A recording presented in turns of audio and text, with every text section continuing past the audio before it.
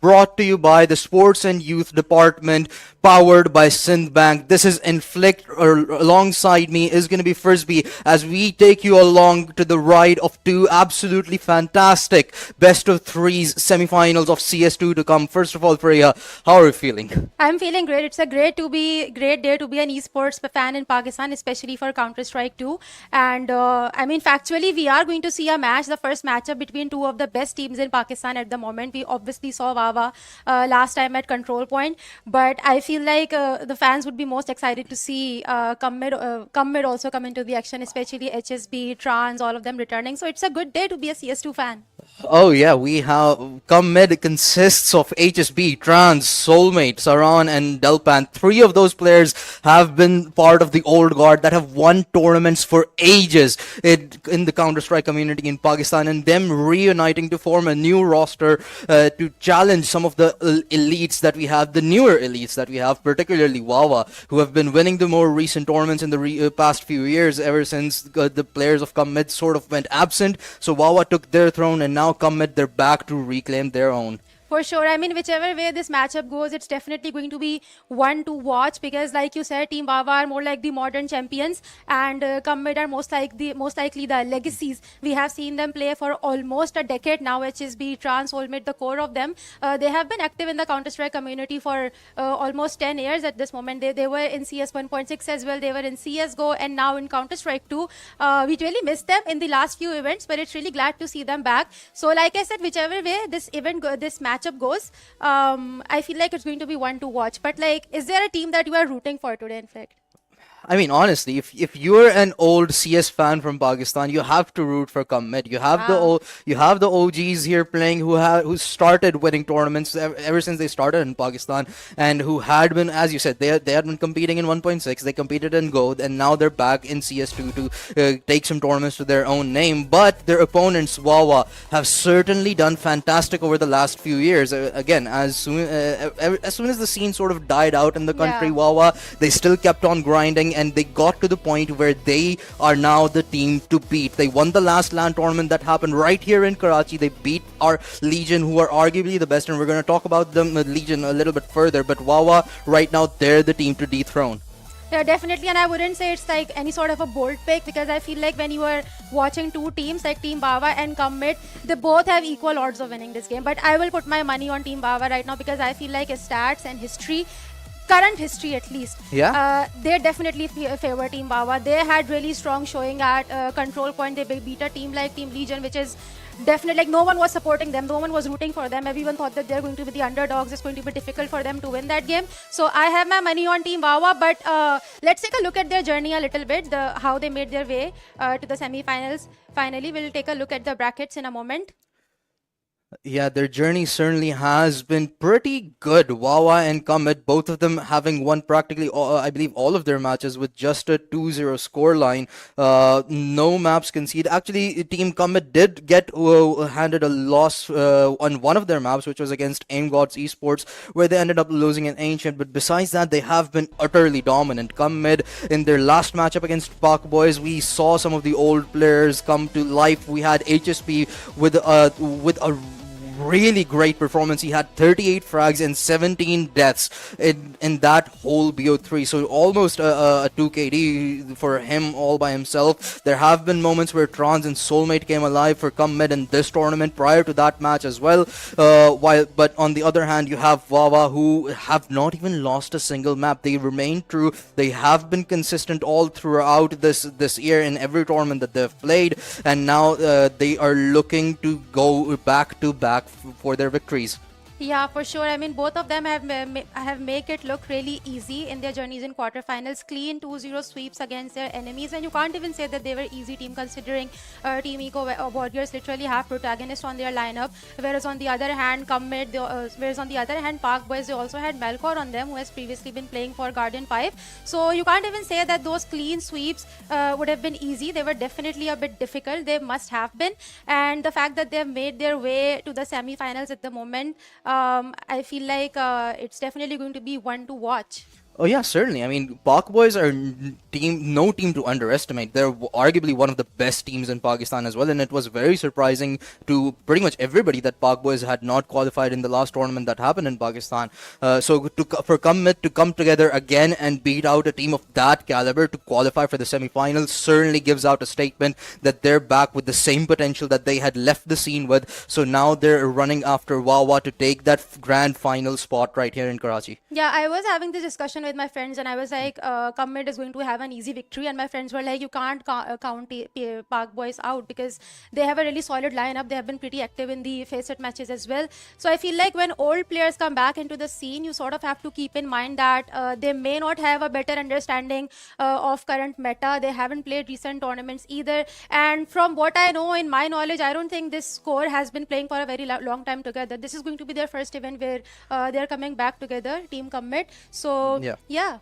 Yeah, I mean, HSB and Trans, they had not participated in the last couple of tournaments as well. Soulmate, he was on Legion, so he's had a change of environment as well. He left Legion and has now joined Come Mid alongside Sahran. Sahran, I believe, was also on Guardian 5, who Yeah. were one of the semi-finalists in the last tournament. So it's sort of a mixed bunch. They have a lot of experience playing together, but it's been quite a while. So they probably do retain some of that old chemistry. However, it's still going to be a fresh thing to beat these new teams, practice from scratch yet again, and go against arguably the best team that Pakistan has to offer for the time being. But on the other hand, we have Wawa, who have players that have shown up from time and time again. But Wawa themselves have sort of had a mixed roster this tournament. We're very familiar with OK being their star opper, but for a couple of those last matches, I believe they had OK subbed out and Rocky was playing in place. So I wonder who it is going to be that shows up, whether it's going to be Rocky, whether it's going to be OK. But regardless of those team swaps, it's highly interesting to see that Wawa, they remain consistent and have yet to drop a map. Yeah, for sure. But I feel like you said, if they're gonna bring back Rocky or not, I feel like they should stick with OK, because for an event like that, where this roster has been tried and tested at the last few events, they would want to bring the same lineup that has worked in the past. So I am expecting OK to come back. I'm not sure at the moment because they do need their best opper to be on their lineup. But like you were talking about Commit and Team Bava and their playstyles, I feel like they're two sides of the same coin, because even though they're both legacy players, both of these lineups are some of the best in Pakistan, but they have really stark difference in how they play. Team Yeah. like you were saying, Soulmate recently has experience playing in Legion. Legion sort of has this they play by the book, whereas from what I know, Team Commit, they have a very let's see how thing goes, and they have more of an aggressive play style. Team Wawa, on the other hand, they play by strategy. We saw them play, they take things slow. So I feel like they're both like two sides of the same coin, and we'll have to see like which play style comes out on top. Yeah, I mean, Team Commit's name reflects their playstyle as well. They're like, Yeah. let's go mid, let's see how things pan out. If we get an advantage, we'll play according to that. If we get a disadvantage, we'll play according to that. But now we are gonna move towards the match that we have at hand. It's gonna be Wawa versus Come Mid, and we have the vetoes prepared for that. So it's certainly gonna be interesting to see what exactly are the maps that these teams have decided to go for. The first ban is going to be Ancient from the side of Come Mid, and this has been their first perma ban in practically every single BO3 that they've played, so I'm not surprised at all over there. Yeah, for sure. I feel like Ancient is one of the map that we have not seen a lot in recent Pakistani CS2. Mirage, on the other hand, we have Okay. seen quite a lot of it. So this is going to be an interesting ban coming in from Team Wawa, because I feel like everybody wants to watch Mirage. But I think we'd be happy to see Inferno being played out, because it's also one of those map that has not seen a lot of playtime throughout SEC. Nuke, on the other hand, has seen some playtime, and it's also Team Wawa's best maps. Yeah, I mean, practically it's everybody's best map from the looks of it. Everybody has played Nuke. That every team that has made their way onto the semifinals has been playing Nuke extremely consistently. I am surprised with the Inferno pick, although sure it does make quite a lot of sense. Pakistani players are very comfortable on the three legendary maps of Mirage, Dust 2, and Inferno, so it does make sense for it to have made its way and come mid ban out. Train Overpass gets banned out for Wawa, so nothing too surprising there. I was anticipating expecting Mirage to have made its way in, but for Wawa to have banned out Mirage is extremely surprising, given that Wawa had played Mirage and Nuke in both of their last best of threes, and they did end up winning it out extremely comfortably. But at the same time, come mid, they've only played Nuke and Dust 2 across the whole of SEC, so to ban out one of the stronger maps off come mid, it also does sort of make sense. Yeah, and like you said, Dust 2 has been the been the only map that they have been playing throughout SEC. So they'd be glad if things go down to the third map, because Dust 2 is going to be the decider. And even if they lose out at least one map in the beginning, they can kind of gain that momentum back in Dust 2, because this is the map that they have seen a lot of success in the past few stages throughout SEC. But yeah, I agree with you. Inferno has not seen a lot of play time, so it would be interesting to see how both of these teams play out this map. And yeah, interesting picks coming in from both of the teams. I'm so glad we're not gonna see Train though, because I don't like how Oh yeah. dark it can get in Train. Yeah, it certainly would be dark for these teams as well, given how less experience that they have playing that map. I believe it's only been played once or twice so far in the whole of SEC's bracket. So most people have share the same sentiment as you. They do not like to play train at all in Pakistan. However, it certainly would be extremely interesting to see how that Dust 2 would go if we were to get there.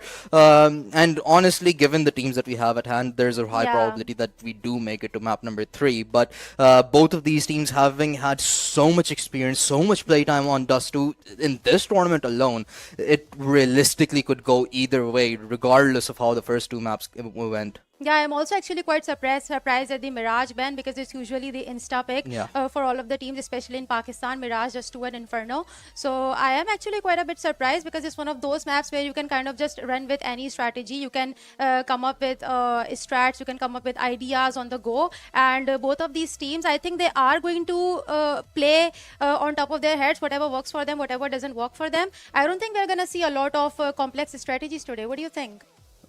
Honestly, actually, I do anticipate some of those complex strategies to come out from Wawa, because one of the conversations that we've had from Wawa for the last few months was the addition of Sad But True, that new IGL that has really brought out Wawa's potential, and who was given quite a good amount of credit for their victory against Legion in their last grand finals. So it was that leadership of Sad But True that has allowed Wawa to flourish even further against a team like Legion. So, and it's certainly going to be interesting to see if they can get to do that against Come Mid, which have a drastically different playstyle from Legion, as we spoke about earlier. So they're going to be a lot more about, we're going to just sort of yeet things as we go and decide what's best for us, while Legion are much more methodical. We remember from the last land, they had playbooks quite literally with them, prepared for every single That's matchup. true. They had multiple sheets each player. Come mid, I doubt they're going to have anything like that. So it's certainly going to be interesting how Wawa adjust to that and play against a team like Come mid.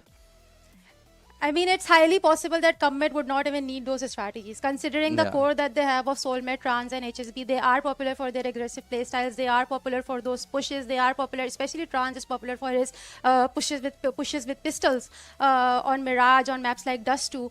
So I feel like if Commit, their firepower, it pops off. If HSB pops off, which he did in the quarterfinals, if HSB pops off, Soulmate pops up, I feel like they would not need a lot of complex strategies, and it's highly possible that Team Wawa's strat book would crumble. Yeah, there's a really good possibility, and we've had absolutely explosive performances from Soulmate. We've had that from Trans as well in SEC. So the explosive potential from the side of Commid is absolutely humongous. They have players who could go at a 2 KD at any given moment. You're not, and you won't be prepared for it. If you're prepared to take down HSB, it might be Soulmate that comes alive. It might be Trans that starts to go out of bounds, and you just can't control that. So you're never gonna know who could potentially show up, and you have to shut that whole team down before one of their star players starts to get momentum, and they have a number of those. So it's certainly going to be interesting to see how Wawa decide to sort of numb that out. But if Commits start to gain momentum, if one of their players starts to explode, it's going to be a problem. It's going to be a problem for them for the whole of BO3, I believe. That is true. But the good thing about Team Wahh is that they don't have a single star shooter. Their Yeah. entire lineup, all five of the players, they have showed up time and again, even in control point, even their IGL was popping off. So I feel like they don't have that star player that they have to heavily rely on. That if that person doesn't work, they'll have no one to rely on. I feel like their entire lineup is pretty good with the guns. So yeah, I think they have what it takes to go up against a team like Commit that heavily relies on guns, that heavily relies on gunpowder shooting. And yeah, I feel like at the end of the day, it'll come down to which team has more patience, and which team has the maps that work in their favors. So there are a lot of factors that would come into play today.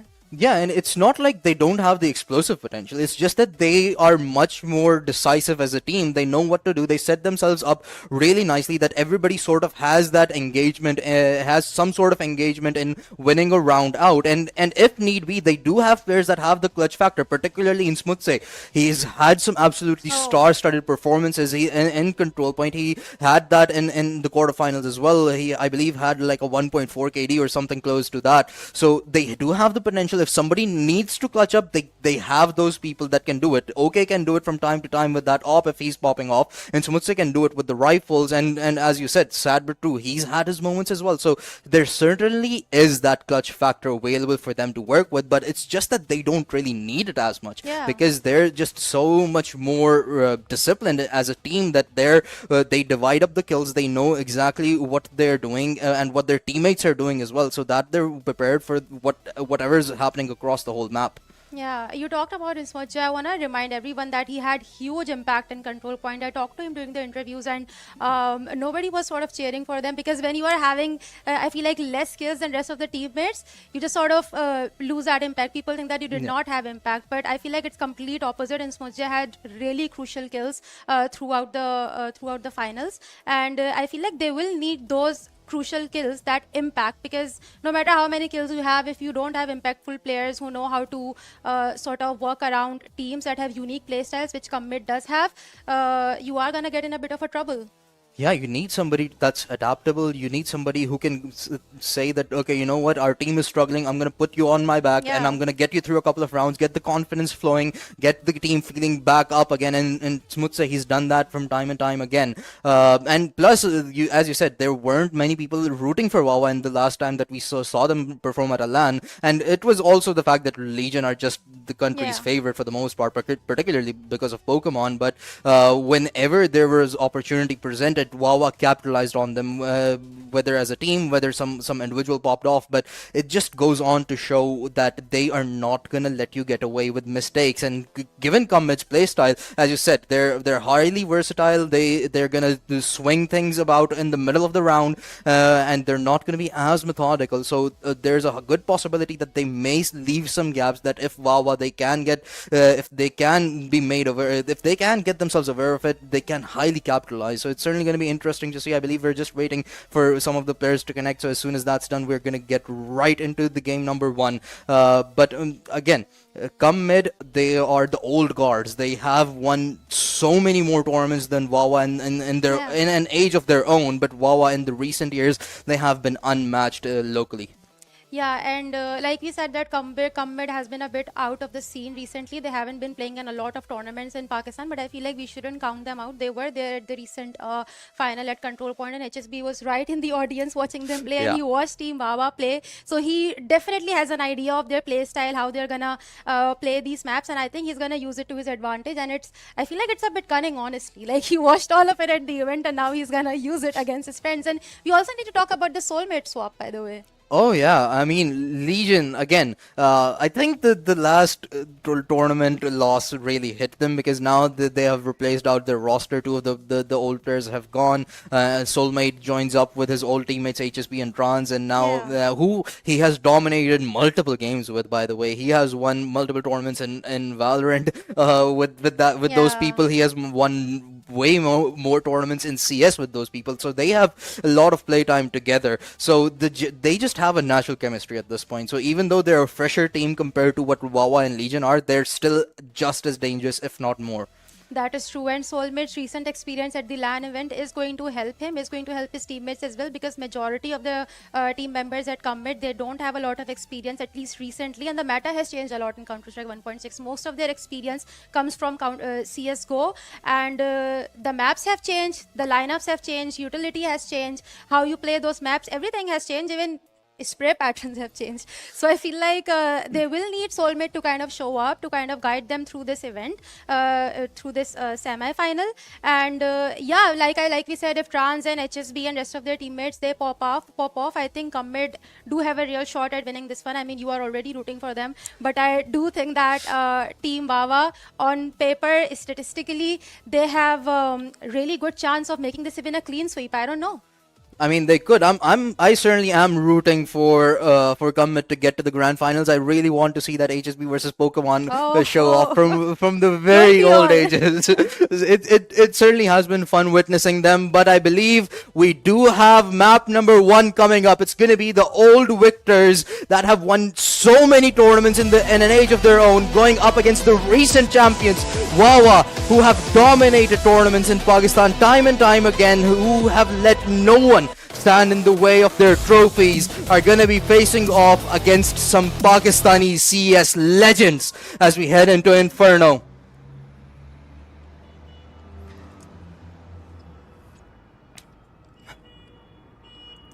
Wawa versus Commit. This is going to be an interesting game, and I I believe unfortunately one of the players is not connected for the time being, but that should probably get sorted out soon. But from the looks of it, it's going to be Commit that's going to start off on the T side, with Wawa starting off on the CT side. So given that this was Commit's map pick, and given Wawa's lack of experience, at least in recent times on Inferno in the SEC, they've not played it even once. So they certainly are going to hope to have a good start heading on to the CT side. So they're at least looking to achieve likely an 8-4 or a 9-3 scoreline before they make the switch, because anything lesser than that, while you're on Inferno and the other team has the CT side yet to play, seems really disadvantageous. yeah, Team Wawa would want to show some early aggression on T side, because that's where you gain that momentum, that's where you gain that confidence that helps you going into the rest of the game. So if they win a couple of rounds towards T side, things should be smooth sailing towards CT. But that is all up to come mid, whether they let them win those early on rounds or not. Because like we said, come mid has sort of an aggressive play style. If they do those pushes on CT, if they show a lot of aggression on the CT sides, it could cost them a lot, because you want to play really passive. And knowing HSB, knowing Soulmate, Trans, Delpin, I feel like they sometimes lack that patience that you need to sort of hold the sides down. And you know, like I said, that you need confidence on T sides, but overconfidence on CT side could really cost you. Yeah, it certainly could, but I really am interesting to see what Gummit's mindset is heading into this game, because in their last best of 3 against Park Boys, they had banned Inferno, and this time around, as soon as Mirage got pushed out of the available maps, they picked it instantly. So I'm not sure if that was just a counter pick against Park Boys, or if they were just saving it to if they were just saving Inferno in their back pocket to go off to go against Wawa with it. But it's certainly going to be interesting to see. As you said, Comet, they're sort of known as the more aggressive players. They're going to be in your face at every given opportunity and try to take as many fights and keep you confused or in chaos for as long as possible, in order to be extremely proactive and to take on sites as quickly as possible. But we're gonna have to wait and find out if they're allowed to do so. Again, Wawa, they're a team which is a lot more collected. They're a team which is a lot more disciplined as a group as well. So it's certainly gonna be interesting to see how this exactly pans out. Yeah, I feel like it certainly has to be a counter pick, honestly, because Team Wawa has a lot of experience on maps like Nuke, Dust2, Mirage, but they're not exactly bad at Inferno either. But if it is a counter pick, it can fire back really badly, because Inferno is the type of a map where aim by itself just cannot do. You really need to have a proper strategy, a strat book, as you said. And Team Wawa, like I said, they play by the book. They play by the book. They don't show a lot of aggression. They rely on patience. They rely on strategy. And if Team Wawa plays this right, this counter pick can really fire back for Team Commit. So yeah, let's hope that this was not a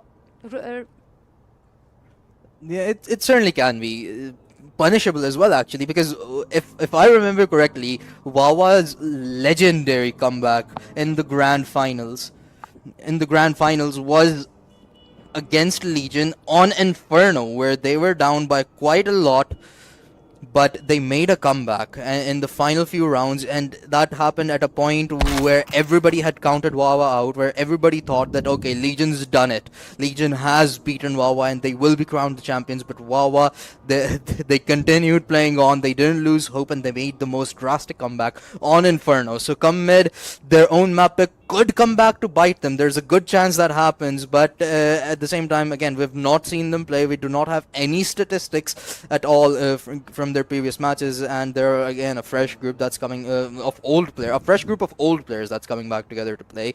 So there's not a lot of for us to go off of either about how they might play, and so on and so forth. Yeah, I think the only data and information we have on Commit is that they're just really aggressive and they have a lot of Yeah. confidence. Now, it can play out in their favor, especially if their aims are working out today, because I feel like aim can also kind of like a game of luck as well, at least for me. So I Yeah. have no sure, like no Well, matter how much you practice it, you but can yeah. also have good days or bad days. So if Team Commit, especially HSB and Trans, they're having a good aim day, Team Wawa may end up losing this one because, like you said, it is Key Commit's own map pick. So they must be thinking something. They must have some sort of a plan to play this one. That they certainly do, of course. Again, they have won numerous tournaments. They have the experience to know what it takes to win, what it takes to beat out the absolute best. They are players who have competed internationally. Sure, they may not have had a lot of success in that, but they have the experience to be at the very top of the game for a very long time as well. The longevity of their legacy in Counter-Strike esports in Pakistan is absolutely humongous. And as far as our luck at aim goes, for yeah, there's a reason why we're casting and not playing the tournament. So and I'm pretty sure they've done their warm up. So but again, as we said, Comet has a lot of people that can just show up at any given moment, and it's not like you're not shooting at them straight. It's just that they're gonna kill you first. They just if somebody's feeling really good, if somebody's having a good day, it's gonna be really difficult to neutralize them out on the side of Comet. So Wawa, they're gonna need a good start. They cannot rely on making comebacks time and time again against the best teams that Pakistan has to offer on a map like Inferno, especially given that they will be on the T side in the second half. So they should have a good start if they want to close out map number one. Yeah, you did talk about longevity and experience, and I feel like that really comes in handy in events like that, events like this. Commit, they have international experience. They know how to handle those nerves and those anxiety during the grand events, large scale events like that. Wawa, on the other hand, they recently played LAN events, huge LAN events, and I feel like they have gained some of that experience. So I feel like Novs will also play a massive role in this matchup. Who is better at handling those nerves? Who's better at handling those anxiety? So I feel like Team Commit may have the upper hand in dealing with those issues. They may not even have those issues, honestly. Yeah, I mean they've been playing for what, like 10 years at the very least. It's been a really long time since they've been in the scene, and even if when they were when HSB and Trans weren't playing tournaments, they still were around. They were still playing face it games with these players themselves. So it's not like they were entirely away from CS2. They were playing. They just weren't competing as a team. But now that they're back again, they have the experience. They know what it takes to win. But it's just the fact that there are new kings in town. There are new people who have remained at the top for quite a while, and Legion have been unsuccessful to dethrone Wawa, at least for the time being. And Wawa, sure, I mean, they're sort of the new kids on the block compared to Come Mid at the very least. Sure, they've Yeah. still been around for a few years at the very top as well. But the nerves, sure, it could get to them. However, they also know how to overcome those as well. We've seen moments in a high pressure situation as well in the very recent grand finals. They had to make a really big comeback to be able to close it out against a team like Legion, which arguably is similar to Commit in terms of the legacy that some of the players on the side of Legion have. You have Pokemon, you had Soulmate on there as well previously when Wawa faced off against that. So it's certainly going to be interesting to see if Wawa keep and can stay consistent to that performance, or if Kamwid will outdo them this time. And plus, I'd like to say this might be a revenge match for Soulmate as well for that last tournament. Soulmate was on Legion in the grand Yeah. finals, and unfortunately he couldn't get his hands on that trophy, and it was Wawa who deprived him of it. So now Soulmate, he wants to eliminate them first and go against possibly his ex team. So there's a whole storyline building up for Soulmate right here. Yeah, so a lot of aggression and a lot of anger is about to be unpacked on this map of Inferno, and that with Commit on T side could be really dangerous for Team Wawa. Team Commit would initially want to gain a lot of map control because Inferno is all about those early control that you can gain on the map, and we'll have to see if they're just going to put up all their energy, all of their attention towards one side, or kind of just scatter throughout the map and gain that control so that they can break into the sites and possibly win the first map. We are having some issues with the players, but we'll be getting right into the map, and we are starting soon. And it's gonna be okay. That's gonna join us instead of Rocky this time. So the star opera for Wawa is gonna be back on the lineup. Joining his team as they go against Comed on Inferno. As you can tell, we have all 5 players ready on the side of Wawa, so the map should begin momentarily. It's certainly going to be interesting to see how this one pans out. But again, Faryad, what do you think is going to be the requirement? What do you think that Wawa needs to do in order to make sure that Comed don't win this map out? Like I told you, both of them need to have a lot of map control. Team Wawa need to have a lot of patience, and Team Commit, they will have to go with their signature confidence that they're famous for, signature aggression that they're famous for. And especially on T side, I feel like that is exactly what they should be doing. But of course, it has to go with a lot of map control. They have to possibly test waters towards both sides and see which one works out in their favor. But we are starting now, and we'll find out in a moment exactly what they do. Right now, they are going for a split. Like I said, they have to test waters on both sides, and whichever works for them goes. We have one player lurking towards the B side, and sad but true is gonna play it a bit aggressive. He has his utility on the ready. He is ready to pause any pushes that may come in. But you will see it, Team Wawa, they are also playing it forward. They are ready for any incoming pushes because they are expecting exactly what we have predicted in the past. And the first kill, second kill, Saran is popping off, but it is Team Wawa that ends up taking 4 of the players down. It's Soulmate all by himself against 3 of Team Commit's players. A beautiful crossfire setup by OK and Bullet that finds 4 frags all by themselves. And hence Soulmate is left all by himself up against 3 on the side of Wawa. But the bomb dropped right in front of their crosshairs. Soulmate gonna try and hit them from behind, but OK seemingly prepared to take that fight. Soulmate gets the headshot, 1 versus 2. He spotted another, but it's double peek from the side of Commit to try and hold him back. And as soon as Soulmate pushes out wide, Bullet finishes him off as well. 3 kills for him, 2 for OK, as Wawa start off strong with the pistol. I mean, it's all about cover and trades. I feel like Team Commit did not necessarily do anything wrong with that. They had the perfect push. They set themselves up for success. But I think when it comes down to these type of pushes, you really need one player behind you to get those trades to provide you that cover, and they lacked that. But I also have to say that Team Wawa looked really crisp with their aims, looked really crisp with their pistols. And right now, once again, they're showing a lot of aggression towards the B side, a lot of utility raining towards Banana as well. They don't want to give them any chance. They don't want to take any risks at this moment. They want to push them early on in the round. And you know what? On a map like Inferno, it's the best strategy. You have to waste plenty of time in the initial round. So, you know, you kind of get on their nerves. You kind of make them lose their confidence, because when you have only 50 seconds left on the clock, there's not much that you can do. When Bullet, he has gone with a full buy, gets one kill with that M4, gets the second one as well. Third one, will he be able to get the fourth one? But no, Trans is right there to cover up his teammate. It's up to Insmutse to make sure that Commed do not get their hands onto that M4. But he's going to have some help from behind. It's going to be okay. That pushes them all the way from the backside alongside Bullet. And a very comfortable second round victory for Wahh. Only at the cost of one. They were able to pick that M4 up as well. But now Commed are going to get their hands onto the rifle. So this is going to be Wah's first test of their steel.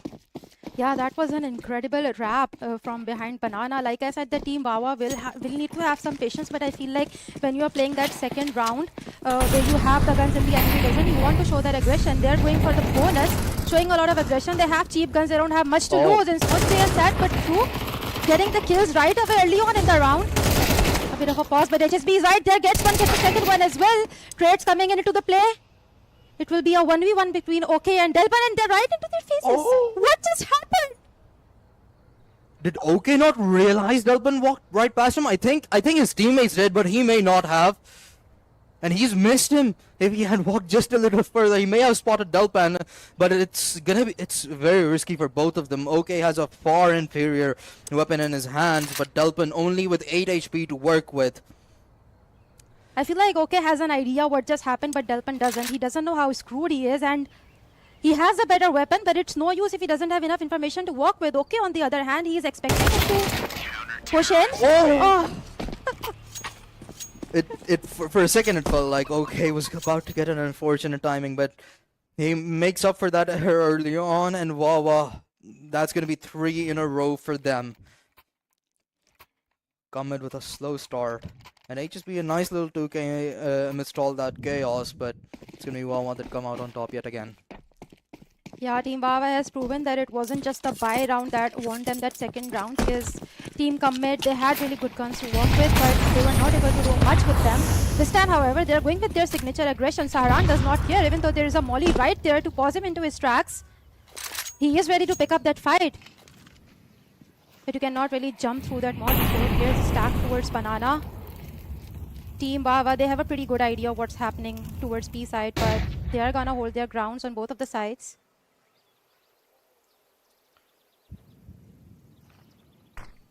All lined up at Banana. It's gonna be Bullet alongside Insmutse that away. The whole of Commed. Bullet finds first, Insmutse follows up, and it's gonna be 3 that fall for Commed. They're left with absolutely nothing. The bomb does go down, but that's all going to be that they get. Bullet finishing off the final 2. And Commed left with just a few extra credits. But again, a really comfortable round victory, as could be expected for Wahh given the arsenal that Commed had. Yeah, I feel like Team Commed has had plenty of time to kind of get their warm-up in going into this match, and they have really good guns to work with, full economy, full utility. I feel like this could be the round where they pop back into the game. If they play their cards right, honestly, I feel like they need to slow down a little bit, because even with the guns that they had, the cheap guns that they had, that Banana push was kind of unexpected. This time they're going for a split, but once again showing a lot of aggression towards Banana, and Smooch is right there to get one player down. Soulmate, however, trades out his teammate, commits towards P side. Smooch overstayed his welcome. It's going to be that Molotov that ends up finishing off Delphin. On the other end, and Executor in a world of trouble. As a double peek from Commed. Leave only 2 behind for Wahh. Make that 1 as Bullet falls as well. That's going to be the leader in a 1 versus 4. He's been spotted. Bronze taken out. Bomb yet to be planted. But Delpin would like to end this fairy tale.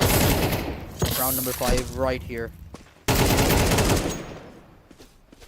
Not gonna be able to do so. Sad but true survives.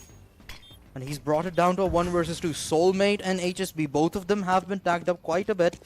But so has Sad but true. I mean, it's not completely undoable considering Sad but 2 is the ideal, but he has shown that he's perfectly able to clutch out a round. But I feel like he has decided not to. Goes back towards his spawn and he's gonna save his weapon. I mean, that is pretty smart at the moment because Wahh already has the leverage right now. They have the edge, they have the map round advantage too. So they want to save their weapon, they want to use it to their advantage and just, you know, play it patiently. Yeah. The economy isn't really too good when you're on the CT side as well. It's very unforgiving. Moreover, sadly, have that thing to work with, but so it made that push all the more difficult for him. But as you can see how the round went off, it was just one-on-one frags that went the way of Combat mostly, and that's really mostly where they thrive as well. It's those one-on-one duels. Yeah. And if Wahh grant too many of those to come mid, the outcome would be pretty similar, I anticipate, as to what the last round was. But okay, he's out with his off. Unfortunately, only one to be found with it. As Delpin finishes him off immediately. Sad but true to retaliate, but only good for one. Yeah, the trades are coming in pretty fast. Executor has a lot of information to work with. Gets taken down by Trans though. They have complete side control and Team Wahh. They will have to make their way in eventually, but there is utility right there in their faces. They can't do much about it though. There's a bad smoke. Bullet. He has a peek through the smoke. This could turn out to be really crucial for him. Wrapping up from A short and arches.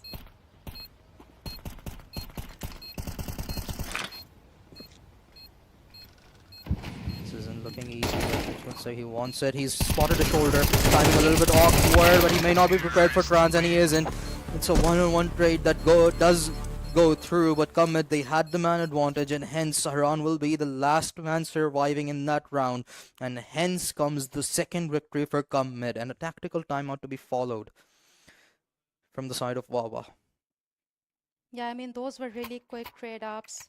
I honestly thought that it's going to be a very easy side take, but Team Wahh was right there. The trades were really fast, and I think that's exactly what worked out for them. Come mid, however, though, I feel once you get the bomb down, once you get the utility down, the side retake can be extremely difficult, and that is exactly where Team Wahh was struggling quite a bit. And I feel like that first map win that Commit earned towards Banana, I feel like that really has helped them gain that confidence back. It certainly has, but Wahh, they want to ensure that they do not concede more rounds, hence the tactical timeout. You want to maximize your victories on the CT side. Because And they have the lead as well. I feel Yeah. like they would want to kind of reset and you know, get back into the game because they have a really big victory. 2 rounds is a lot to work with when you're on the CT side, and they want to keep it this way. They don't want to give another round to commit because, like we were talking about confidence on commit side, if they get 2 more rounds, if there is an equalizer on the board, it's almost over for Team Wahh at this point. And right now, commit, once again, they're playing that same strategy.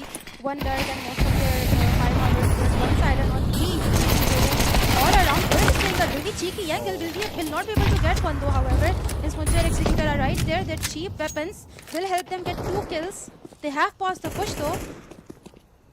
Yeah, as unimpressive the purchase was on the side of Wahh, they've certainly made something work out of it for the time being, but HSB equalizes the manpower on either end, but they're not going to be prepared for okay. He's found one. Tucked into a corner. That's going to be Trans. Sahran pinched in. Okay, finds another, but it's come down to just Sahran, and the partial purchase from the side of Wahh ends up working out. The tactical timeout successful, and hence Commit are going to be forced to go broke yet again as Wahh continues to grow their lead. How do you win a round like that? They did not even have good weapons to work with, but I feel like it's their positions toward B side especially. They were playing really odd angles, and I feel like Team Commit did not really expect it. And now they have full utility, full weapons and everything on them. Team Commit, on the other hand, they don't look really good in the economy department. Yeah, and they only realistically have one hero rifle to work with. That's going to be on Trans. A decent amount of util. around him. They are scattered throughout the map at this point, and they would want to get those Oh, exit kills and early kills, but okay. Has shut down HSB early on in the round. Executor watching the smoke very keenly. He will try to open that up, maybe even do some damage if there's anyone hiding inside the smoke. They have some sort of idea that there is some presence towards A side. rushing across the Molotov, and his teammates to follow suit. Executor. The backup has been smoked off, but he may not even need it. The pistol 5-7 out, but it's not going to be effective enough. Sad but true. He does get a kill in retaliation, but the bomb is going to go down. He comes in from behind. The rest of his squad still smoked off, but the smoke fades, and Soda strands his life. Saran is going to follow him to the grave as well. And Wahh back up by 4. I mean, for the type of weapons that they have, they did plenty of damage, and they do have enough money to invest on the weapons and kind of bounce back into the game. But it's gonna take a lot, honestly. Team Wahh has a really big lead at the moment, and come mid, they really need to pull out some wild strategy besides just spreading towards both sides, and showing a lot of aggression towards Banana. They have been doing it for a couple of last few rounds, and I don't think it has worked out for them. Honestly, I think they need to do something differently. They need to execute a proper strategy and not just like push into the sides, because it's exactly what's going to happen. They're going to push and deal a lot of damage with the utility towards Banana. Soulmate already on 53 HP. That is not looking good. They have the weapons. They need to have some patience, and they need to kind of plan what to do. And okay, misses the shot though. Tries again and gets it. Love that. Makes up for the first one. And immediately go down their approach towards the rest of the 3 players working with a boosted Banana, and it works out. And Smutse, he's gone down, and as soon as he dies, a smoke follows his death to cut off Banana as Bullet all by himself on an island. HSB primed as he takes his counterpart away with that op. This is gonna make things so much more easier for Comet as they approach the B site. Bullet has been playing absolutely fantastic. 13 frags, 6 deaths to his name. But is that going to be a good enough performance to hold 4 people of Comet back? He's gotten 1. Flash out, peeks out again. Unfortunately doesn't connect. Saran shuts him down, and the site is entirely Comet's. Rotations are not here yet, but they're almost here, and this side retake is going to be difficult because there's 3 players right inside B, and smokes are going to waste a lot of time unless they want to break into the site, and that is exactly what they're gonna do. Try getting some, and the nade kill by Satru. How did you do that? Executor and Satru, they made it a 2v2. This is not completely undoable. HSB, however, is right there. Gets 1 kill, tries to get the second one, but Executor is right there to balance things out. It's a 1v1. Executor versus HSB. He will try to get the smoke used, however, switch up the weapon, tries to get the kill, and will be able to get it successfully. Putting 3 on the board for Cupmid. Oh, as soon as that flash went out, my arms were in the air. I thought, okay, maybe he's done it. He had the defuse kit. There were only 2 seconds left on the clock, but HSB, he rushed in immediately, picked up a rifle, got the headshot, and denies Wahh their 7th, keeping things still somewhat intact for the side of Comed's T side. Once again, the same action towards Banana.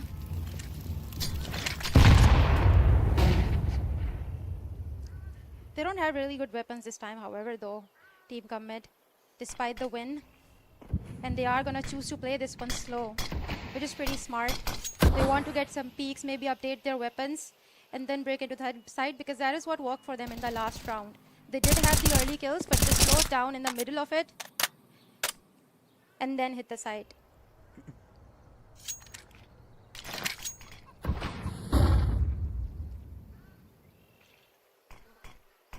Deciding what exactly to do. A minute left on the clock. Come mid. Starting to gather about banana, but they're reconsidering it yet again. This might be the slowest, or one of the slowest rounds that we've had so far. With even a single engagement yet to go down with 40 seconds left on the clock. Two of the players have come mid, gonna try and send out a fake. Okay, he's found one on the other end, but it's gonna be Executor who's gonna have to try and hold the line at the A side. Unfortunately, he falls and so does the captain, and that's gonna open up the entire A side. The bomb should be planted with ease as the rest of the three from Wahh scatter about.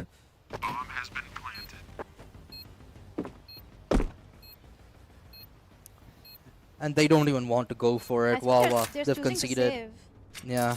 They don't have the money to go for that, so it does make sense. Again, the economy on the CT side is highly unforgiving right now in Counter-Strike, so they want to have those 3 rifles, particularly that op on OK, to work within the next round. Yeah, I mean it makes sense why they would want to save, because to stop commit, you need to stop them early on in the round. Once they get the bomb planted, it's over. It's almost over, because every single time they were able to get side control, they were able to plant the bomb. They won all of those rounds. So right now with 3 players and broken economy, it's definitely not a good idea for Wahh to even attempt this one. It's almost impossible. And now that would be 4th on the scoreboard for Team Commit. They're coming awfully close to Team Wahh's edge. Team Wahh, however, this time they have the weapons, this time they have the utility, and they also have a read on Team Commit at this point, because they keep doing the same things, and it's a good thing. They should keep doing it as long as it works out for them. Yeah. Commit, they did slow things down, however, in the last round. Sent out 2 players, and hence Wahh, they don't exactly have as big a defense as they usually do on the A side. Ended up costing them quite a bit. However, in Smutse, is gonna be the one that plays aggressive this time around. He's pushed up towards Banana, the Molotov, keeping him at bay for the time being, but he should be rejoining Bullet as they make their way back onto the site eventually. While Commit, once again, a slower approach than conventional for them.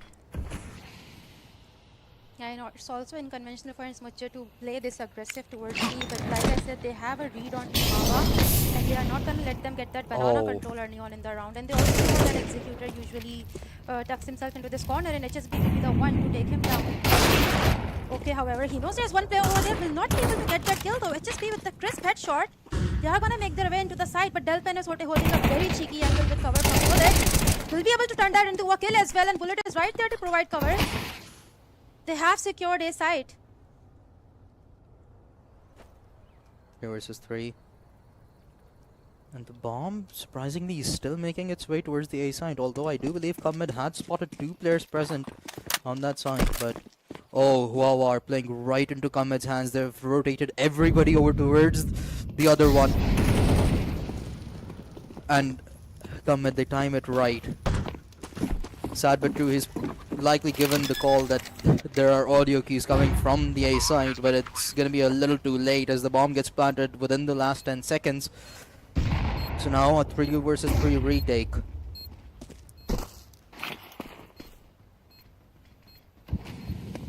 They have the utility, they have the weapon, and this time they are going to attempt this 3 versus 3. But they will want to be quick because the bomb has already gone down, not much time left on the clock. And it appears they're still testing the water. Starbois 2 has a very solid angle. He should be able to get that kill, but fails to do that. Though Bullet will be the one, however, to open up with a kill. It's just Trans against 2 players.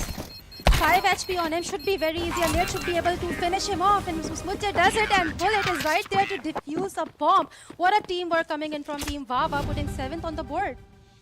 Yeah, Bullet and Insmutse have been absolutely phenomenal so far as a duo for the side of Wahh. They've held down the B side for the most part successfully whenever Commit have attempted to try and breach it. And Bullet himself is having such an amazing game right now. Still, a KD higher than 2 with 16 frags, just 7 deaths to his name.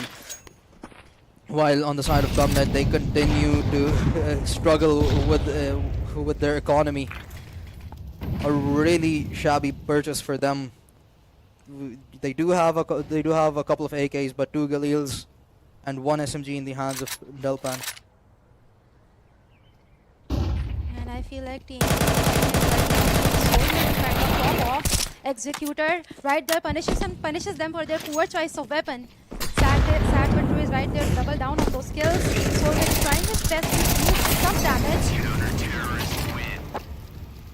Absolutely love that round. Wahh, they went back to their roots where they had a setup, a crossfire setup, but this time around Executor was not in his usual location. Sure, they may have anticipated him to relocate and readjust, but they weren't expecting him to readjust right above his old space. So okay, an Executor, they played that absolutely perfectly, and Wahh end up with an 8-4 scoreline by the end of the first half, and that is a really good scoreline to be at when you're heading towards the D side of Wahh. However, the game's not done. They are still gonna need 5 more rounds as we head into the pistol round of the D side. What is it doing? What is it doing? And it works out somehow. Gets the first kill, opens the round. Executor, however, puts the balancer on the board. Bullet is right there to tilt things in Team Combat's favor. Gets another one as well. Now it's just Soulmate against 4 enemies, and he's not doing really well today. He still will be able to get at least 1 kill. Bullet and Smudge, they have the information, a lot of information to work with, and also the bomb. And they should be able to get the bomb down very easily. 1 versus 2. Soulmate has made this possible, and as you said, he's not had a fantastic game so far, but will this be his redemption? Completely possible. Leaks out.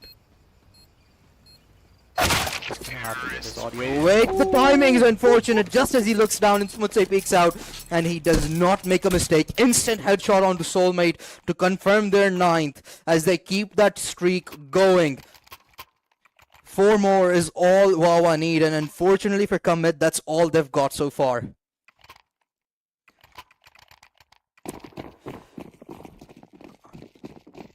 Commit, they had a really aggressive playstyle, and that sort of is what we know them for. Yeah. Unfortunately, didn't work out, and right now they're at such a point that they cannot afford to make many mistakes. This is their own map pick as well. Yeah, and Team Wahh is going to keep it classic. They're all rushing in towards B side. 1 player lurking towards A. I mean, this is not exactly the most complex strategy you would see in CS2, but they don't really need to try too hard at this point. They have 9 on the board for them. Just need a few more rounds and they will take this one away. A little bit of utility coming into the play, and Bullet will be the first one to set foot into the side. They have the weapons as well, and Team Combat, they're also only on pistols. But one thing, a very unique move coming in from them. However, both of them will get taken down. Only Sahara left alone in dark, and he will also fall to Bullet. Where were they looking? I am thoroughly confused. I don't know where. I think they were focused on that boost. They were. It happens. At the very least, one of them was looking towards the CT spawn, but unfortunately for them, but it lines them to both of them up perfectly. He continues to find the 2 players afterwards as well, so a 4K for him, and now his KD's surpassed 3. He's having an absolutely gorgeous game of Counter-Strike right now, and something that we spoke about was how Wahh they're sort of much more disciplined and collected in terms of the kills, but sometimes you do have those explosive performances, and you need those explosive performances, particularly against a team like Comet, and Bullet is providing just that.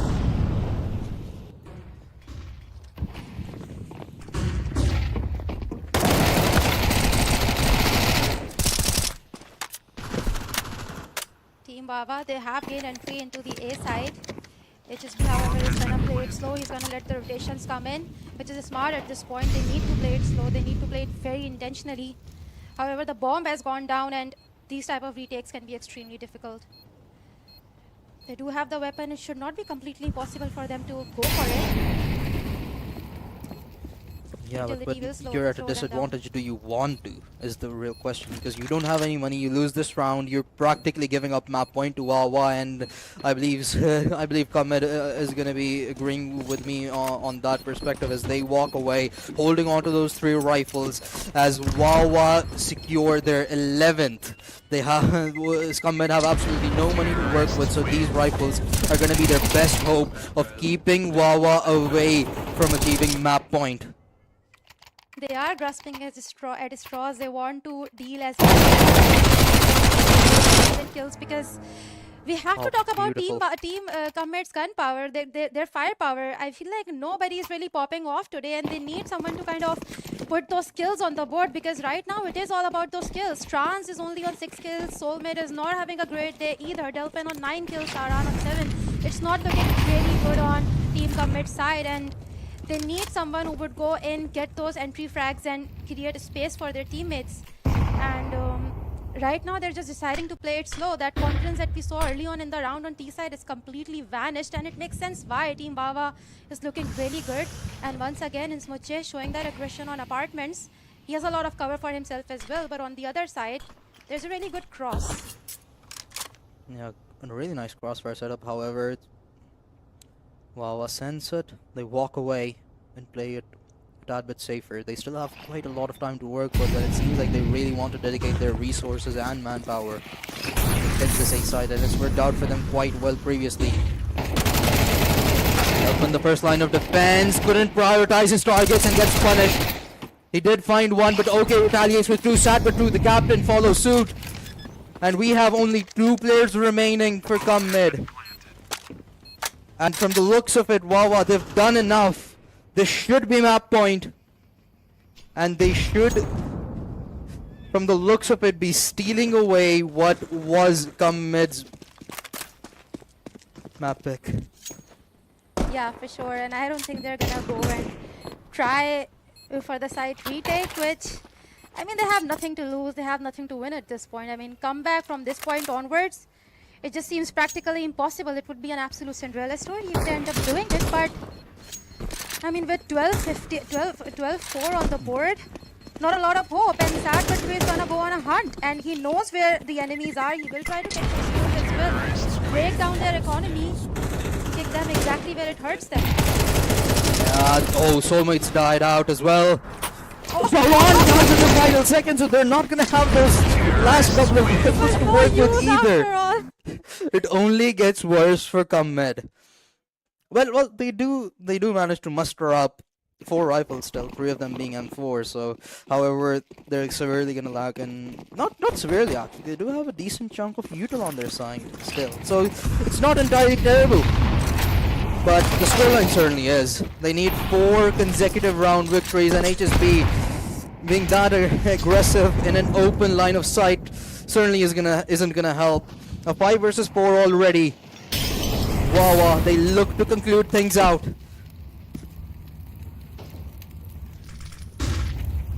Soulmate. John's found one. He gets another. Executed does. Gets Soulmate, but has been equalized.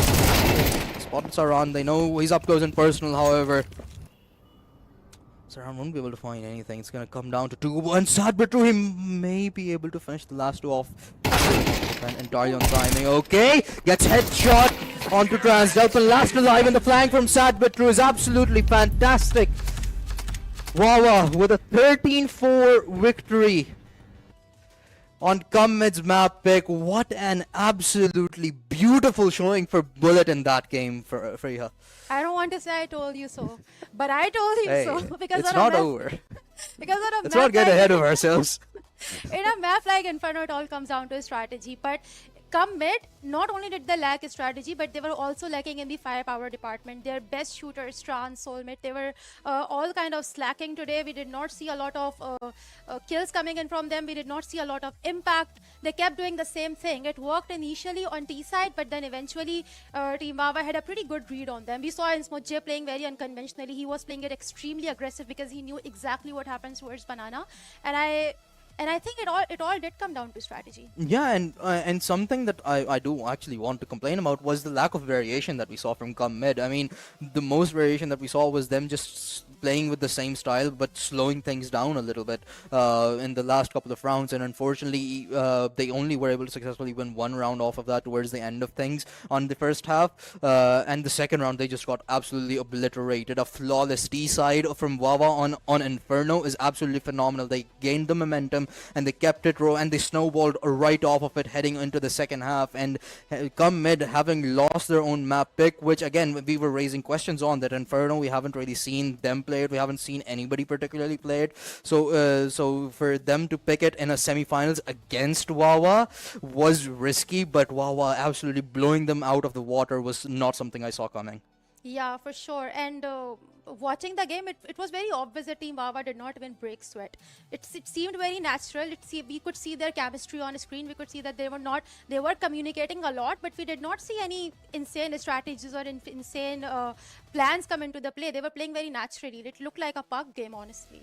Yeah, I mean, it did, especially for Bullet. I Yeah, mean, sure. KD greater than 3. He was for at one point he was at 22 frags and 7 deaths. That man was unstoppable, and that was something that we were expecting either of Soulmate Rounds or HSB to Yeah. show us as well. Like, we were talking about the potential for one of those players to go absolutely explosive, but unfortunately, besides from HSB, everybody on the side of Commid had a KD lesser than 1. They were all dead silent, and having won only 4 rounds in total on Inferno and none on the CT side certainly raises questions about Commid's capability, about whether they retain their old championship ability to be able to lift trophies or not.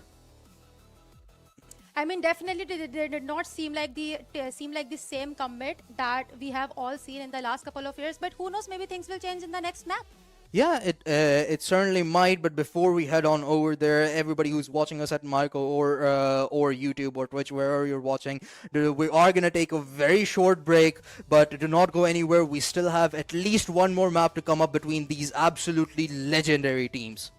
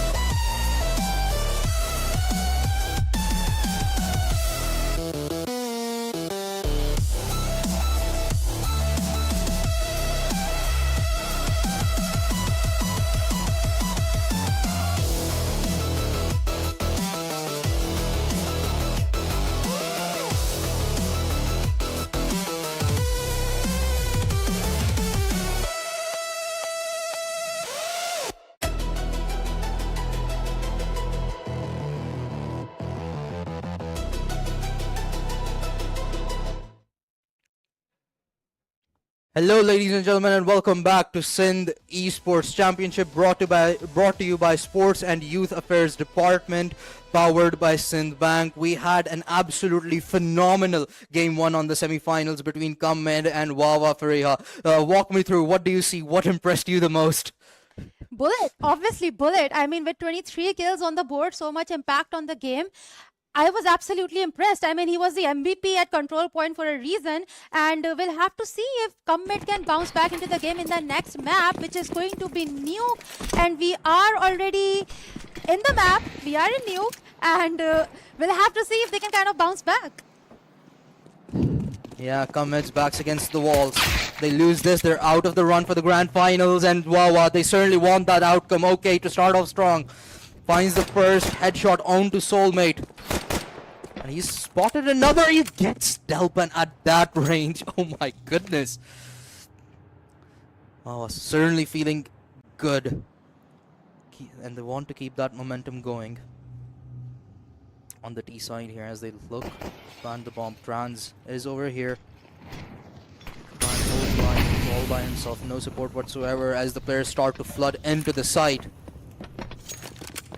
It's gonna need backup. Okay, he's prepared for some jump. Gets the audio cue, peeks out immediately, and that's his third. Trans and HSB last alive against... Actually, Trans last alive. HSB got traded off, so he's up against 3 now. Right over there, and Commit immediately equalize.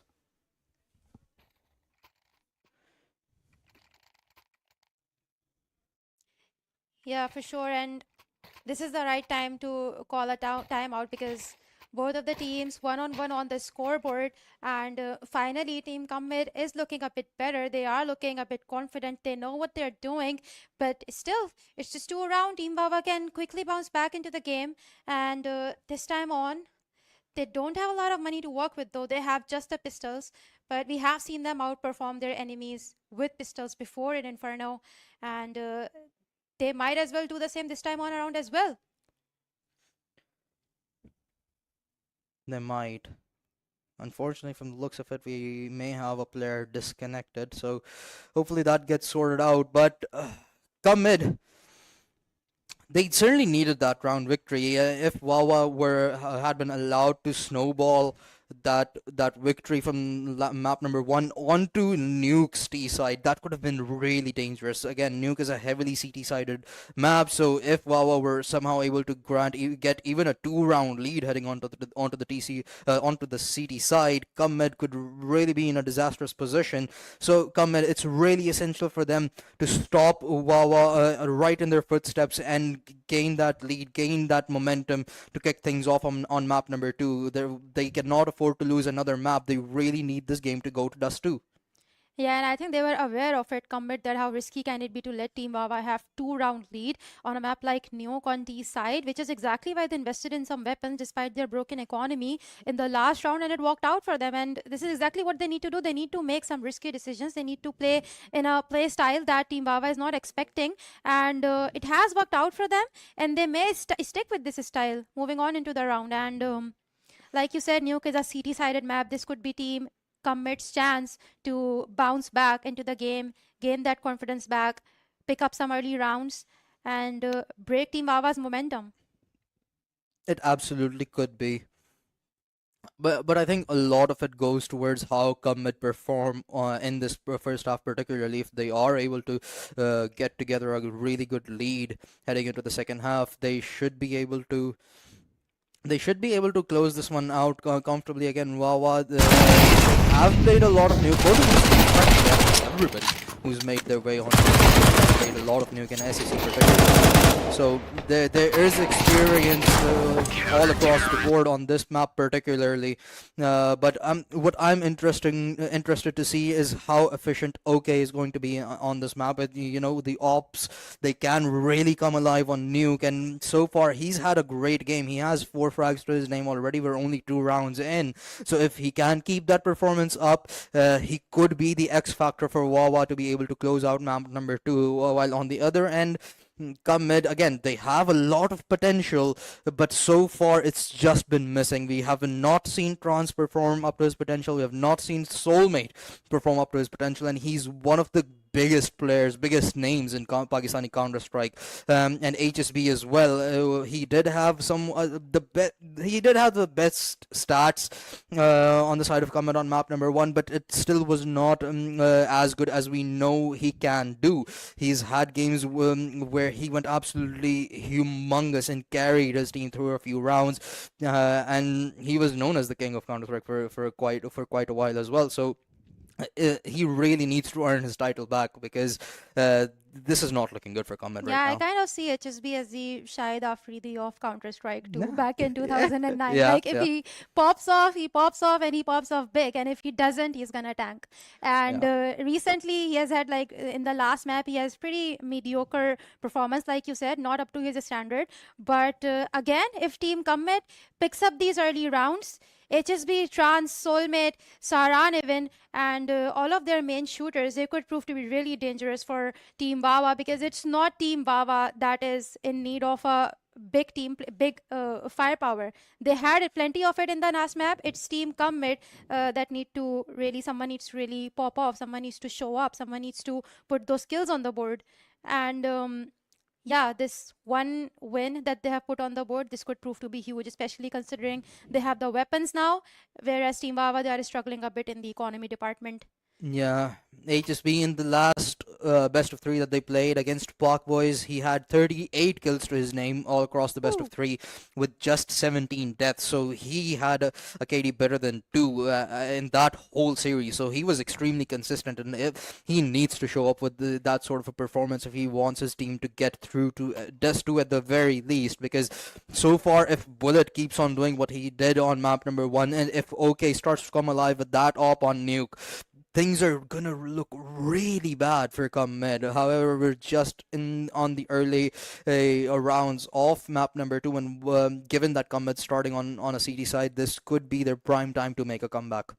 Yeah, and like you were talking about the op on Team Wawa's side, how crucial it can be on a map like Inferno. I feel like on T side, there's going to be a lot of pressure on OK. He's gonna need to bring his A game outside on Nuke, because if he pops off, if he puts his op to good use, Team Commit may struggle a little bit, because outside is where it can go wrong. And I feel like this is exactly where Team Commit is gonna put some pressure on, because A side is typically just easy to retake on Nuke. B, on the other hand, it can be a lion's den, because there's just so many choke points towards B side, and if Commit just gains that control outside, it's over for Team Wawa basically. So OK will really need to pop off with that op, but that is only if they win enough rounds to afford an op, which right now does not seem to be the case. Their economy is looking bad. They have just the pistols, and if we look at Commit's economy, I feel like they're gonna get easy 2-round wins, consecutive wins, unless Team Wawa pulls off some insane strategy or some insane kills. But they are starting to buy some weapons though. Yeah, it seems like Wawa have opted to go for forced purchase here. Everybody has reconnected to the server, so we should be heading back into the game now after after that waiting time. But now come mid, their economy isn't looking too great either. With them being on the CD side, they really need to pull together rounds. And so even if they start to just trade rounds with Wawa, given how bad the economic state of the CD side is, they will be at a disadvantage in terms of the arsenal again and again and again. So Wawa, they could capitalize on it. However, we need to stop hypothesizing. We're getting back into the game. We get to see these players live in action, with Wawa having Bullet on that Star AK rifle. Yeah, like we were talking about risky decisions early on in the game, that Team Wawa has made this decision to invest on weapons despite their economy, and if it's Muche works, if he used that weapon the correct way, this could be a decision that could win them this round or even this map. Right now, there's just a lot of crowd towards B side though. Trans with that MP9 is going to try and hold the line. He has no support, but as soon as he spots the players out, he jumps back to safety. Callout's been given out. Somebody's going to rotate over, but for the time being, Trans on an island, trying to hold it down all by himself. He gets one. That's going to be the bomb dropped as well. Bullet Oh, he falls to Executor, unfortunately. So that's going to be a one-man disadvantage as Wawa look to get the bomb planted. Saran will not work to deny it. They'd much rather play the safe and methodical as Ahmed look to reclaim the site.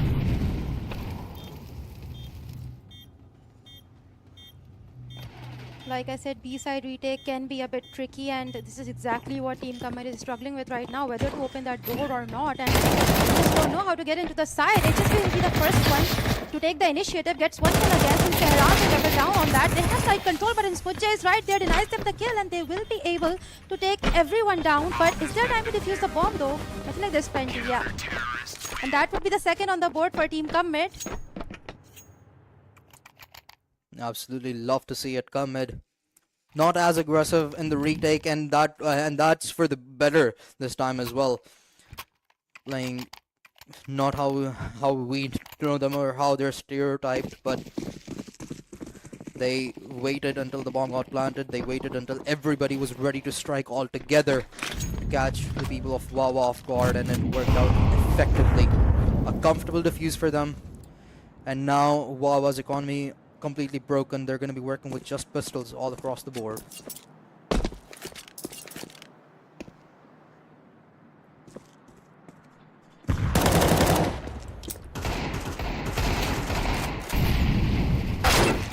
He lingers with There's a that team kill there. bomb in his hands, and that's going to be quite punishable. Executor unfortunately cannot stop killing his own teammates,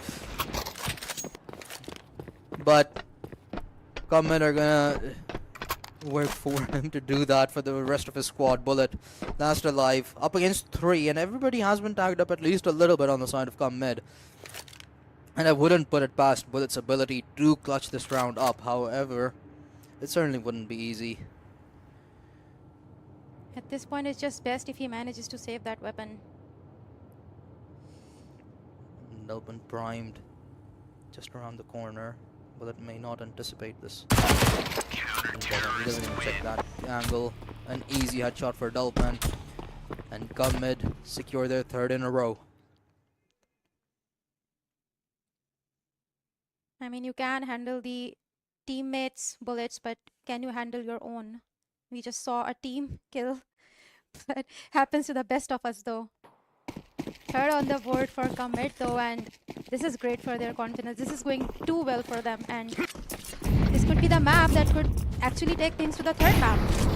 But probably too early to make those predictions right now, because OK is once again on the op, and like I said, if he does what needs to be done towards outside, it could be huge for Team Wawa. It certainly could be. And just for meme's sake, Executor right now has more team kills than he has kills.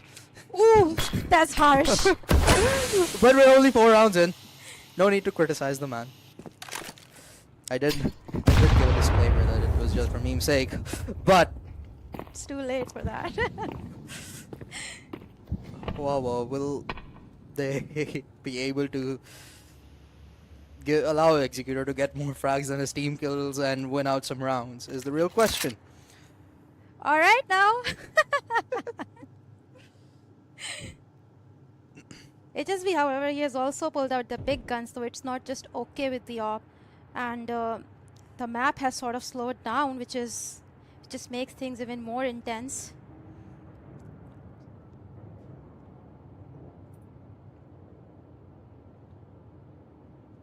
Really slow round with no real progress on to they're gonna start with smoke to cut off 2 players from the side of Come Mid as Executor leads the charge onto the side.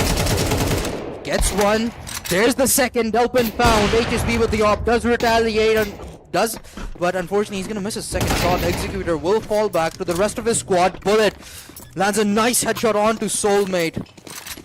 As the bomb gets planted with 10 seconds left on the clock to a 2 versus 3. HSB's op has been really good in this round so far, but will he be good enough to clutch this round out for his team?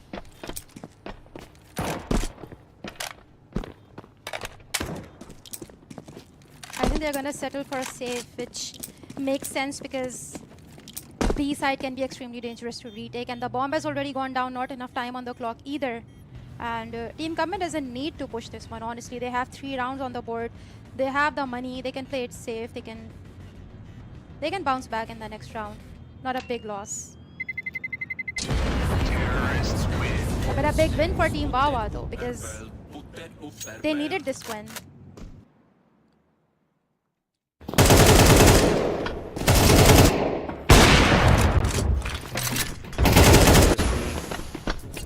It's unconventional for me to watch HSB op. I honestly have no memory of him Yeah. opening, besides his streams. Yeah, and I don't recall him playing an op role Yeah. on any of his teams, but he's doing it well so far. Actually, he had a nice few frags on map number 1 as well, and if he can continuously shut down OK, then that could be huge for Cubmed.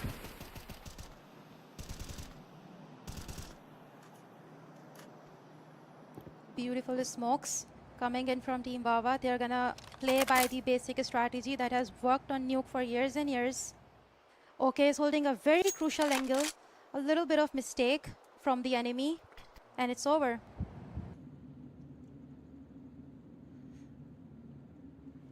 Delpin trying to hold down the line at B side.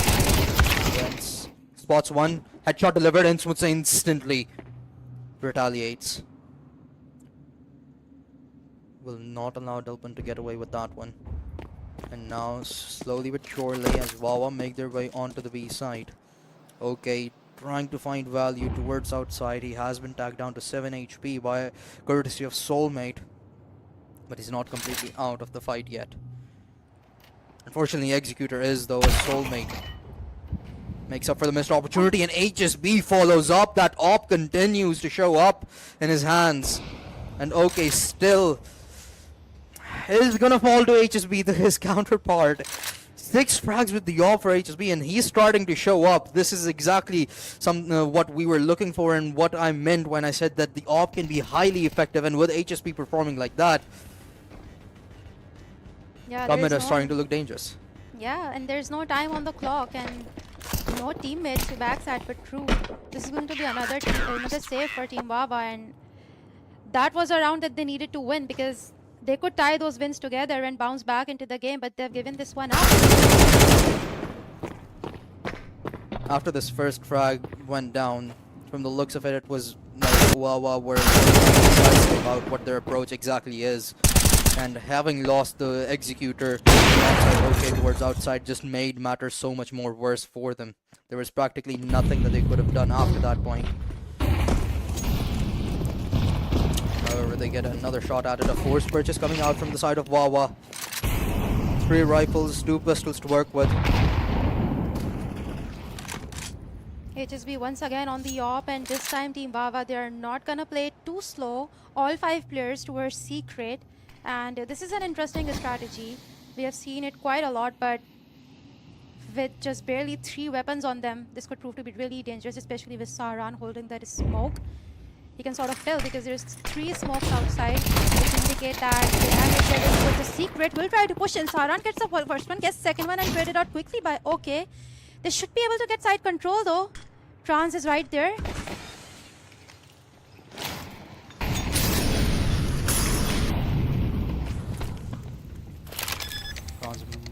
Molly's off one of the players for Wawa, but that will not delay the bomb plant. 3 versus 4. As tricky as the B side may be to reclaim, Wawa still are at a disadvantage. And it seems like Cubmed, they want to flood through ramp. So will cut off Executor for the time being, and he has been tagged down to 14 HP as well. But in Smutsa, he holds down the line. He's starting to shot 3 headshots in a row. That's gonna leave only HSB behind. And sure, you may have a man advantage to work with, but you do not have in Smutsa. Wawa, they get their third after quite a few rounds of misery. Yeah, HSB finally gives up his all, but he has enough money to buy one again because he has proven it time and again. He is pretty good with that weapon. But Team Wawa, what a clutch, what a win. That came pretty close. This is exactly what they need to continue their momentum into this map. they have once again resorted to scattering throughout Nuke instead of just moving towards mid. Okay, with the signature op on the outside, Soulmate has a pretty good read on them as well.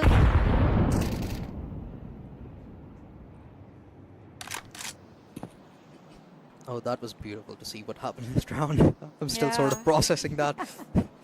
But now Wawa had a real chance of giving us an equalized scoreline. Pretty deep into the first half. And come mid. Excuse me, Wawa still sort of lingering towards outside.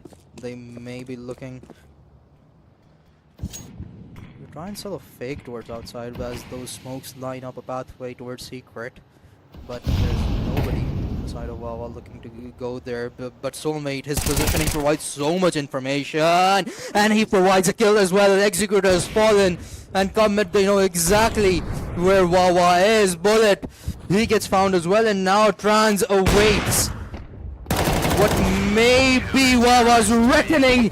HSB with 2 more with that op. And come mid, get their 5th. I mean, that is the commit with we love and know. They made it look so easy, even though it was anything but. Team Wawa had played that out really well. They had set themselves up for success. That was a pretty good fake as well. But like I said, at the end of the day, it's all about that one player who pops off. And today, it's HSB. He's been really great at that op. And they need these skills. And he has had insane impact so far. And it remains to be seen what Team Wawa does about it. So far, they are scrambling a little bit. There's really good use of utility coming in from Team Cummit as well. Some retaliation from Team Cummit, and this time they're gonna push in with their pistols and they get punished for it. Delpun gets a molly kill. 3rd one as well. Just 2 players left against the 5, and Delpun is going for the ace. Will he be able to get the ace or not? He's gonna rush for it. Hunts it down, but will get punished for that rush. But sad but true. All alone on 3 HP. Sad but 3 HP, and 1 shot through the smoke is enough from Soulmate to finish him off, and Come Med have absolutely come alive in this first half of Nuke. HSB in particular, though, for this is a new experience for me to watch him play an op in a proper team manner, and he's doing absolutely phenomenal right now on Nuke. This is something that I was hoping to see from OK. You know, he's absolutely legendary for what he's done for Wawa time and time again with that op, but right now he's been completely shut down by HSB.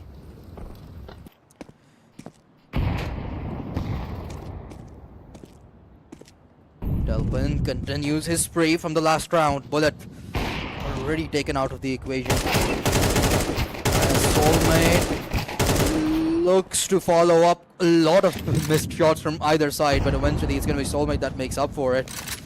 And OK continuing to struggle.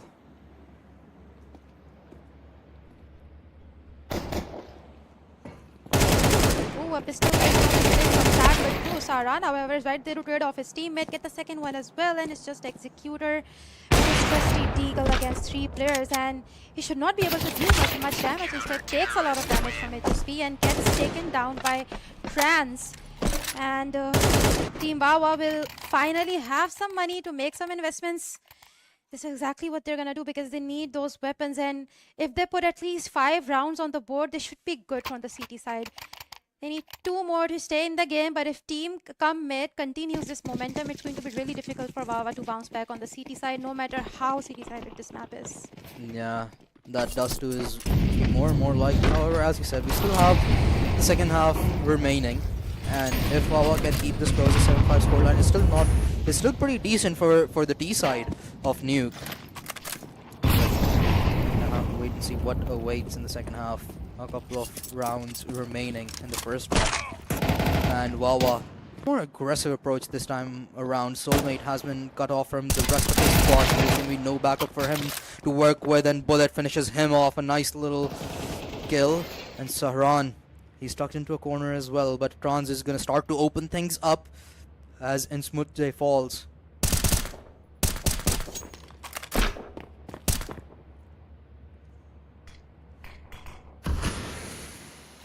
Wawa is going for a little bit of a reset right now. They have a lot of information to work with.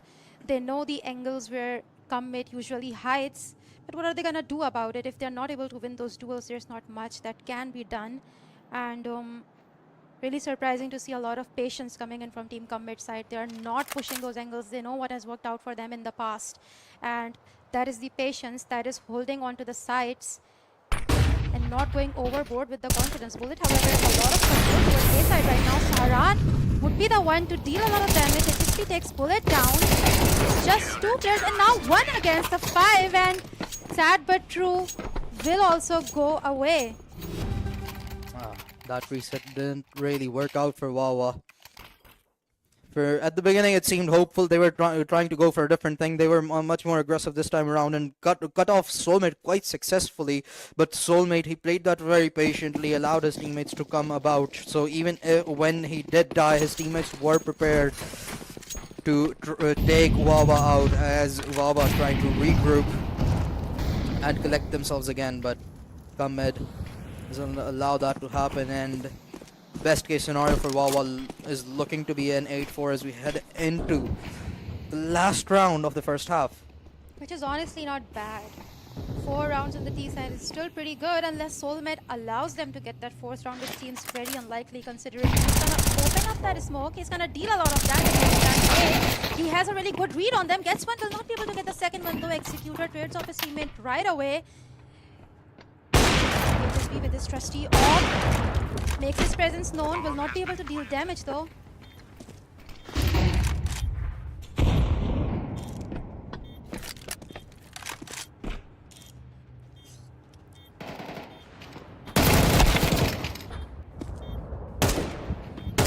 Delpan now 1v3.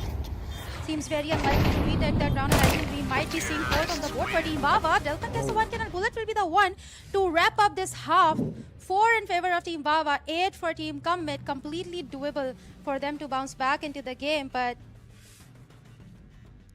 Commit right now has the lead.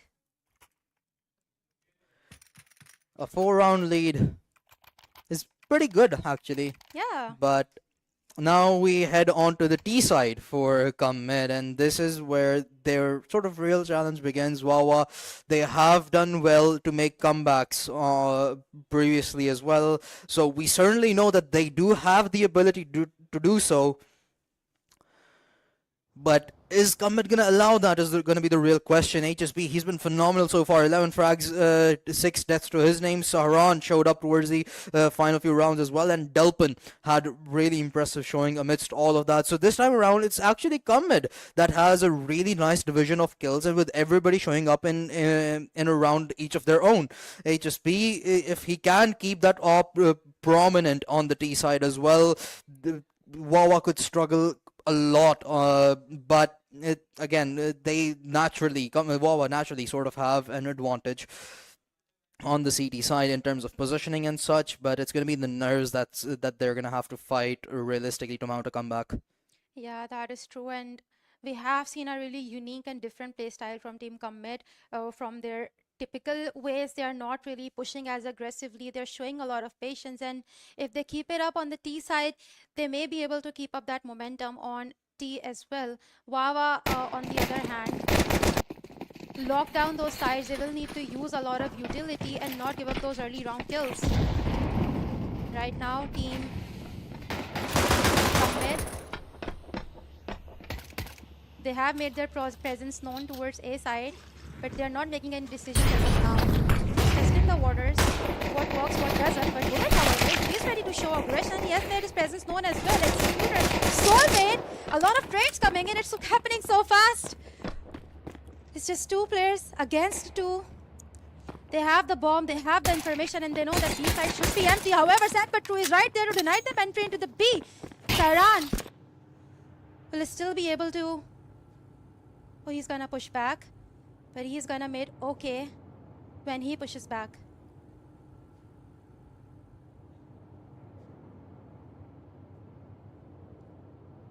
Ooh.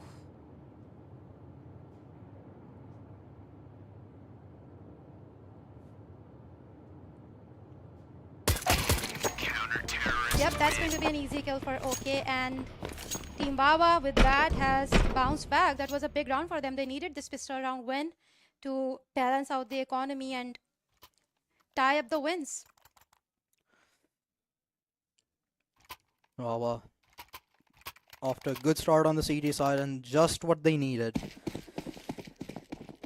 Commit are not going to opt for a force buy here, so just pistols all across the board. That should allow Wahh to have a rather comfortable victory in this one. And Commit, perhaps they are still sitting comfortable. They do have a 3-round lead. So not a point of panicking just yet.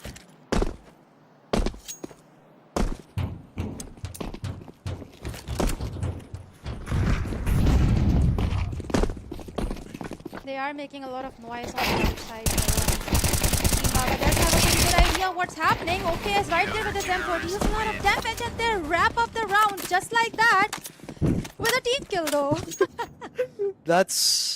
That's unfortunately been happening quite a lot for Wahh, but I really like how well prepared Wahh were even for that outside fight. Muhammad just suddenly rush in, and from the looks of it, it seemed like that okay, Wahh, they may be in trouble. They only have one player present, but they immediately walk all the way back, and it didn't even take them too long. So they were set up for that, and Comet, they realistically just had nothing much to be done when you get beat from 3 different angles from different altitudes as well. A one-on-one pick to kick things off here, but HSB continues to dominate as he's found another Comet off to a good start on round number 15. HSB is on fire right now. He does not need an op to pop off. An AK-47 is just enough for him. Nice 3 kills, bringing it just to 2 players down on Team Wahh's side. And now it's just Executor with an SMG. This position has also been known not long ago before he goes down. With that, Commit is coming close to the double digit. It's a difficult time to beat Team Wahh because 10 just does not look good. They need to stop Team Commit if they want to make it a 2-0. Otherwise, we are going into the map 3, which is going to be just 2.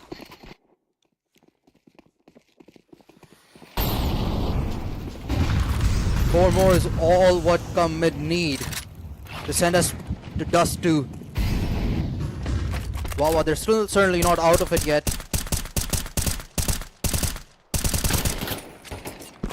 It realistically could still be anybody's game considering Wahh are currently on the CT side, but as Commit start to make their way towards Secret, from the looks of it, there's not a lot that Wahh could do to try and stop them, but now the smoke phase, and Smooth say wanted a couple of frags but would much rather play this safer.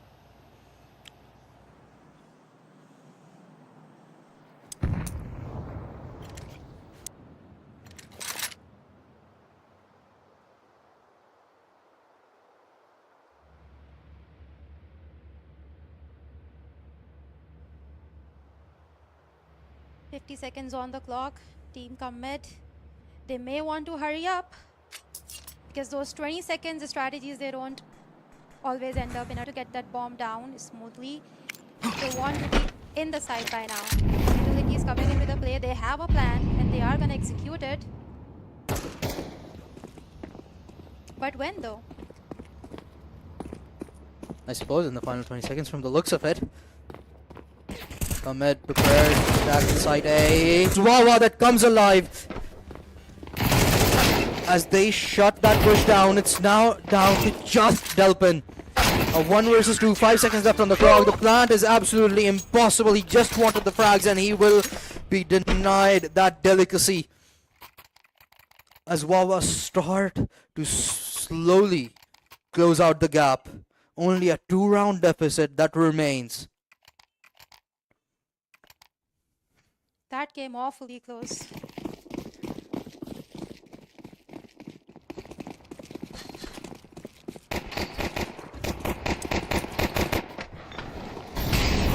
Just on the side of Combat now, not looking pretty good. They've gone for a slight bit of investment into SMGs and upgraded pistols. On one SMG actually. On paper, it should be a free round for Team Wahh, but Team Commit has been surprising us in this map, so anything could happen. can go either way.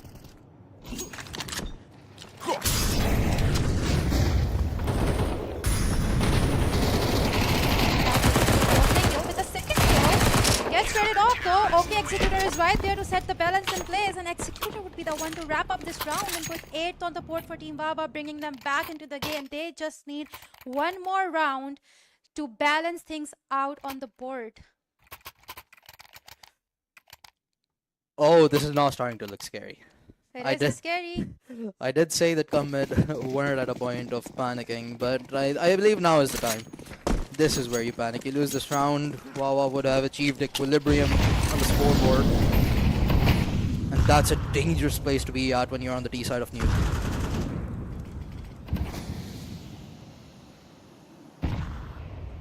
I've seen that rabbit with the clock meme. That is Team Commit right now. They need to start panicking. It's time. And I think they know it because they are scrambling a little bit right now. Trans with the opening kill. Again, sad but true. That should be enough to gain them entry into the site.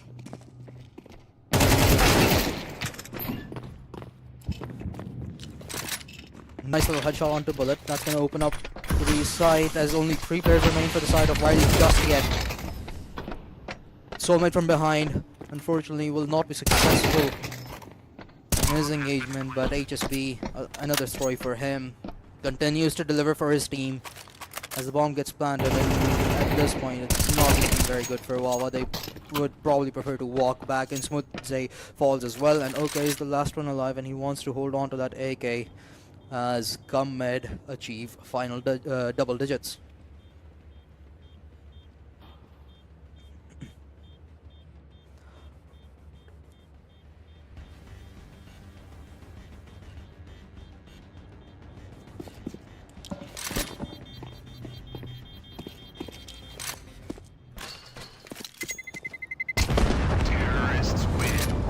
Oh, Trans got knocked down to just 1 HP, barely survived that one, and the money isn't exactly looking too good for the side of Commit, so that could have been punishable, but still a 2-round advantage. Commit, they deny Wahh the pleasure of equalizing the scoreboard, but the question is if they can keep this up, because realistically they're still not out of danger. Sure, 2 more rounds is what they need to get to map point, but being on the D side for the time being at least, it has not been easy for them to achieve even a single round victory.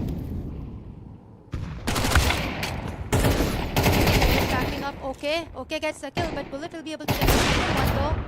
This could be really crucial for Team Wahh.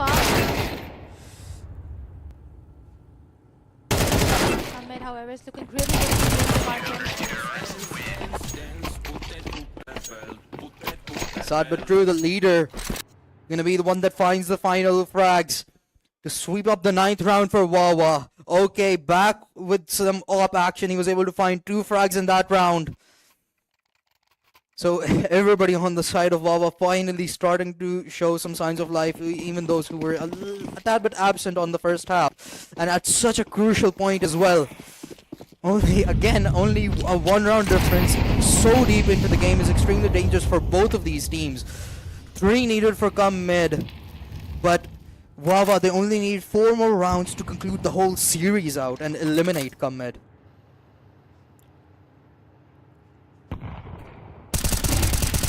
just wants to gather some information over here and bounce back, but no, he's gonna go for a 3 kill. I think he would have gone for the 4K, but it's pushed inside there to get the 4th. And Bullet, the team coordination is insane. No. And look at the scoreboard, and I was thinking, what happened to Bullet? He was playing so well. But, yeah. I was looking at the top right of my screen and I blinked and suddenly there were 3 kills for Bullet. They all just line up.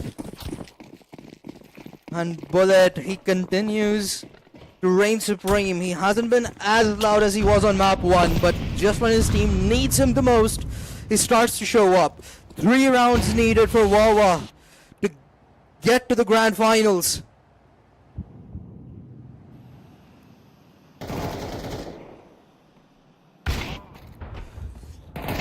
Okay, he's playing a really odd angle. Gets 2 kills with his off. Ismodde has gathered a lot of information for his teammate. miss, and this could prove to be very huge for Team Wawa. But they already have access inside B side. It should be easy, unless sad but true gets a smooth 2 kills or even 1, honestly. But Delpan would be the one to bring the balancer 3v3. They are rethinking their strategy though. Time to move back.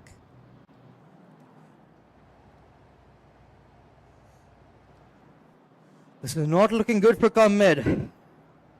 3 versus 3, sure, but given two of their players have been weakened up quite a bit, they surely must be feeling nervous, and also Wawa's comeback. Also given the time, honestly. Yeah. They only have 30 seconds to get to the site, open the site, plant the bomb. And that is just not enough. Hence, they're gonna try to go for a rather unorthodox route. Fortunately, it's not gonna grant them any free frags from behind as they had likely hoped for. Wawa, they give up the space as they did so intentionally, and Delpin survives with just 2 HP after that nade. Will he be able to find the frag? And he does! That but true falls! Bomb planted! Trance gets bullet as well, and it's come down to Executor. This looked really nerve-wracking from come mid, but they deny the lead to Wawa. There's now only 2 rounds remain between them and Dust 2. I mean, if it were anyone else, the 30-second side considering the intention that we don't have enough time to get the bomb down to kill the enemies, but it's come mid, and like experience, they're learning. They know how to play that time, and that is exactly what happened. Team come mid, they're looking too strong right now, but Team Wawa, they are... Secret. Do they know? Do they know? I'm not sure. I think even Kammir is surprised that they have not run into anyone. Saran just keeps checking behind that. It can't be real, but they have a lot of access towards B side right now. It should be an easy take, but what are they gonna do once they're inside? There's no defense for this team inside of Wawa at the time being, so they were either going for a gamble here, or they want to go for a 5-on-5 retake at the B side. How much of that will get realized is the question. Smoke's going out, and that should allow Comet to get in pretty safely into the site and get the bomb down. As Wawa starts to gather about the site. Bomb has been planted. The money situation is really bad for Wawa, and oh, Soulmate, did he just miss somebody? I think he may not have timed it right, but if he can time the flank right, he could be absolutely crucial to this round. Bomb planted.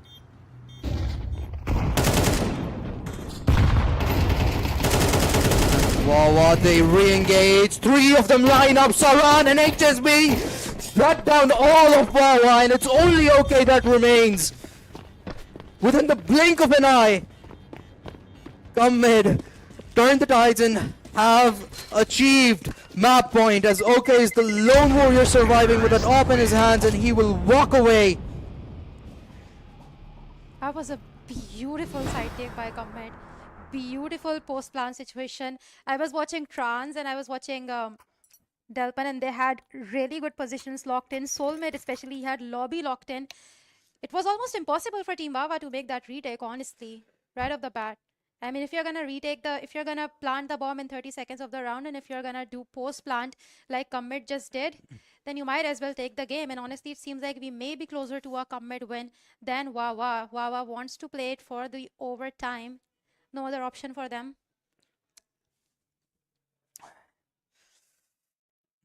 One more round and Comet will be sending us to Dust 2, and it's not looking good for Wawa, realistically. And my prediction may just be true for you. We're not. However, it's not done yet. Wawa, they still have an op in the hands of OK and Smutze if he can pull something off, something miraculous. But we're gonna have to wait and see. how this pans out. A tactical timeout at the what could potentially be the end point of the game.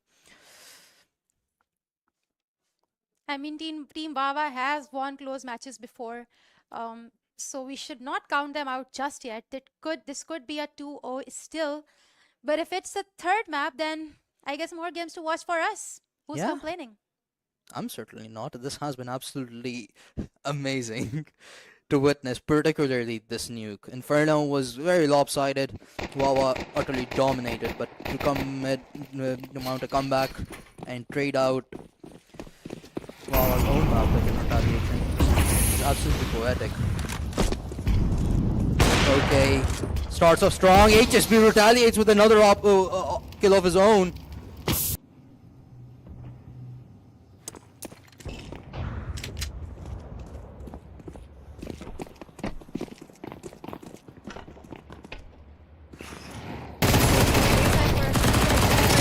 Will be able to get the SMG kill.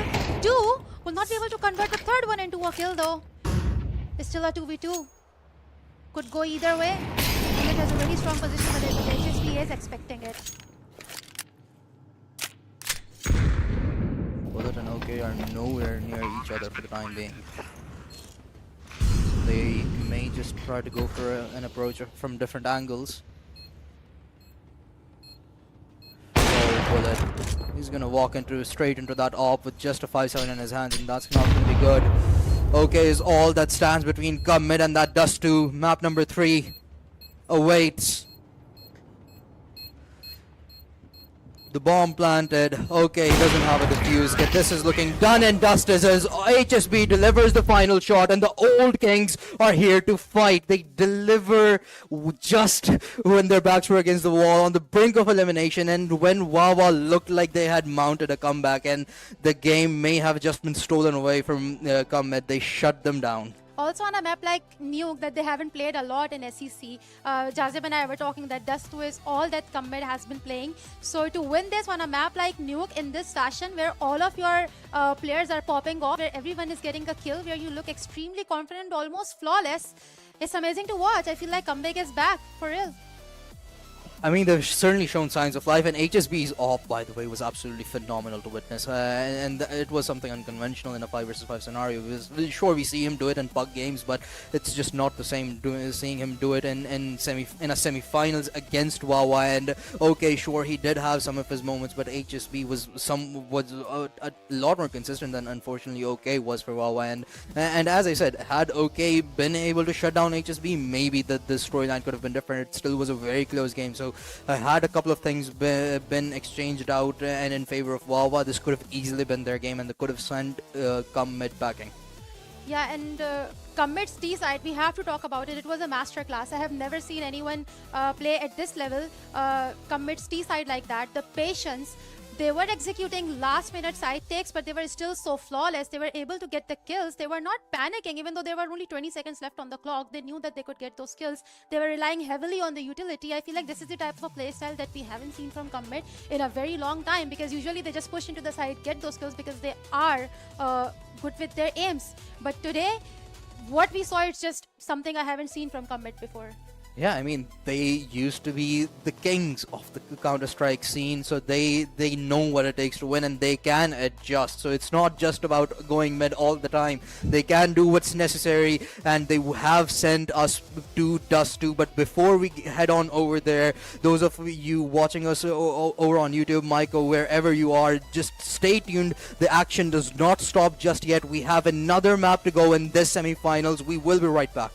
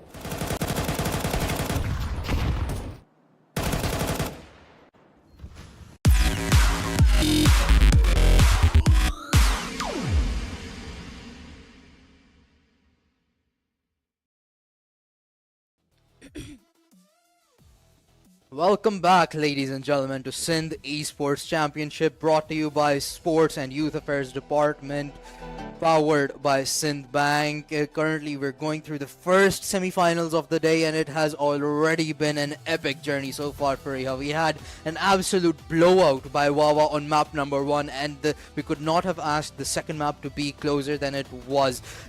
Come mid, bounce right back, winning that one 13 to 10 against Wawa. But Wawa really did put up a fight in those final few rounds. They did. It appears like they were trying their best. They were doing everything that they could, and they were doing everything right as well. But I feel like Mid really outplayed them. Mid looked flawless in firepower department, in strategy department. They had a lot of team coordination as well. They were being patient. They did everything right. And honestly, when you play like that, I don't think even a team like Wawa can do anything. And it makes sense why we're going into Dust 2 map number 3, which is going to be the decider of who wins this one. And yeah, Team Wawa will need to show up. They will need to pull out something out of that strat book to take this one home. Yeah, it did start to look a little bit flimsy for the side of Commit in the middle of the first half, where Wawa almost tied up the scoreline while being on the D side, so that got a little bit worrisome at the beginning. And when they tied up the scoreline at 10 to 10, it was really scary because Wawa, it seemed like they had started to gain momentum and they were going to snowball off of it. But for Wawa to clutch up those final few rounds when it came down to those 2 versus 2s, 3 versus 3s, and in those post-plant situations in particular, they were very clean. One of my key highlights, 2 of my key highlights were one with in Smutseg actually got that 3k while defending the side, but something similar that Mid were able to do in that 5 versus 5 post plant over towards the B side, where they got the bomb down, and Wawa, they tried to play extra patiently. Unfortunately, just did not work out. So for Mid to change their playstyle quite a bit from what we saw from map number 1 and come out with a victory, it certainly speaks a lot about their versatility. Yeah, for sure. And like you said, New York is a city-sided map, so it can be a bit complicated to show up on both of the sides. And I did expect Team Commit to struggle a bit on the T side, but it was extremely surprising how patiently they played it. They did not even break a sweat. And when I saw them going to the side in the last of the round, in the last 30 seconds of the round, I thought it was a fluke. It was a mistake. They don't know what they're doing. But then they kept doing it. They kept breaking into the side during the 30 seconds of the round, and it felt like that was the plan all along. And I don't think anyone else could execute it so flawlessly. Maybe even Wawa, because to do that, like you said, they have so much longevity, so much experience in Counter-Strike 2 to execute those type of side takes where you don't have time on the clock, the nerves on all-time high. I think you need a team like Mid to successfully carry out those executes. And on T side, it was basically a masterclass. Oh yeah, absolutely. I mean, getting into those final 20 seconds and having no control of the side, it can be really nerve-wracking. And for Commit to do it repeatedly, time and time again, and still come out on top, like the time didn't even matter to them. There were quite a few rounds where they planted within the last 10 seconds as well. And Wawa did that as well, but it wasn't as clean. It wasn't as sort of methodical as we saw from Mid, which isn't exactly what Mid are recognized for. They're sort of about this explosive power on their individuals, where one of them is just gonna go super high on the scoreboard while the rest of his squad tries to catch up, but they simply cannot. But Mid to be able to do what they did on map number 2 was absolutely phenomenal. But will they be able to replicate that on Dust 2, or do you still see Wawa coming out on top? Like we were talking earlier, I feel like Dust 2 and Mirage, these are the 2 maps where strategy sort of takes a backseat, and it all comes down to confidence, it all comes down to gunpowder, it all comes down to those skills. And Dust 2, especially considering its history in Pakistani esports, it's a favorite map. And I feel like Dust 2 is the sort of a map where Mid is most likely to shine. Even though I did put my money on Wawa, I feel like on a map like Dust 2, it completely goes with playstyle of Mid. It does, yes, and I absolutely agree, but it's also Wawa on the other end that we're speaking of, and we've sort of switched the sides here. You're you're being the devil's advocate for me right now, but I'll do the same job for Wawa. This is the team that has won tournaments in the past few years, quite a few of them, and they were the team that beat Legion out most recently as well. So they are the team to beat right now that Commet's going against. And sure, Comet, they did put up a really impressive performance performance on map number 2, but Wawa did not let them go easy. They had secured those 10 rounds. Even while being down 8-4, they showed their resilience. They showed that they do not count themselves out, even if they don't have the momentum, even if they don't have the advantage, they will still fight, and they continue to do so. So having lost the map number 2, as we head into Dust 2, Wawa, they continue to look for success. They continue to look to keep that throne and deny come mid the pleasure of saying that we still are kings, that we never left. But it's gonna be dictated on Dust 2 that who will move on to map to the grand finals, facing off against the winner of Legion or Starbois. Yeah, for sure. And like I said, Dust 2 is the type of a map where a team like Commit is most likely to pop off. But again, like you said, it is Team Wawa. They have proven time and again that whether it's Legion, whether it's Garden 5, whether it's whatever team, they have proven a time and again that they are pretty good at what to do. And that is staying coordinated, that is communicating, and that is winning where it matters. And Dust 2 could be the game where they bring their A game like they did in Inferno. But yeah, Commit would need HSB and Trans to show up the same way as they did in Nuke. And if they do, then we may see a close map, maybe win an OT. Or if Soulmate shows up, that too If could be such you a know huge what, factor. the way Soulmate Yeah. has showed up today, I almost forgot about. Yeah. Unfortunately, he has had some dull moments so far. But if he comes alive, we know how lethal that man can be. He is the sole reason that so many of his teams have won so many maps and matches. But unfortunately, he's not been able to do so today. Soulmate, Trans, HSB, and even Saran and Delpan, you cannot take credit away from them. Both of those have had really phenomenal rounds. I believe one of Delpan even was about to get an ace. He had a 4K on Nuke as well. So both of those two players, they have shown up when their team has needed them, particularly on map number 2. But will they be able to do so, or will one of the other three, the old guards, show up for come mid, or will Wawa deny them the pleasure of the grand final? Early aggression coming in from Commit side. Delpan has a really crucial angle hold here, but he will get punished for it nevertheless. HSB kind of holding his horses once again, considering his team's score. Not a good idea to show aggression. Saran on the plastic angle gets one, tries to get the second one as well, but will not be able to convert that into a kill. HSB all by himself. Oh. Ooh, gets a smooth tap against Executor. This is completely doable for a player like HSB. But he does not have the HP to work with. Yeah, he's gonna need those 2 more of those very clean taps. Crossfire setup, it's not gonna be easy. Insmooth finishes him off, and Wawa, they continue their spree of winning pistol rounds out. I believe that this is their 5th pistol round victory across all three of these maps. So Wawa certainly having a good start to practically every single half. We're gonna have to wait and find out if they can carry this forward. Come mid, have opted to go for force purchase here. HSB with a scout very early on.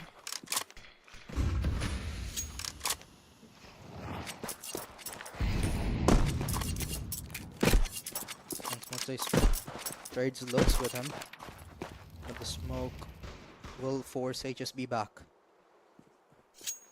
As Wawa look to make progress towards mid, Trans holds short. And if he decides to get aggressive, he may come in contact with these players and a lot of information potentially, but Raj will keep him at bay. The nade gives him information about at least one of the players. And as he pushes forward, he's going to walk right into the crosshairs of 2. He falls, and his teammates who were looking to follow up behind him will immediately back off. Okay, gets another onto Saran. That's going to open up the B side as only one player remains to defend, and Soulmate's Deagle is good enough for 1, but that's all she wrote for him. And Smutse takes over the side, the bomb to be planted, and only 2 remain for Cup.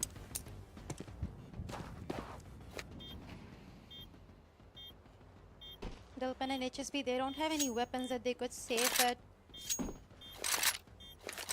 they are gonna hold back. There is no point in trying to retake. It is too late. There's just too many players on the opposite side. A really good start for Team Wawa. HSB has the enemies in his crosshair, though will not be able to turn it into a kill though. Crisp headshots coming in from Starbois, and also that too with a Galil though, long range. That is impressive. Yeah, it certainly is, and that's going to take the one rifle away that Comet had kept their hands on. It's going to be a big hit. Comet will practically have no good weapons to work with in the next round, and Wawa off to a real hot start on Dust 2.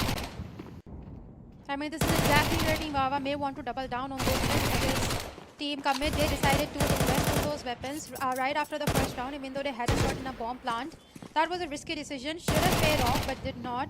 And with 2 wins on the board, this would be the perfect time where Team Wawa scores the next one. It should basically be a free win unless Commit pulls up with those pistols, gets those kills that Trans is famous for. He is famous for his P250 kills. But will he deliver today is the real question. Comet's raid is pretty good. They have brought everybody towards the A side. But is it going to be enough? Oh, that's unfortunate. He disconnected mid-round. And the pistols start to connect. Delphin finds another, and suddenly it's all come down to Bullet. Within the blink of an eye, it is now a 1 versus 1, and Comet for what it should have been an easy round victory for Wawa. They have made it into a realistic possibility of putting the first on. Trading blows. How did they even bring down to that? I mean, Bullet has the AK-47, but he does not have the HP. So does Soulmate. There is plenty of damage, and they will come face to face towards mids. Oh, this nade should be able to do plenty of damage, though. Only 1 damage taken by Soulmate. Bullet just waiting for him to make one single mistake to wrap up this round. Oh, both of them are so weak. Bullet tagged down to 16. 1 bullet practically needed for both of them to fall. But Bullet's gonna play this one safer. He's gonna walk away. 20 seconds left on the clock. Soulmate's aware. He needs to cross the. There is a smoke available for Bullet, but he's not gonna use it. He gets the shot onto Soulmate. And a really disastrous round, but a win nonetheless for Wawa. And to make it this dicey with a bunch of pistols and to make a 1v1 so difficult for the enemy team, that is commendable. I mean, Commit is definitely in the game, even though there is not a single win on the board so far. They are looking extremely dangerous. Like I said, they can be... 2 rifles and a good chunk of utility. And HSB back with the op. I'm really interested to see if he can translate with kills with the op as well as he did on Nuke or not.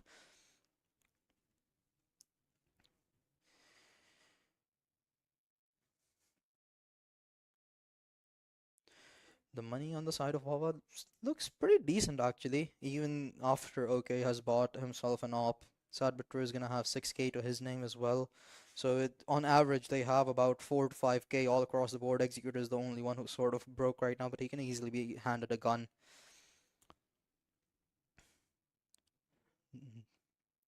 But Wawa, they're off to a really good start. If they somehow win this round out against Mid, honestly, this would I'd start to feel nervous if I'm Mid. Yeah, for sure. Commit has been looking really good even in the rounds that they lost. They have shown a lot of confidence. They have dealt plenty of damage as well. But this could be the round where they bounce back into the game. But this is also the one which could be the big one for Team Wawa. Like you said, if they win this one, the momentum will really swing in their favor for the rest of the round. Because like I said, Team Commit, they do have the weapons right now, but if they lose this one, they're gonna go broke again. And that is not good. It's a big round for Team Wawa as much as it is for Commit. It certainly isn't. But again, Mid, they're practically the most experienced out of anybody playing SEC as a group at the very least, given HSB, Soulmate, and Trans being the core of that group.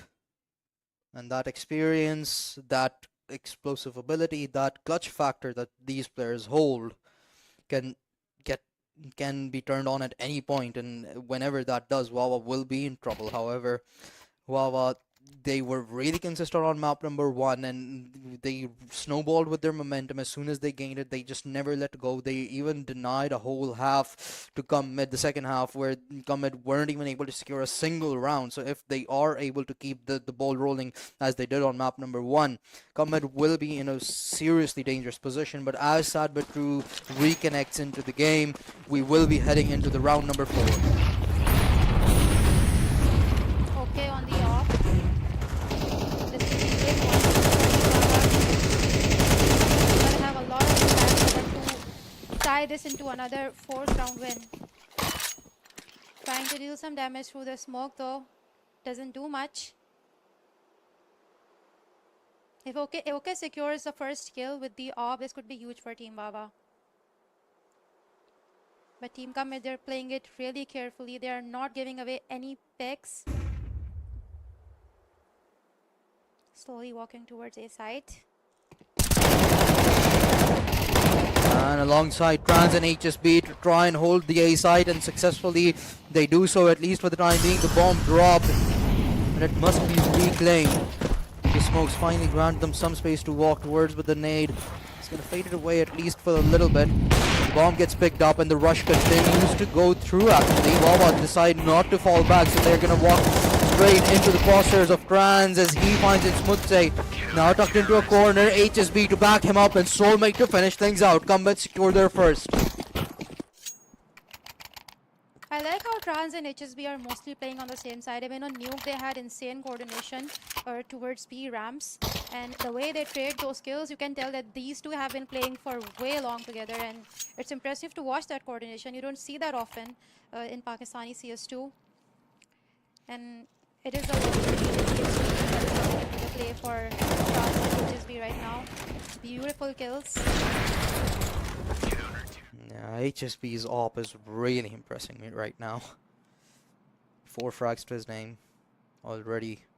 And I completely agree with you. When you have two people who have played together so long, Trans and HSB, they like I haven't been around in the CS scene for too long, and I recall them playing in the very early big tournaments that used to happen back in Lahore. Yeah. And they used to win those events as well. So they go way back, and the amount of coordination, and you have that on your team, you have to take advantage of it. You have to make use of that chemistry.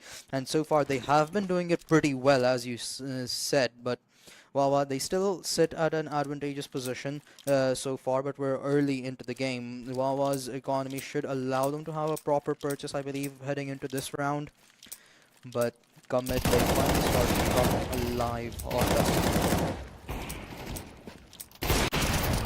If you are Team Bava, you don't want to give Team Commit a lot of leeway. Like, they have won one round, but if they win another one, it's going to be really difficult for Team Bava to bounce back into the game. Their economy is not looking as bad right now. They have the weapons. They can still win this one if they play it right, but it's not going to be this way for too long. Yeah, and I was wrong. Wahh, they're broke. Two Galeels. Okay, was rich enough to get himself an AWP, while the rest of his team struggles. Yeah, if that happens in NM or Pixel, I would be pissed off. Why are you buying an AWP? But it's okay. Yeah. You gotta give him the AWP because he could be the player who clutches out this round, and Team Bava needs the fourth one to build that confidence, build that momentum, and this time they are making quite a lot of noise, not being so patient and quiet anymore.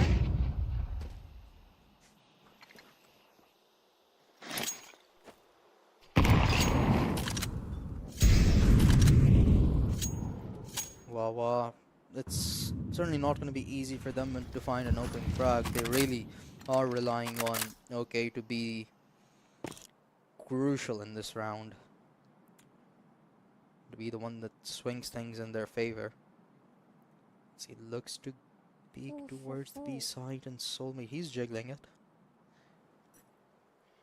If OK is good enough and if Soulmate makes one wrong move, he's gone. Smoke comes in. Smoke's traded towards middle actually, and Soulmate is gonna follow suit towards B tunnels. And Wahh, they've started to gather. They're gonna hit the B side. but they're curious if Starbois is trying to get timing. They keep him safe, but Soulmate, he may have lined up a couple of people. Starbois, he gets the timing right, Bullet finds a frag, and that's gonna open up the B side. 2 kills already gone the way of Wahh. The bomb yet to be planted, and Delphin trying to delay things out further, but not gonna be allowed to do so. The C4 goes down, and everybody on the side of Wahh has been let up quite a lot. Yeah, they collectively don't have a lot of HP. If a couple of nades come into the side, they're all basically gone. Delphin is waiting for the right, waiting for the player in the tunnels to push through. Pull some moves, and Sad But True does it. Takes Trans down, and it's just 2 versus 4, and HSB all by himself. He is capable of doing it, but he would want to save that op. Executor on the hunt, he knows how to use it. Op could be. HSB refuses to drop the weapon, but will still go down. And 4th on the board for Team Wahh. A really crucial big win for them. They needed this one, and even though the bomb plant came in really late, they were able to pull off really good first plant positions and shut down the retake. Yeah, it got a little bit scary when I saw Soulmate peeking into 4 people. It felt like he could have lined a few of those up as well. Yeah, and the flash was really good as well. He Yeah. may as well. He Yeah. might as well gotten those skills, but unlucky though, and HSB with the opening kill already. We're barely into the round. Come on. That too on OK. Hit the hop already out of the equation for Wahh. HSB has been just the better opper today, which Yeah. is surprising. Like, nothing not to take credit away from HSB. He's one of the best players, if not the best in the country, but it's just he's beating out OK in an op battle repeatedly. We may have a role switch on the horizon. We don't know. I believe we already have. HSB is doing it. But will his op be enough to send Wahh packing home?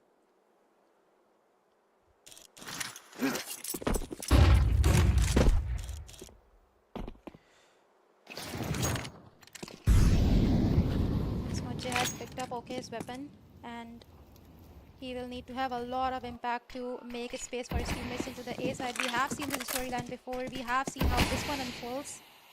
This time, however, it's not Trans, it's Delphin with the M4.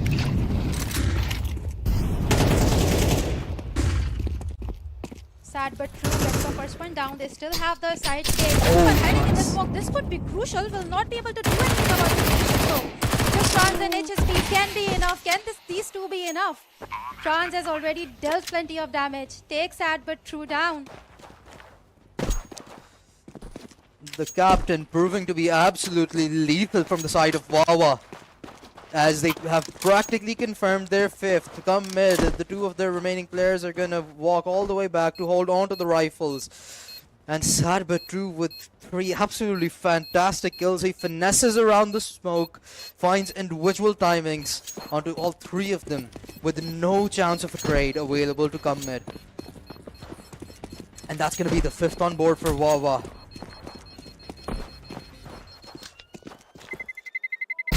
Terrorists win.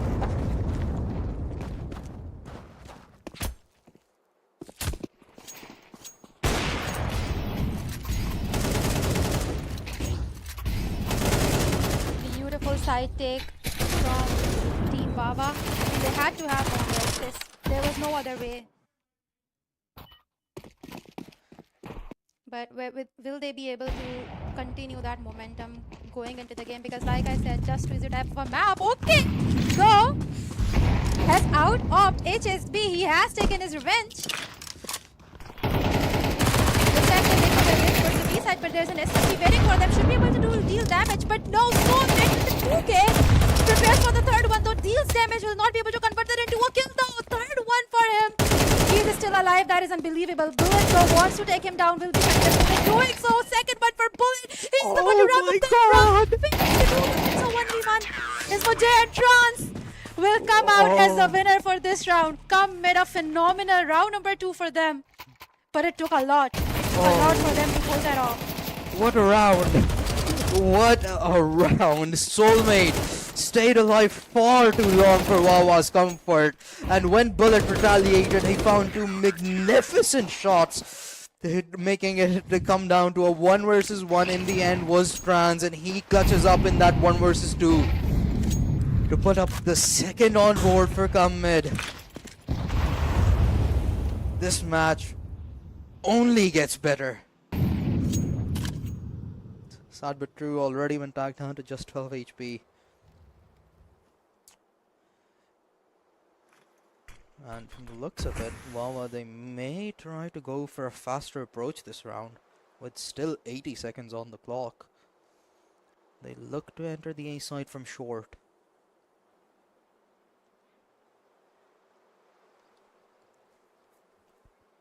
HSB primed.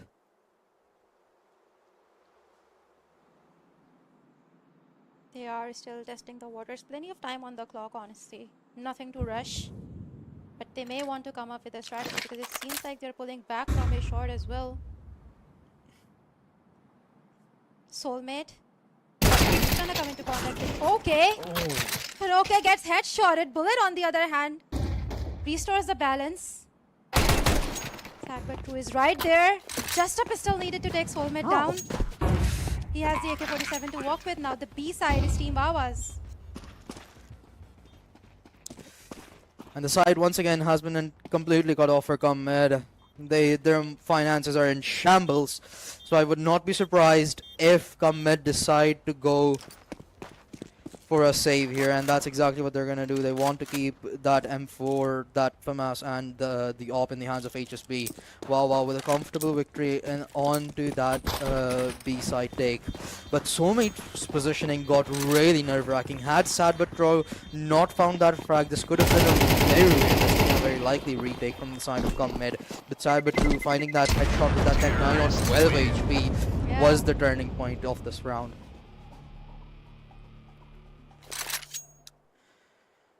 Oh, this is starting to look scary for Come Mid. Well, already having a 4-round lead. And hence, a tactical timeout called in. Yeah, Saran and Dilpan are lacking a little bit so far, but I don't think it matters quite a lot at this point because HSB and Trans have been showing up, but they do need to reset a little bit and show up better because Dust 2 is the type of a map which Come Mid just doesn't lose. It's an easy map, it's a simple map compared to other maps. I mean, I don't know, just come mid, I guess. For the most part, it's been Wahh that have been going mid actually. But I mean, Come Mid's on CT side. We're gonna have to wait and find out if they do so on the T side. But Yeah, maybe come mid should start going mid then. maybe it works for them. But we're gonna have to wait and find out. They're gonna reinvest completely into this round. There's also been a little bit of an op battle going on between HSB and OK. Back and forth between them. They've both been incredible on their ops. HSB, however, has been the better one so far, but OK's impact has been undeniable. Yeah, okay. Unfortunately for him, he's not having that good a game right now. 3 frags, 7 deaths with Bullet. 8 kills to his name, just 2 deaths. Sad but true, the captain leading from the front. But HSB, he wants to get aggressive. Spotted too. He gets the headshot! Oh, this man continues to deliver with an AWP in his hand. There's nothing stopping him right now. But Executor, he looks to find some timing. Walks through, he's found one. Delpin falls, but Come Mid still unaware that it's a whole gang of Wahh players present over towards middle.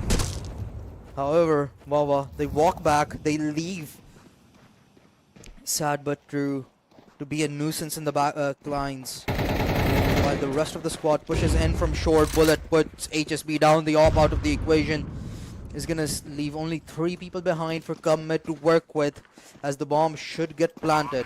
Sad but True on the CT side has 2 players walking towards him, and they're gonna grant him a 1v1 duel on each of them, and he takes it. Easy headshots onto both Saran and Soulmate, leaving only Trans behind in a 1 versus 4, and he can do nothing. He just has to save that M4. Wahh, they're on a bit of a hunt here actually. Their finances are not exactly impressive, but they want their best chance Next one. Transy 2 shall fall to the hands of Bullet. As Wahh guaranteed themselves a lead heading into the second half. Now it's only a matter of how big it is going to be.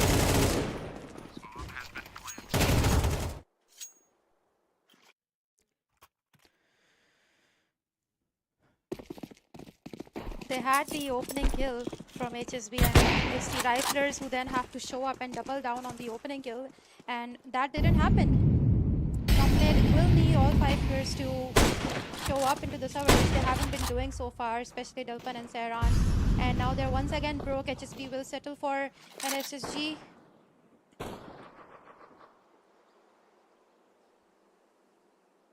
OK has already dealt a lot of damage. He's on 16 HP. 1 nade and he's gone. And he also has the most expensive weapon in his hand. He wants to be safe and needs a lot of cover to put that to good use. Single smoke will push them back.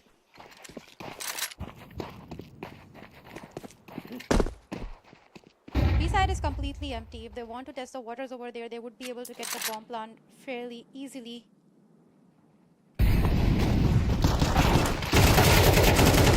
Ouch. Oh, France 5-7 comes alive. However, it's only good for one, but Soulmate does provide the equalizer and has picked up an AK. So this could turn dangerous potentially with OK and Smutze both being knocked down quite a lot. But Soulmate, he himself sustains a lot of damage. Bomb has been planted. 3 versus 3, bomb planted. And Bullet's gonna get one. The nade from OK delivers another. OK now against Delpan in a 1 versus 1.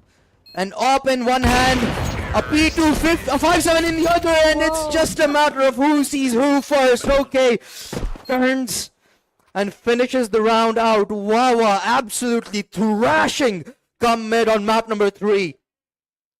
I mean, Delpan's pistol would have been enough to finish off OK, but he was just too good with the AWP. He was on 16 HP. That seemed almost impossible for him to clutch out, considering Delpan has been really good with the pistol so far. But yeah, OK was a better player today. It certainly helped that Delpan wasn't looking at him. Yeah. Now HSB showing a lot of early round aggression. Jabber tons of info. He was a little bit of damage against Mujje, who was already towards B side and has taken 1 player down as well. Soulmate quickly trades him off. But it's too late. They have the side control.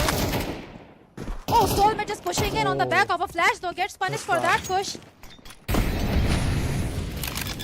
Should be pretty easy to get the bomb down. Side is completely there. This is looking bad. Ahmed. Oh, they're walking away. Or are they gonna try to... Yeah, they're just walking away. They concede the 9th. Wahh. How many saves does it take to win a game? That's just how bad the Yeah. CT economy is right now in CS, and Gumnet's certainly not gonna be too happy with having to say right now. And Soulmate, a nice attempt to hold the line, but unfortunately he just doesn't have the help. Saran has been absolutely absent this game. 2 frags to his name. HSB does take 1 player away before the round comes to conclusion. However, everybody on the side of Wahh falls to the C4. So the HSB, he's just gonna get a couple of extra bucks for that kill. But in the end, from the looks of it, Wahh had just fallen anyway. But they do have enough money to reinvest. However, it's going to take away a lot from Wah's banks. It certainly helps that we're now in the last round of the first half, though. Yeah, for sure. And Wahh is just one match away from one round away from the figure 10. I think I'm losing it a little bit as well. Yeah, I mean, after this game, who wouldn't? It's an We're intense both. Everybody's losing. It's been an intense matchup. I mean, what's even happening at this point? I was completely positive that this was going to be Commit's map, considering Dust 2 has always been popular for those fast-paced gameplays, but we just haven't seen those from Commit so far. They've been really passive, but it makes sense since they're playing on the CD side, but we have to see what happens on the maps on the switch up. Yeah, and for you may be losing it, but Commit's losing big. They're losing much more right now. And right now they're on the verge of losing their chance at the trophy, at the grand finals. They're going to need a big comeback. It's already a 7-round deficit, and And even if this go round goes the way of Comed, it's still going to be a 6-round lead that Wawa will be holding on to as the sides get flipped. It's not a good spot to be at if you're Comed.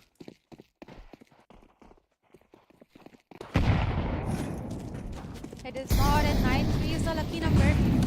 One more round for Kampit and they may as well be back in the game. But if it's 10-2, then I don't know what to tell you. This game will be over, but right now HSB is feeling confident, but Bullet will ruin his confidence, taking down his teammate Trans. Balancer comes right away though. Sad but true, already gone, 20 seconds into the round. They have a bit of a read on Team Bava that they are going to hit the side A. They don't know though that the rotations have already come through. They are gonna have to rethink their strategy a little bit over there. Delphin showing tons of aggression on the ramp. Will get punished for that. Okay, however, commits towards A side. HSB and Soulmate shuts them down. Just okay with the op against 3 players. Will he be able to do anything? No, Saran shuts him down and sends him back into the spawn. And now we have a switch at 9-3. They may have a solid chance at it. Doesn't. I wouldn't say solid chance, but they certainly do have a chance. I mean, at least they do deny Wawa the double digits, and as the sides get flipped, come back, look to replicate the success of Wawa at the very least. But just 4 more rounds needed for Wawa to book their spot in the grand finals. Yeah, for sure. And but it just seems a bit unlikely at this point because this is a massive difference right now. They need a lot of rounds to bounce back into the game, and for that to happen, they need this pistol round. And right now, it seems like they are riding high on the wave of confidence that I don't know how they have, honestly, considering the scoreboard, but they already have the ramp control. Asa and Suri, he gets the first kill against OK. Sad but true. Also gets taken down. It's just in Smudge on the A shot. Will try to deal some damage. Converts that into a kill as well. The bomb has also gone down. They may have a shot at winning this one. Saran. But Bullet is right there to refuse them any more momentum. It's just Soulmate. The bomb is down though. He may have a shot though. With the fuse coming through. 5 seconds remaining. Soulmate. Oh no. He can't get the knife! He can't get the knife! But he goes his through! And Wawa get double digits with a ninja! Innsmouth say you absolute legend! And he was so low! Oh god. One knife is all it would have taken. Yeah! And Soulmate was so close! But not close enough. Oh, Oh, they're gonna be so angry when they see this replay. That's gonna be They're gonna be heartbreaking. It was so close and he was so low. It needed just a single swipe of a knife and they would have prevented that 10 on the scoreboard for Team Baba. But things don't always go how we wish they do. At least Comet wish that it went that way. But now we have another tactical timeout. Team Comet at this point is grasping at its straws. They have handed HSP the hero AK. And actually they are going for a full buy. They are putting it all into this. I mean, it makes sense. They don't have a lot of rounds left to come up with a strategy. It's all about the aim at this point. They need those weapons to land the headshots and bounce back into the game. And they had a good start in the last round. It was just Bullet was a little too good. And Wawa, they continue to remain true to their pistol round victories. I believe they've only conceded one, if any at all, actually, in this whole best of 3 series of a semi-finals. And these pistol round wins, having lost so many of those, it's gotta come back to bite you eventually. And Comet are now just gonna be facing the consequences. And they are eager to wrap up this, it seems, because the type of utility they have dropped on towards Daylong. It seems like they want to wrap it up. Okay. Converts the damage into a kill, gets a second one as well. Bullet doubles down on that. That will not be able to deal any damage though. Team Comet, they have resorted to a day short. And Wawa just shut down Comet within mere seconds.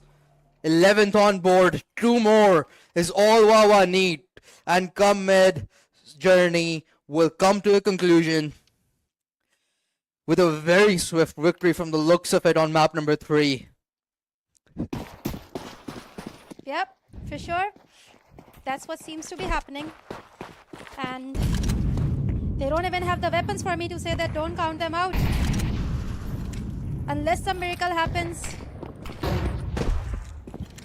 Team Wawa are going to be the winners today.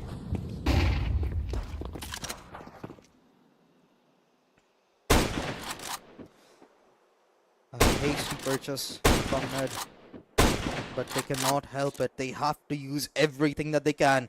They invest everything to keep Wawa away from match series point.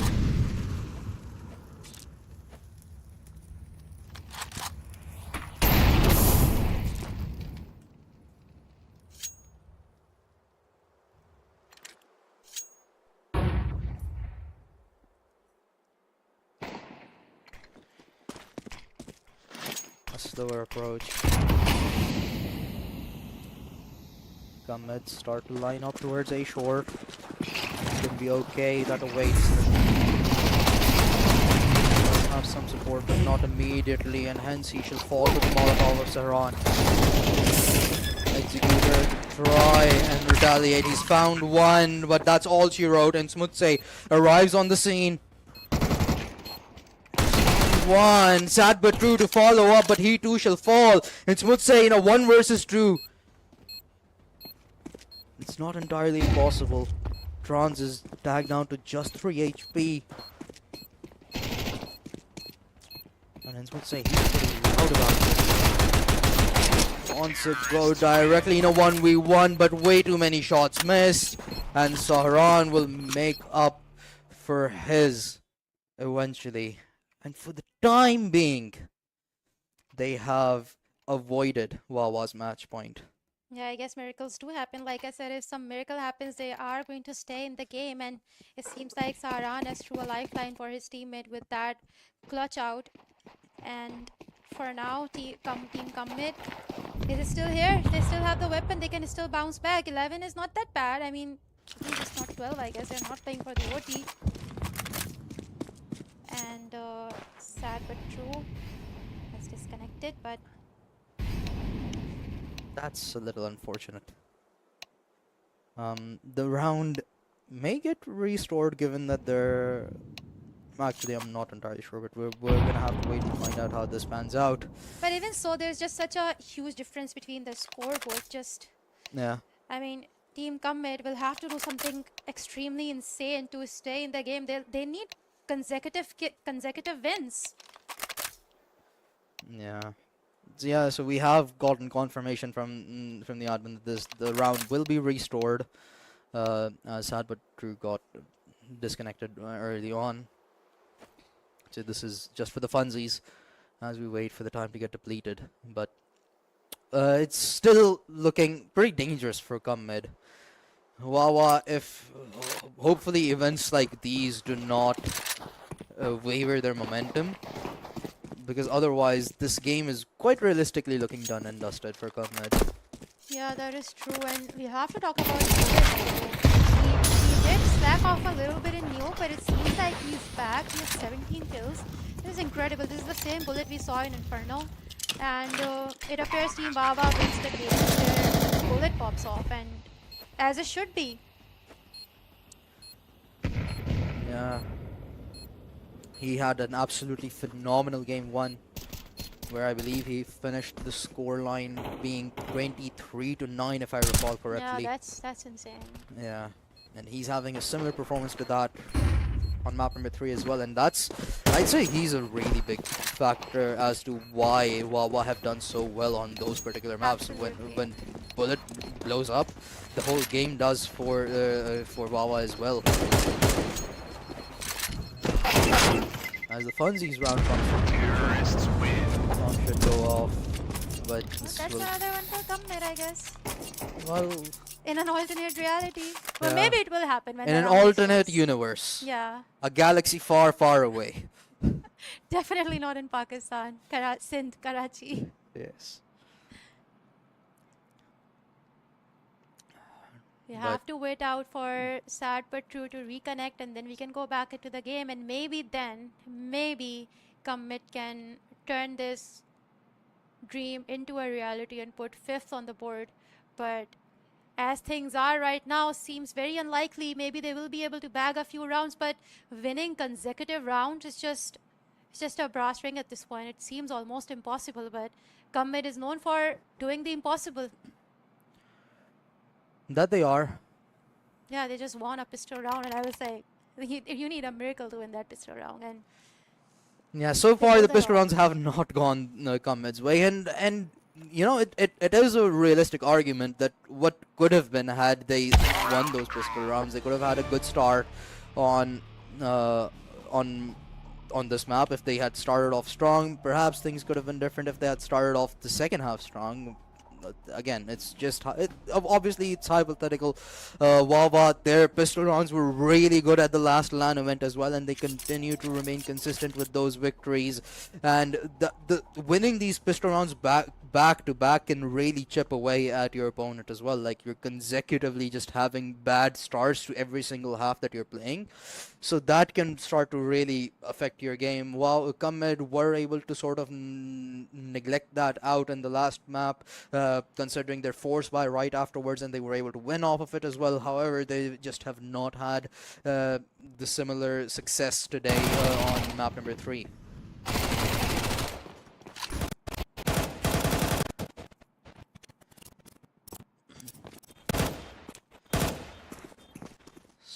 I mean, right now, team Commit, they do want to play it extremely intentionally if they want to stay in the game. I think they should actually bounce back to the classic Dustry strategy. Just rely on utility, block off those angles, and push in with the guns. Just get those kills. I mean, I wish it were that easy, but considering France and HSB have that aim, they just need to unlock it. They just need to tap into that potential and play it the classic way. Maybe just give up those strategy and play it like how they used to, pug it out. I mean, given the point that we're at in the game, that may just work. I mean, you have one more round to lose, and after that, the game's just done. You cannot can afford to lose two more rounds. You're going to be get eliminated, and everything that you've done so far has not worked. So so why not just go the pug way and try to just out frag your opponent? And unfortunately, I mean, that hasn't worked out either. We've seen moments where Bullet was allowed to get 1 versus 1 duels, and he outdid the players of Come Mid, and Sad But True has done it time and time again as well. The IGL has been absolutely fantastic in doing so.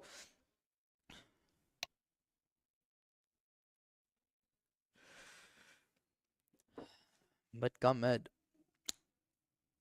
making a comeback from this point would really show Yeah. that they are legends if they are able to somehow do it. But obviously you're also playing against arguably the best team right now in the country. I mean, yeah, for sure, statistically, and they are the best team in Pakistan right now. They beat Legion. I mean, Yeah. that is not a small feat. Nobody was rooting for them. Nobody could guess that. Nobody was betting on them, and they did it. They pulled it off. So they are the best team in Pakistan right now. And if Commit pulls off this comeback, they may be the favorites at the finals because this is not an easy comeback. This seems almost impossible, Yeah, but they do have the resources to pull off the impossible. they certainly do. But I mean, honestly, Wawa have been the ones on receiving ends of comebacks as well. They have been the ones who've delivered comebacks as well. So again, it's like these top 2 to 3 teams. Any could come out on top. Legion and Wawa in particular. If one team has a good day and the other one has a bad day, the other one could easily win. So it's like these two teams have sort of been going back and forth between each other. But statistically, sure, Wawa has remained on top in the local scene. They have beaten out Legion in the most recent tournament. and Commit, they want to be included into that conversation as they have just formed once again. They've gotten together to play in this tournament, but Wawa will be gatekeeping that spot. Those the conversation of being the best in Pakistan will remain limited to Wawa and Legion after this victory. But it's still not done just yet. Commit, I mean, as highly improbable it may be, it's still not impossible for Commit to mount a comeback.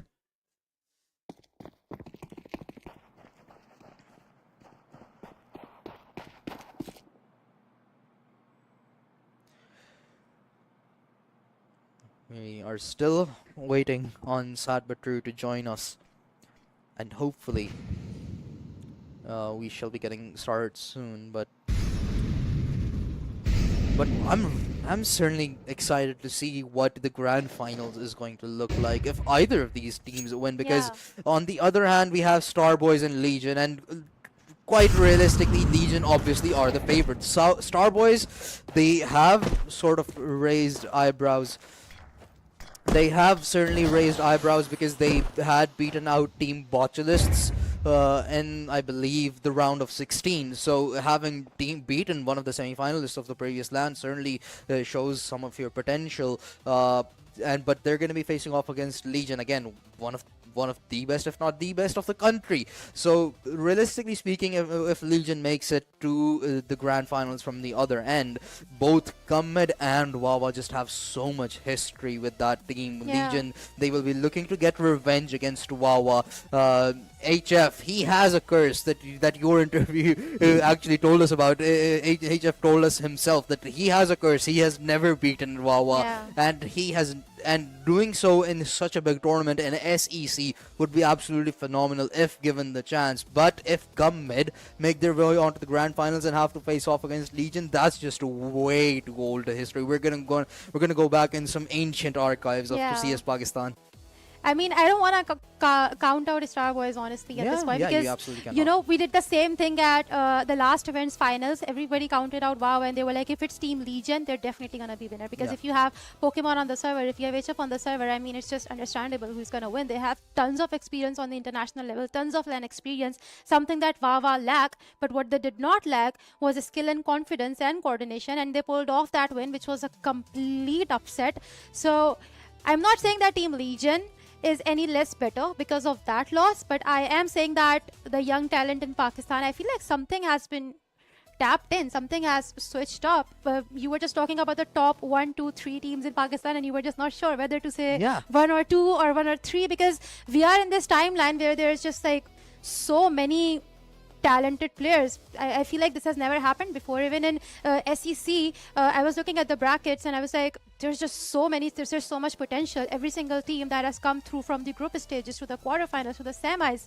I saw so many good names. I saw Melkor, players from Guardian 5 who have now been split into different rosters. And I saw all of them and I was like, this is the first time we have seen, maybe after 2016, this is the first time we are seeing multiple rosters. Maybe like 5 or 6 teams that have actual potential, especially Team Bottleist at Control Point. They were also dark horses because Team Bottleist, I remember they used to play Justin, Faceit, Pugs and MMs, and just to see them on stage, I was like, when did that happen? Yeah, and they were one of the contenders to make it into the semifinals as well, but it was Starboys who pushed them out of their own route and made their Yeah. way. And that roster themselves have some names that if you had followed perhaps Valorant at one point, you'd recognize Abdur, and Abdur used to be big in the CS scene at CS, one point yeah. as well. So there's just history spread out alongside these young guns that are looking to prove their talent, and it just makes the whole storyline so much more impressive to witness. That yes, there are about 5 to 6 teams that have potential to get to the top of the leaderboard. However, Wawa and Legion have held it for quite well for the time being, and they look to do so still. But before we figure out the victor of map number 3 of this series, we have to take a short break. There are some technical difficulties, but hopefully we'll get it sorted very soon, and we shall be right back as that's done.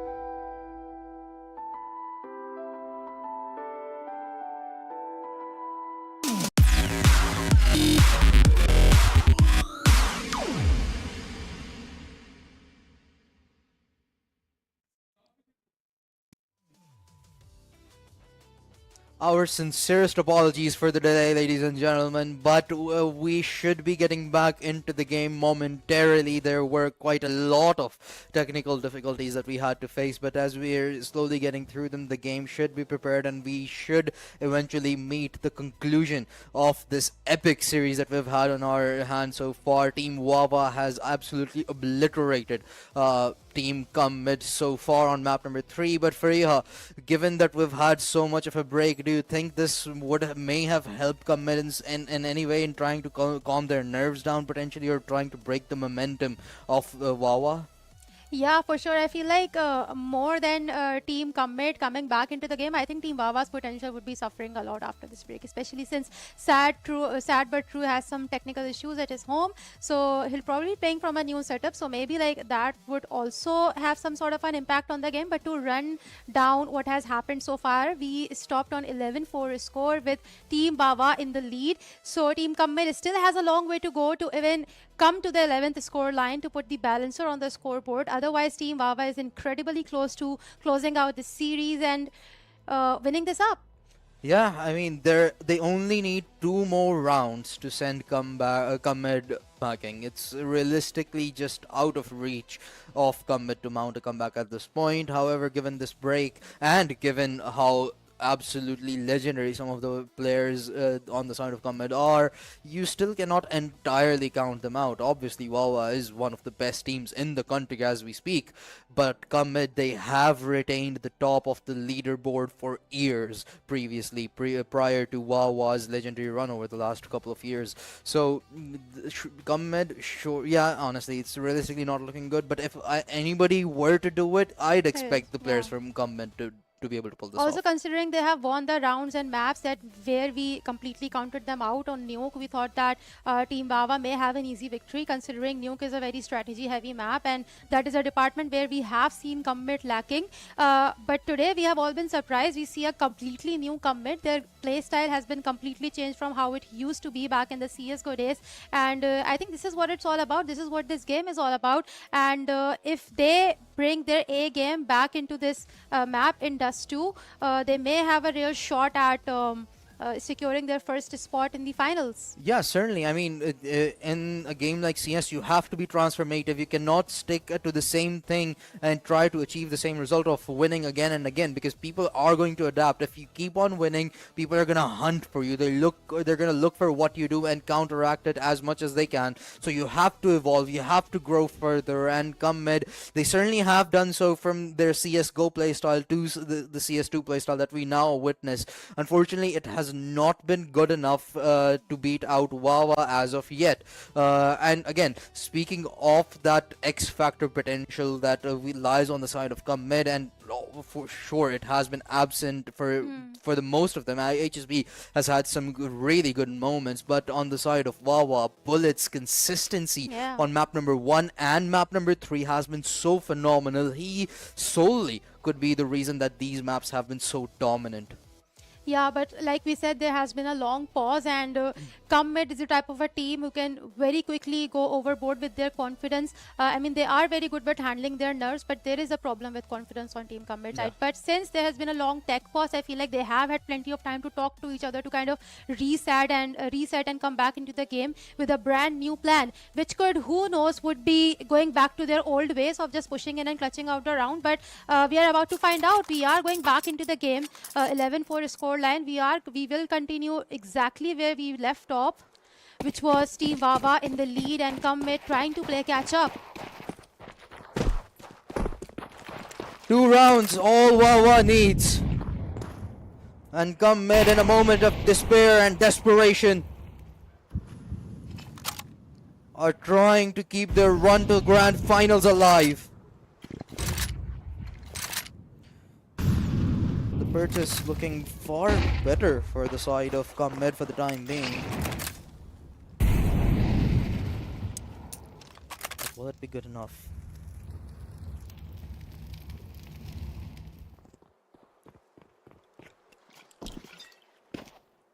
Team Wawa is in no hurry to take any first picks, to make first contacts. They're playing it really slow.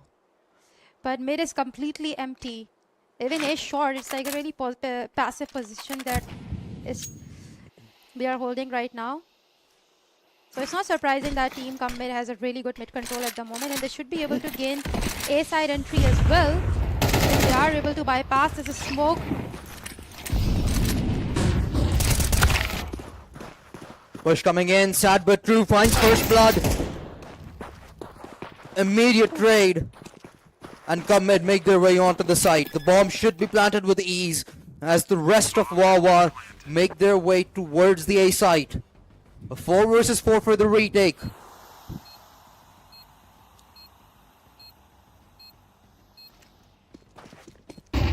Okay, making his presence known. The flashing to keep Executor at bay for the time being, but as the clock ticks down, Wahh are gonna have to make their move as they lead the charge onto the site. It's gonna be Saran that gets the first one. Traded out, but HSB and Trans hold down the line, and they deny Wahh map point once again.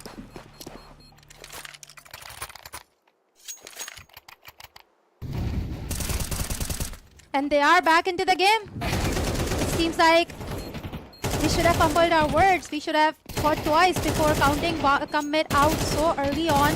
I mean, it is not exactly early, but 11-4 is a score line that you cannot exactly come back from that easily. But again, it is Team Come Mid, and like I said, it was mid that worked out for them. This time the mid was empty, and they were able to gain a lot of control towards A short. This time, however, they're showing a lot of aggression towards the P side. HSB testing the waters on mid, but it will be Delpen who will get a dual kill towards P side. Collateral to kick things off here and Come Mid. They're absolutely loving the start after such a long pause. The momentum for Wahh may have been in disarray, and Come Mid, they look to capitalize on it entirely. Soulmate, another headshot onto Sad but True. That's gonna leave only one behind as Soulmate finds another. Executes at 30 HP, and this should be done and dusted. 6th for Come Mid. That was also a quick round from Come Mid. It didn't take them long to put 6 on the board, and what seemed like an impossible score line to come back from just seems very doable right now. 11-6 is not that bad. A few rounds and they will be putting the balancer on the board, and from there on it could be smooth sailing for Team Come Mid. But it's still a long way to go, Team Wahh. They have a full buy. They are going on an eco, an SSG on a Smooche, but not much that you can do with them. Certainly not. HSB with the op. Gets the first. It should theoretically be an easy round for Come Mid to close out, given the arsenal that Wahh have to work with. But bit by bit is how you mount a comeback, and Come Mid, they're starting to gather a few on their side.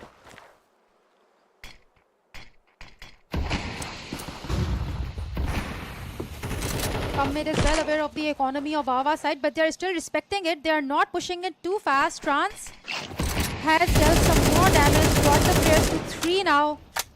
Wahh with cheap weapons on them.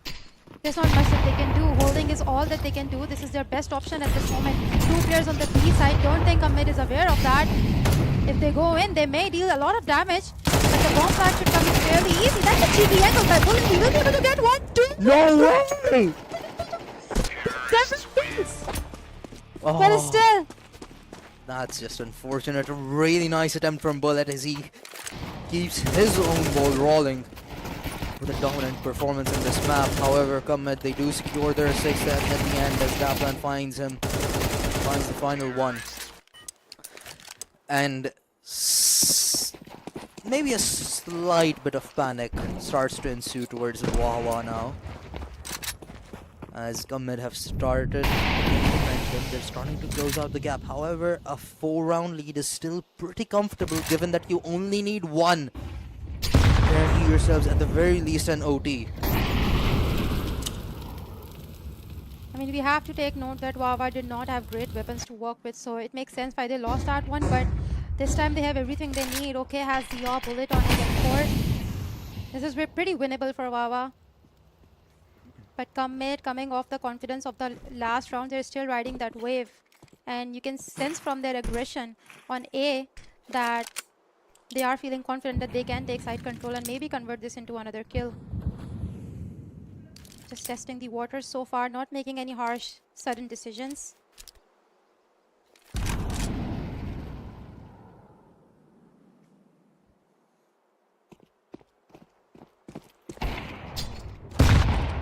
Ooh.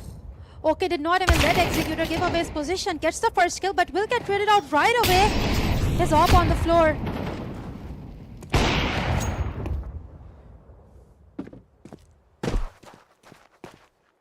It's just sad but true. Against 3 enemies, he will be able to get 1 at least. But he has 2 more enemies to go through before he can put 12 on the board. Sad but true, last alive. And likely just want to hold on to that, I suppose, but it isn't entirely possible right now. He's actually going for it, but he walks right into HSB's crosshair. Come mid, close out the gap. It's 11-8. Only a 3-round deficit that remains, and this comeback is starting to look realistic. Wahh now entering the danger zones for this. I mean, if Combat pulls this off, like we were talking about it's going to be historical. This was basically impossible. I think we said it 5 times that this is an impossible comeback to pull off at a stage like this. Maybe in MM, maybe in Face It you can pull it off. But right now, at SEC semi-finals, this is disrespectful at this point. You cannot come back from 8-4. But once again, it is the legendary Pakistani CS2 core, and they are doing it, and we are watching it live. A few more rounds, and it will be 11-11.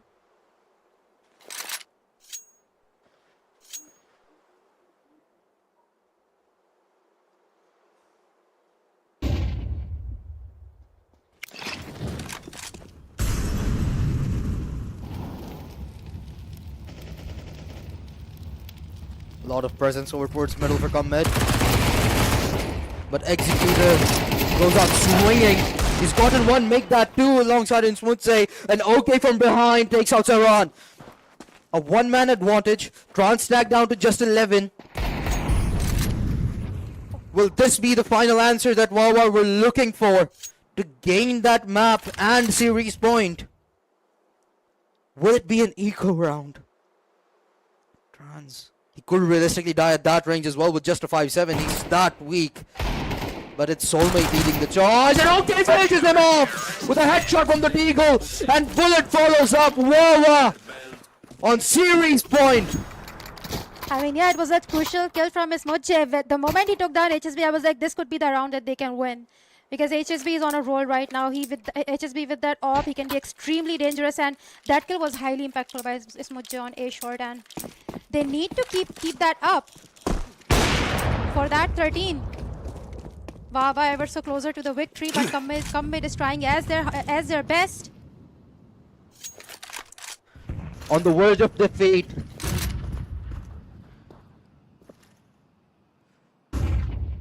On the edge of a cliff, stand Mid.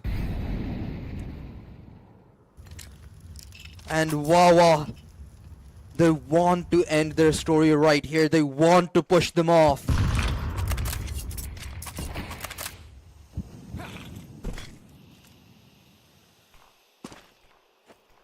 Set up towards B. For Mid, they need the charge. It's gonna be Delpan who peeks out first, and he's fallen. 4 remain. The Molotov to hold them at bay. And the old chains, they flood the site. They start to fall. Executors taken too, and the old guard falters. But Soulmate keeping their hopes alive. A 2 versus 2. And a Smoothsay from behind. Bomb gets planted. Timing's gonna be everything. HSB spots him. Shots traded. Both of the players for Mid weakened up. Last alive is Soulmate. And the old guards have fallen. But not entirely. Soulmate catches up a 1 versus 2. And Mid stay alive. That is just hilarious at this point. It's completely unbelievable what just happened. Not sure though. Doesn't Jaz's mind has completely been blown right now, by the way. I mean, it makes sense. That came awfully close. I felt like Wawa almost had it, but then they didn't.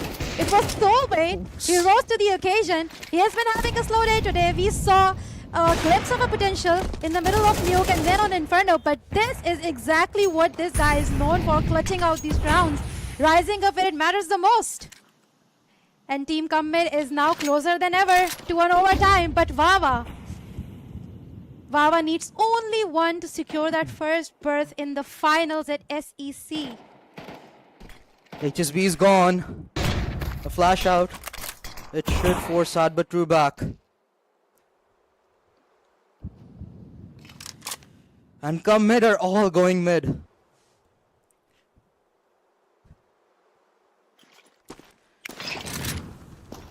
And they could potentially be walking into their death. They're grouped up. Executor to hold the line. All by himself as bullets fall in.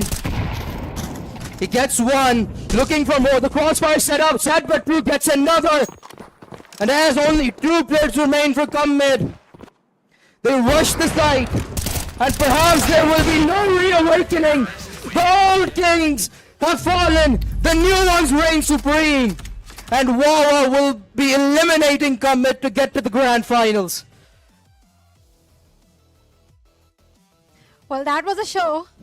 I mean, I didn't expect anything less from a semi-finals, that is especially between teams like Commit and Wahh, but even I did not expect this. Dust 2, first of all, bringing it to the third map, and then bringing it so close, and then that tech pause, that just added to the mystery. It certainly did, and I'm not sure if that was the thing that allowed Commit to make it all the more closer, or what it was, but the last 2 rounds were absolutely insane. Yeah. Soulmate single-handedly kept them alive when the scoreline was 12-9. He got those 3 frags in a practically impossible situation, but it just was not enough. Commit eventually do lose at the end. And, well, Wahh, they look to continue their streak, and now they await the victor of Legion and Starbois in the grand finals. Yeah, for sure. And we have to talk about the impact that OK had even in this last round where he had 3 kills with the op. That was insane. I mean, this is exactly what Team Wahh needed. I mean, we have seen Bullet perform. He's still, even in this map, he had, I think, 21 kills, 22 kills. But the opping from OK, I mean, it was incredible to watch. It certainly was, and now with Commit out of the way and Wahh in the grand finals, our bracket has been updated a little bit. It's going to be Wahh, the reigning champions of Pakistani CS, who await and who are waiting to find out whether it's going to be Legion who are going to be up against them in the grand finals, or will it be Starbois, the underdogs that they're going to have to face. And we shall find that out momentarily as well. We're going to have that second semi-finals on the broadcast in just a few moments. But that series brought everything. We had a potential comeback on our hands. On 2 maps actually.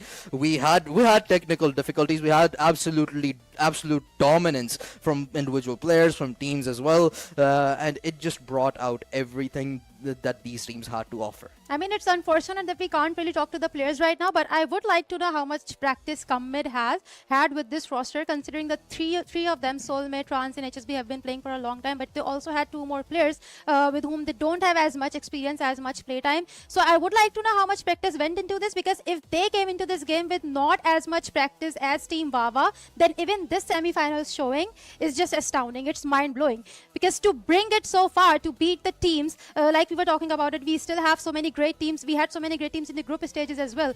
So to make it to the semi-finals and to bring this series so far to almost an OT on the 3rd map, that is just incredible showing from Team Commit. I feel like the old legends are actually back, even though they just lost, but I feel like they showed the potential. Yeah, I mean, absolutely. And again, sure, they do have a lot of chemistry within each other, and they've played with each other for a very long time, but Wahh has been together as a roster for quite a while. They've been winning tournaments lately as well, and the Commit have just came back together as a squad very recently, so it's certainly going to take a lot more practice to beat out who the best is. However, we're not done for the day, Freya. There's going to be one more semi-final. It's going to be Legion who go up against Starbois, but not before we head for another break, but we shall be right back, so do not go anywhere, ladies and gentlemen.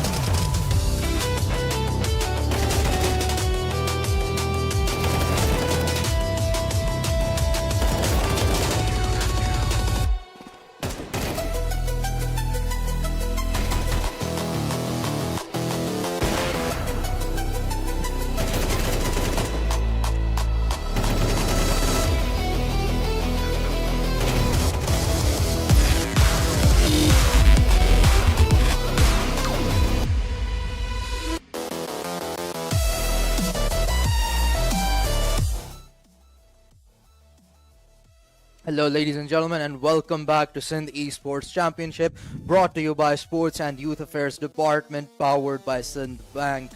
We have had an absolute adventure on the first semi-final between Wawa and Comed, where Wawa turned out to be the victors, and now we await the second semi-finals. It is going to be Legion who are now going to face off against Starbois Fariha, and the victor of that obviously will be facing off against Wawa. Do you see a rematch for Legion and Wawa happening, or do you think that the underdogs stand a chance today? I think it completely depends on the map picks because we already have the veto. If the map picks go in the favor of Team Starboys, they may have a decent chance. But if Legion gets their best maps, then I feel like it's going to be highly one-sided. For now, we are saying Nuke Band, which is one of Legion's best maps. So that is a bit in Starboys' favor. But Ancient has also been banned, which is a good thing, honestly, because who wants to watch Ancient? And Dust I too. do. Dust 2, I have to say, it is one of Legion's best maps. Also, so Starboys may have a little bit of a difficult time on that map, but it's also one of the maps that they have played quite a lot going into the SEC. Yeah, and Ancient was one of the picks that Starboys have actually never banned out, and they were more so trying to just get it under the radar for whatever team that they could do so. So Legion, it's really good from on their end to have picked up on it, and now they get their own train pick. This is something that we have heard Legion talk about for quite a long time, where they were confident even in the previous land that if train gets picked in whatever the match they're playing, they were very confident that they're gonna win it out. To a huge reason would be that most teams are just not comfortable in Pakistan playing on a map like Train, especially when with all the newer revisions that has happened on the map as well. So a lot of teams, they're just not as well versed on it, and Legion, they look to capitalize on that. Yeah, it's honestly not surprising considering Train is one of the least played maps going into the SEC. Mostly we have seen Dust 2, Mirage, and a lot of Inferno so far, mostly Dust 2. So it'll be interesting to see Train being played out. Starboys may have a little bit of a difficult time because, like Jazib said, it's like there's been so many changes in the map. It's honestly a brand new map at this point. Yeah. The visual changes, the layout changes, everything. There's been a lot. And considering it doesn't see a lot of playtime in the Pakistani scene, I feel like they should have a little bit of a difficult time. Legion, on the other hand, it is one of their best placed maps in the last 12 months. So yeah, there could be a little bit of a disbalance unless Team Starboys, they win the first map. We may go into the third one and see some disbalance between the both teams. Yeah, I think the win condition right here for Starboys has to be to win that first map out. As much as I'd like to root for the underdog, I just don't think it's a realistic shot for that Legion are gonna be defeated on a map like Train, given how methodical and how decisive they are generally with their strategy. And when you have like an underdog team that just came together for particularly for this tournament, for the most part, they're not going to be as experienced. They're going to play sort of a puggy game style, and so that would not work, especially on a map like Train, where you have to have a certain strategy to execute properly. It's going to be extremely difficult for them to enter onto sites if they're just going the way that a pug team would. So it certainly would be difficult for Starboys to make an impact on Train. However, that map one is going to be where they look to succeed. Yeah, I mean, they do have good players individually. They have Shaka Abdur, he has a really deep history in Valorant, and then going back to CS 1.6, CS2, he does have a lot of experience on LAN in both of the FPS games. They do have Zaryab. Zaryab also has a really deep history in Counter-Strike. But again, these are all the players that are really good at individual levels. They have really good face-hit stats. But then on the other hand, they have Legion. Like, you cannot compete with Legion when you have face-hit stats. It's like, it's just not a fair comparison at this point, because Legion, even though they have two new players, they're not technically new, because Legion has had a lot of playtime with Pava and Edzera in the past. So they are sort of bringing back the old players into the mix, because we just talked about it in the last game. They I think they benched Sultan and Soulmate. Yeah. So right now they do have technically a new roster, but they have a playtime, so they will have better bonding compared to the individual players at Starboys, who are good when they play pugs, but I don't know, when you're going up against a team like Legion, you need that coordination. You absolutely certainly do. And Legion, they still hold true with their core. The HF, Pokemon, and Bloody are going to remain, and all three of them are absolutely fantastic. And taking a look at the bracket, Starboys themselves have faced off against really good players as well. Jungli has, I believe, one really popular player. I believe it was either Melkor or Darky who was on that roster. So, again, we have so many teams where a lot of talent is spread out alongside some young raw skill that is yet to be nurtured properly and yet to come up. So it's really interesting to see how these teams have journeyed towards the semi-finals and who they've faced off against. It just shows you all the potential that Pakistan has to offer. However, Starboys is another roster that just is sort of young blood with a bit of a mixed experience in there in Shaka, obviously, but is it going to be as good as what you expect from Legion? Likely not. I mean, Legion, again, they have a lot of experience. They have international experience as Yeah. well. But to beat out a team like Legion, who pushed Wawa to their very limits, Yeah. is not going to be an easy fate. Yeah, it's definitely not. And you were talking about their past matches. They did beat out Team Bottle List as well during the group Yeah. stages. So that's also a big deal. That is a plus point. So we have seen glimpses of potential.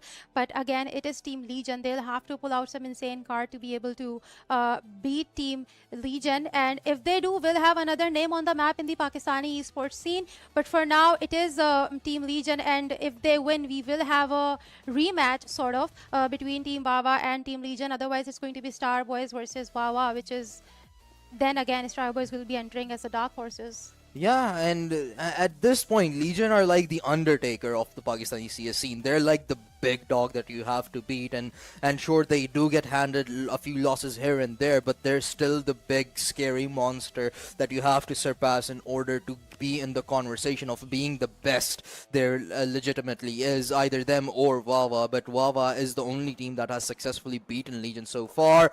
But we're gonna have to wait and find out if Starboys can do the same as we head into map number 1. We'll be going straight back into Dust 2 for the first one of the series.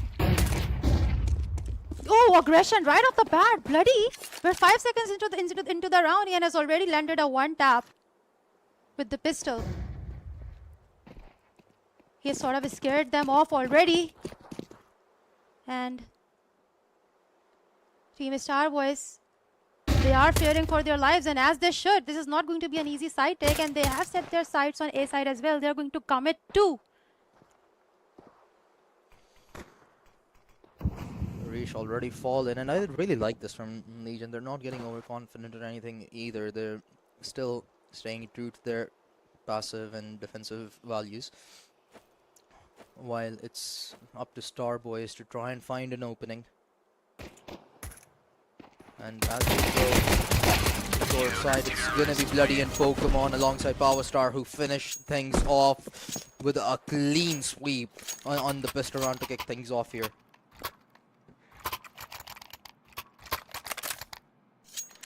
Yeah, Starboys are keeping it simple despite so much pressure of playing against a team like Legion. In the first round, they did not do anything insane. They moved towards A side and they committed to it. And it was an easy win for Legion, but we have to see it from down here. The Starboys really put their all into it. Or if they have entered with the same mindset as a lot of people expect them to, that it's Legion. It's basically an easy win for them, but yeah, Zaryab already he has gotten the first kill. Once again, he's been really good with the opening kill so far. And he's looking for the second one. Tries to deal a little bit of damage, but the tag will not connect. Shaka with the one tap.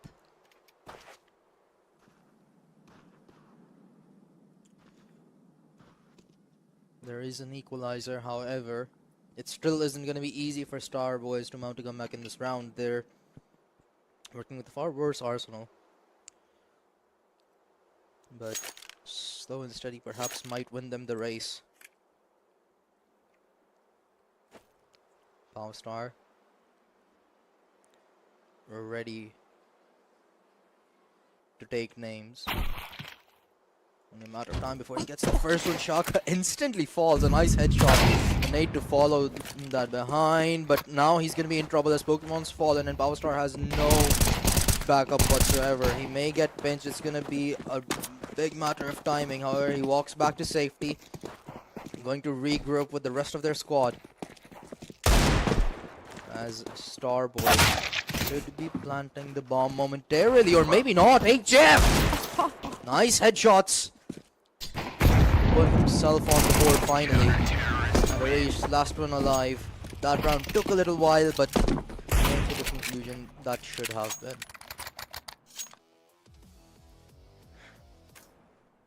I mean, we are seeing some signs of life on the end of Team Starbois. The one taps were amazing, honestly. And I'm not even hearing a lot of sprays. I feel like both sides are looking really good in the aim department. Lots of taps coming into the play, but Team Legion has made it look so easy so far. Starbois, they now have a full buy AK-47s to work with, and and we are also seeing a Galil on Fussy. Pawa showing a lot of early aggression. This could prove to be really dangerous, especially since there is a player on A long. But Fisky will protect his teammate. Gets a kill against Pawa.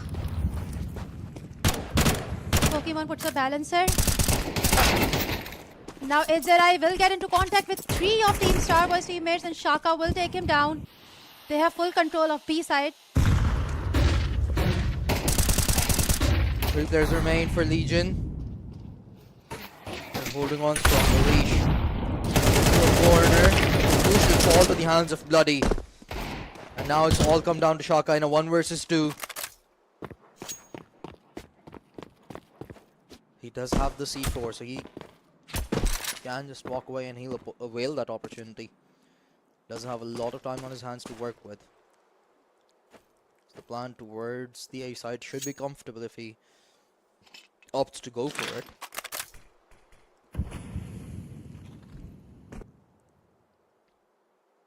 Pokey does have a read on him.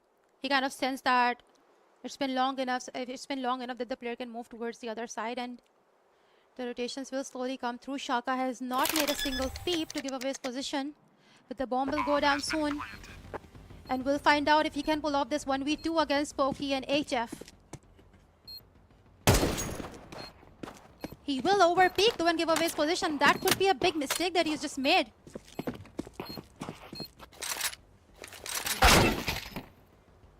Ooh, and a crisp headshot from Pokemon to wrap things up early. The bomb is gonna get defused. Shaka, unfortunately, not able to catch things up. And Legion, they continue with their streak to kick things off here on map number 1. The economy not gonna be looking too good on the side of Starbois now. But this was a nice take on to the side.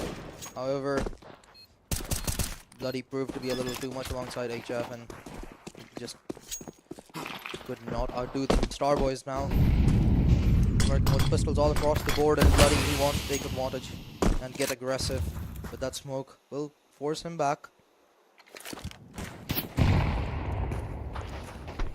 Just picking up proactive response on the station 2 players over there, but Starbois, they're just looking to grab any bits and pieces that may be provided to them with these pistols. I like that Legion has a lot of respect for Starbois, even though they know that their buy is not good. They're probably running with pistols, but they're still not pushing them, giving them a chance to come into the side. And I feel this is the type of a discipline that gets you to the international level that Legion is at least in the South Asian scene and in Pakistan. And Team Starbois are finally showing some aggression towards the blind kill, but gets traded off right away. Though Bloody 1 kill, 2 kill, was not able to get the third one, though Edzerai, however, will get 2. And now it's just Shaka once again against 3 enemies. Pushes through the smoke. This is extremely unpredictable. Gets 1.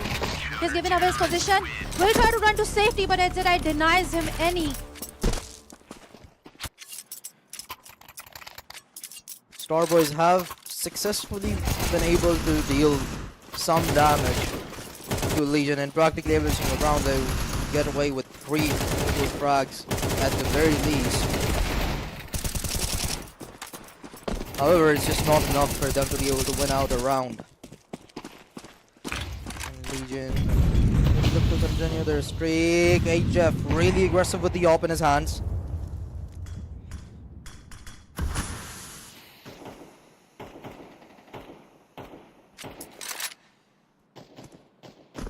And oh no, two players may just be walking right into his crosshairs, but HF gets forced back by that smoke. Starbois safe for the time being. Not that off at the very least.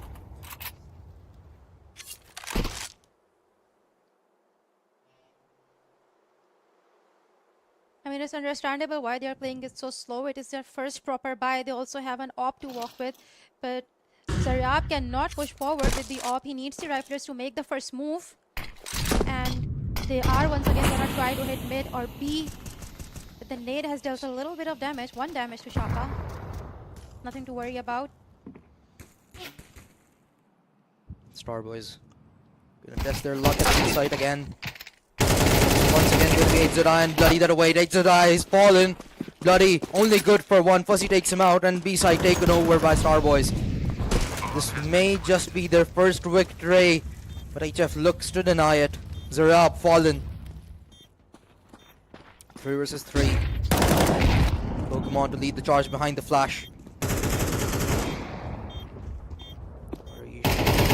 Just 8 HP.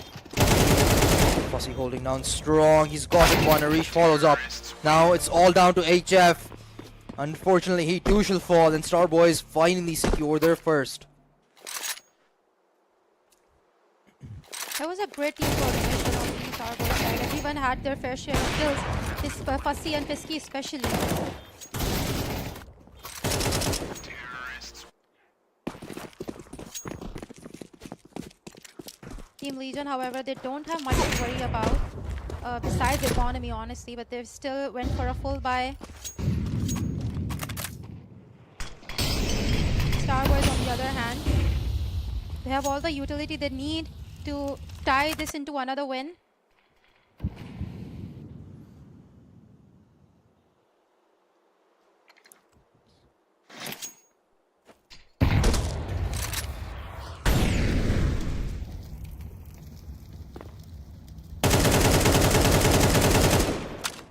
They are waiting for Legion to make a mistake, maybe give them a peek or Yeah. something, but they're not giving away anything. It is Legion. And they know how to play their cards right. LZI waiting for any big movement to throw down his smoke, knows that there is presence towards B.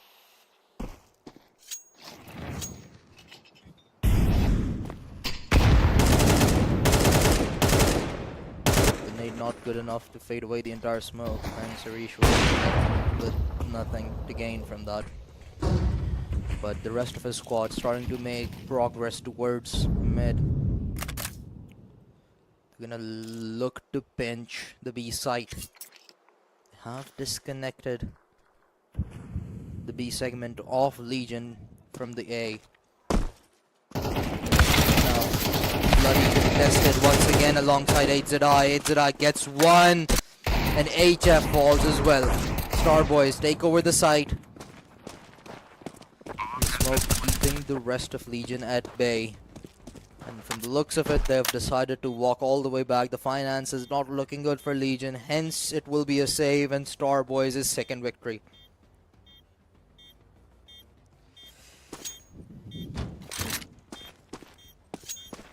Shaka, we spoke about him a little bit before the match began, and now he's the one leading the charge for Starbois. 2 frags in this round, 6 in total, leading the scoreboard for his team.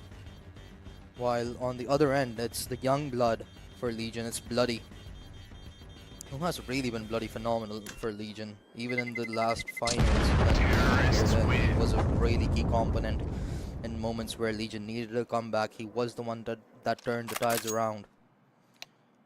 I mean, Starbois lineup has a lot of potential. We saw a glimpse of it from Fisky and Fussy, and Shaka already has had a lot of impact with those pistol kills and with those weapons. And I feel like you can sort of tell with the movement of a player that how much confidence he has. And Shaka has had shown a lot of confidence with those early round pushes, early round kills. But once again, Bloody has been equally good, if not better. But yeah, Legion has a lot of players who could potentially pop off in this game and maybe even win this one. HZI has been a while since we have seen HZI on larger scale events. Power as well. So yeah, will be interesting to see if HZI still has it.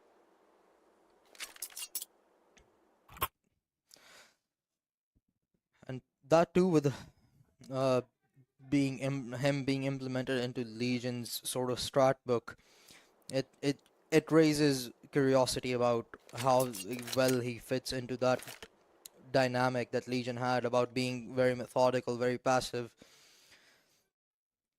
From what we can tell, like in these 6 rounds, even the rounds have been very prolonged, and the first engagements have been very late into the round as well. Starbois, they probably have some nerves facing off against Legion, and they want to try and find mistakes or gaps in Legion strategies, so they take their time and do their due diligence. However, on the other end, Legion, they don't want to give anything away, so they also give respect to Starbois back, and hence we have rounds that last far longer than what the mean was in the previous series between Wahh and Mid.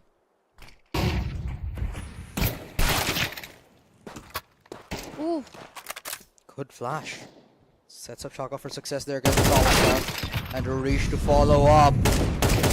Does get a trade, and Shaka wants to finish Bloody off as well. However, fails, but Bloody's shots do not. That's gonna be 3 to his name. And Fisky from behind does shut him down, but however, Bloody did just enough that this would still be an equalizer. Pokemon with the Deagle in his hand. Waiting Fisky. What a he shot! makes it look so easy. Pokemon, you absolute beast. And now it's just Zaryab against 2 players. He has the AK, he has the HP, it's completely doable. However, it's once again Pokemon right in front of him with that Deagle. And he just saw his teammate die right in front of his eyes with a single bullet. He also needs to pick up the bomb though, 30 seconds on the clock. Tries to deal some damage, attack doesn't connect though.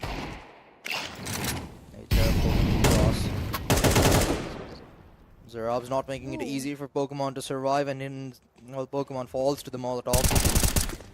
Blaster alive. He hits his shots, but not enough to finish him off. Eventually makes up for it through the door. HF finds the final one, and Legion regain after conceding 2. I mean, both of them are playing it really slow. You can tell that both of these teams have a lot of respect for each other. I mean, there's a lot of history between team players as well. So it kind of makes sense. Like I said, Shaka and Zaryab, they have a really long history in Counter-Strike 2. And yeah, you can kind of sense that, even if you can respect that, it's a new lineup. And they are kind of still testing the waters. But still, HF with the first kill with the op. Despite the player loss, Team Starbois, they are going to commit towards A side on the back of a smoke.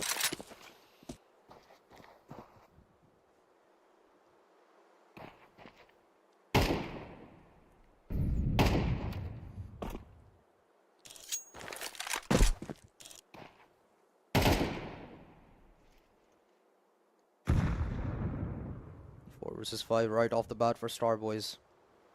This may be one of the most aggressive fights that we've seen so far, and I love this from Legion. They get the man advantage. They catch Starbois off guard because, as you said, most of these rounds have been slow. They may not anticipate Legion to get aggressive to try to go for that first blood, but they do in this round. And as soon as they do, they back off. They gain map control and they hold on to it. They're not being overly aggressive or overly confident. They're just trying to hold down the sides that they have already taken control of. And Bloody!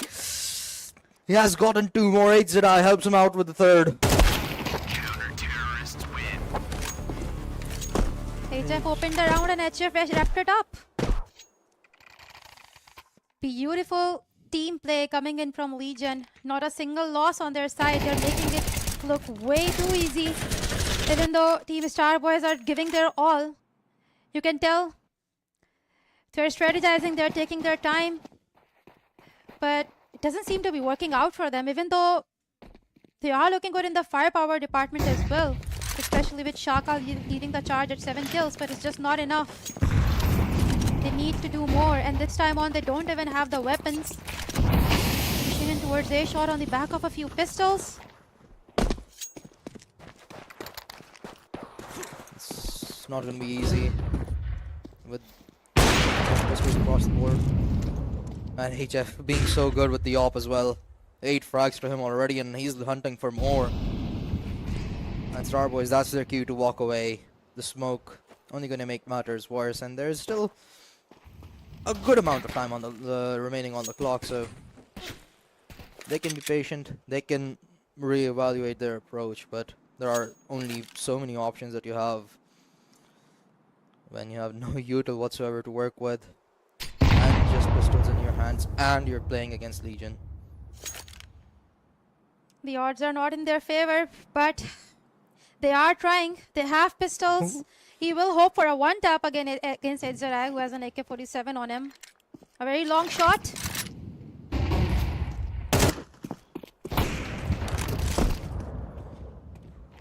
Pokemon takes Fussy down.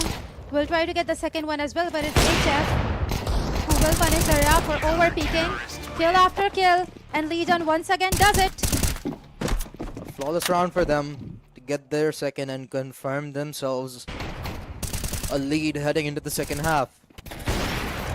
Now it's a matter of how big that lead may be. And from the looks of it, Legion, they could maximize it out and hit double digits potentially. We only have 3 rounds left in the first half. And again, this is Starbois' map pick. This is sort of their golden ticket to potentially winning the series, because the likelihood of them putting up a good contest in the rain just seems highly unlikely. For sure, Train is the map where we are expecting Legion to shine the most. So Starbois will have to pull some magic out in this one to keep themselves into the series.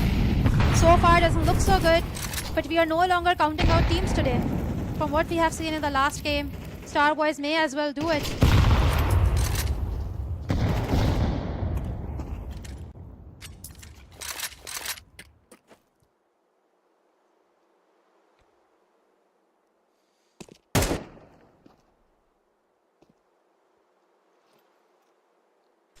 Waiting for picks on either side before they make a decision where to go.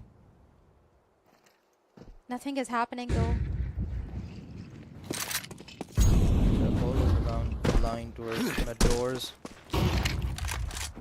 Trying to feel the pressure over towards A side, but that was just a fake. Bloody first blood.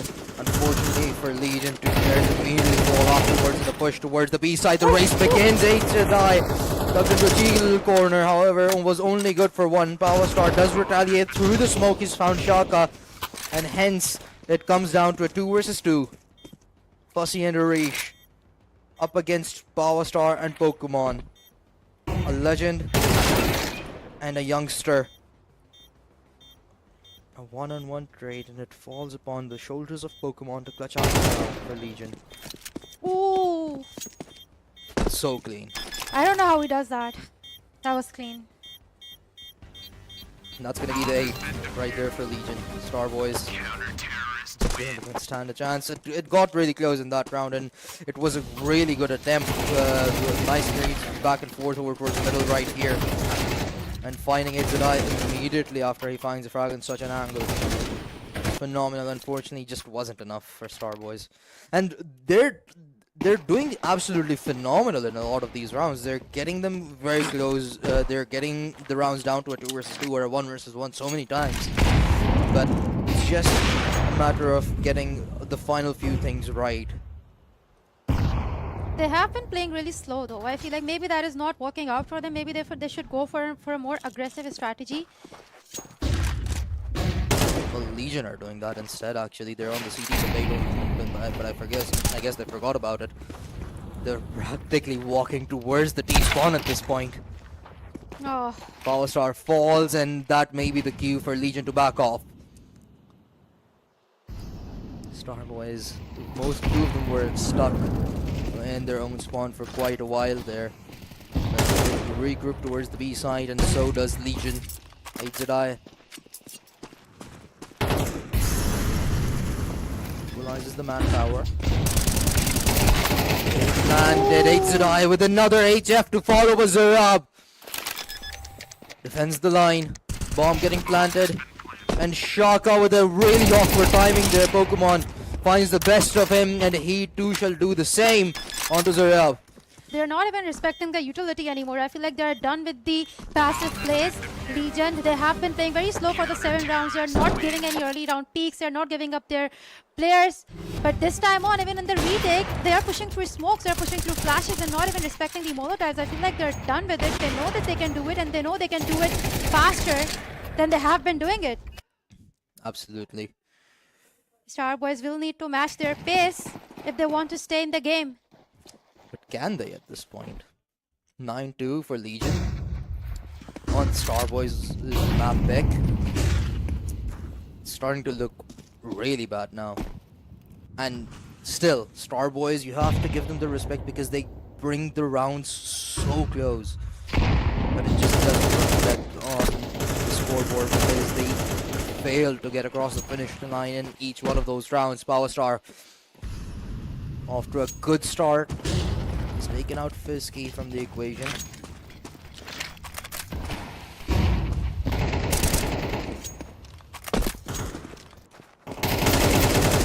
Gains some information, and that's gonna allow Power Star to get even more aggressive, and that's the C4 dropped. HF gets another in the meanwhile, and Starbois just gonna try and hold the C4 down. Unfortunately, he fails, but it's still a 2 versus 4 for Starbois to mount a comeback from in this round, and truthfully, it's just looking unlikely as Legion now have stationed one person at practically every angle of the map. But Zaryab, a really good shot on Bloody. That could potentially open things up, but Pokemon to make up for it. He finds the trade.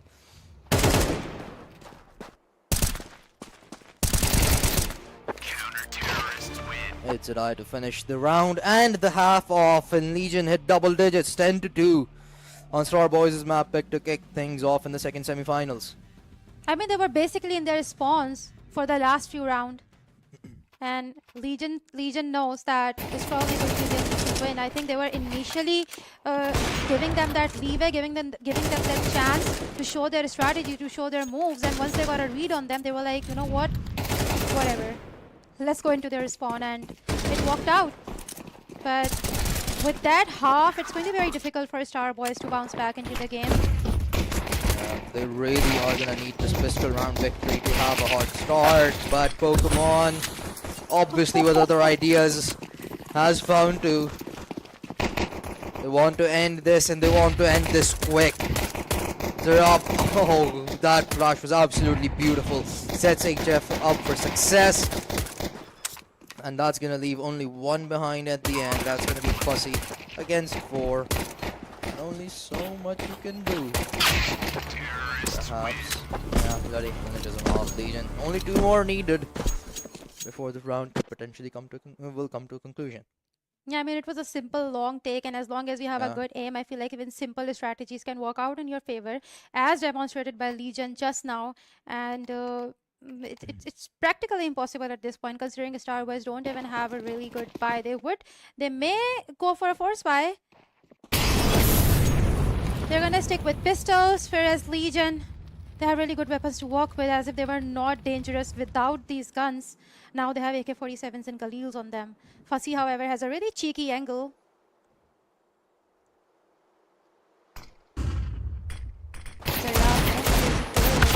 Will try to get a one kill on them, but will not be able to do so. Bloody's looking really good today.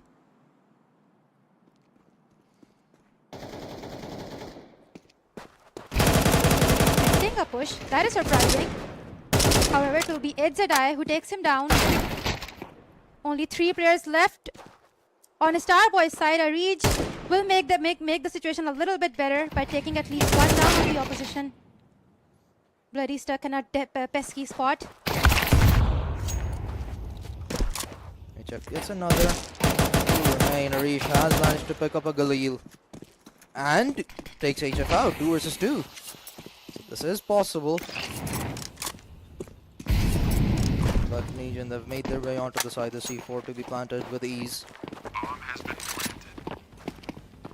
To Fisky and Arish to try and dodge that map.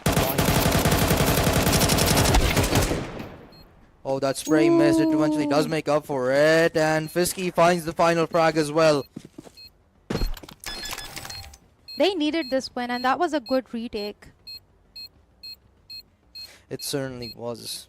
Now 2 versus 2, it looked a little shady considering that that final spray from Arish. However, eventually when it mattered the most, it did connect. And Legion, they're gonna have to fight at least one more round to be able to achieve map point at the very least. Yeah, but they don't have the money for it. Team Starbois, on the other hand, they have an extra AK-47 that they earned in the last round and a lot of money to work with. Legion would want to pick up some weapons and maybe deal some damage. That is if they don't end up winning this one with the pistols.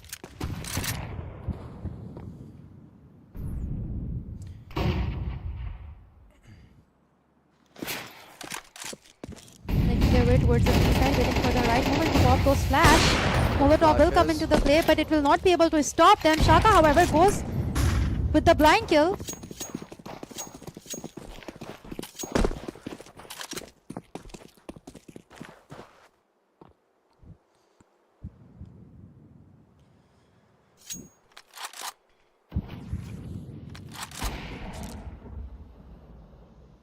Powerstar barely surviving right now.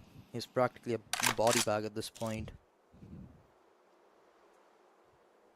And with still a minute left on the clock, Legion are hoping that Starbois rethink their approach of defending the B site, and they are correct in that. They have sent one player away. The shot does not connect, unfortunately. But that nade certainly will Powerstar revive situation. Now it's done. He's gone. Arish finds another. And it's come down to Bloody all by himself, up against 4.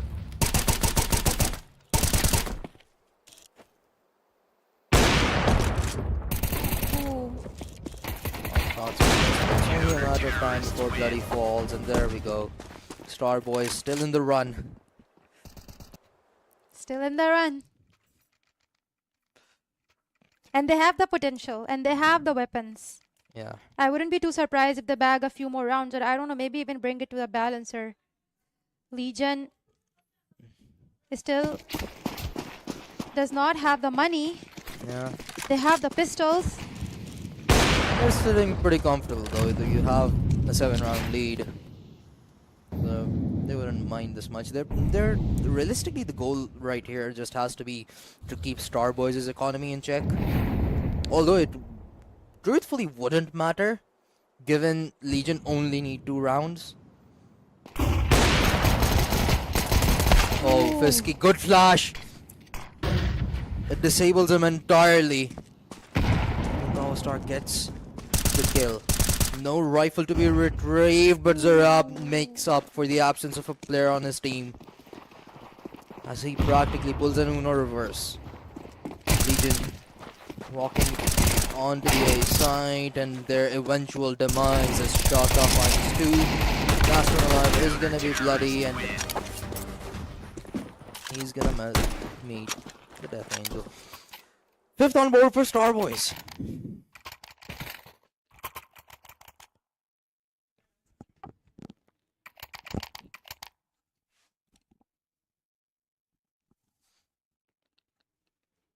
Legion will want to play this one really smartly, because Yeah. this is their first round with proper economy, and this is the leverage that they have. They want to build up momentum from here on out. And if they lose this one out, then we have to say that the Starbois may actually have a real shot at winning this one. But seems likely though, Fusky Sindh has already gotten the first kill against Bloody. He's setting up for the second one and third one as well. Fisky right there to back him up, and now it's just Agent Star against 2 enemies. Will try to deal some damage, but Fisky shuts him down and sends him back to the spawn. And they did it. They have a real shot at it. They may actually do, which is highly surprising. Given the start that Legion had, it seemed like that this would be a complete run over, and Starbois would be obliterated given how the first half went. But to have put together 4 consecutive rounds after losing the pistol is certainly an impressive feat. But how long will this streak go on, and will it push us to an OT or a potential map victory for Starbois is going to be the real question, as Legion still continuing to struggle with finances. They're back to just having pistols all across the board. hence a potentially easy round victory for Starbois lies behind it.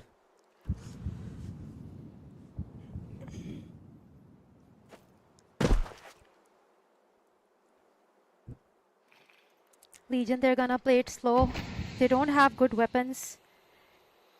They don't definitely have that momentum that they had a few rounds ago. Starbois, however, riding on the confidence that they gained in the last round. They have invested a little bit on the utility, so they certainly have a plan with those pistols even.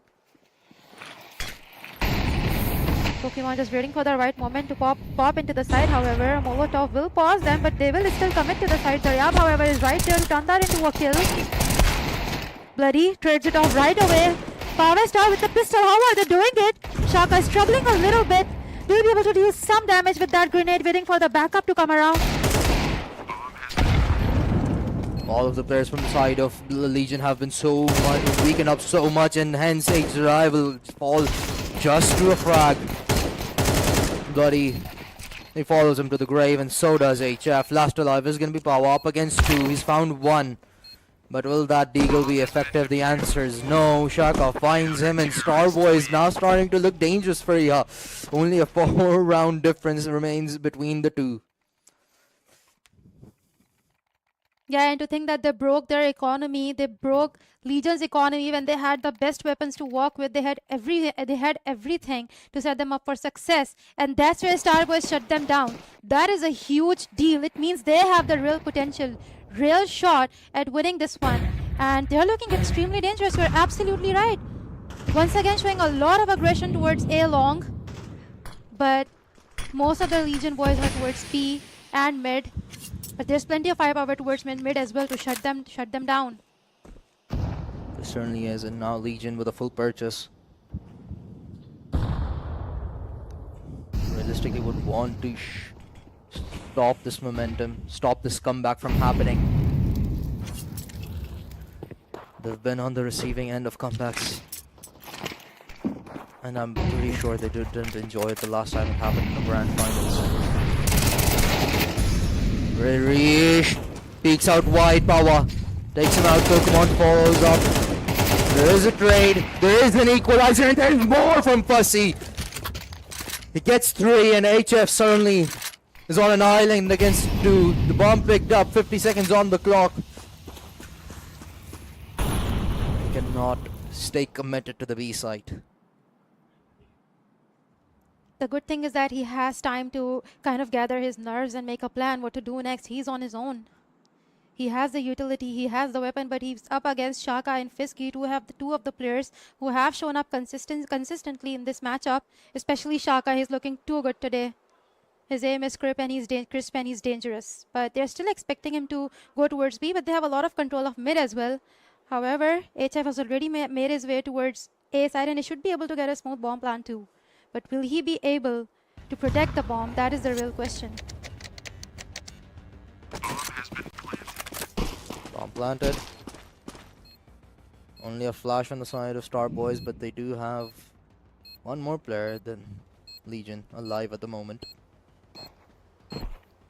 He could time it so perfectly. He misses his shot, but he makes up for it. Fisky falls. Shaka last alive, and he gets the clutch. It's gonna be 8-1 Starboys. And Legion, they're starting to crumble. Counter-terrorists win. Indeed.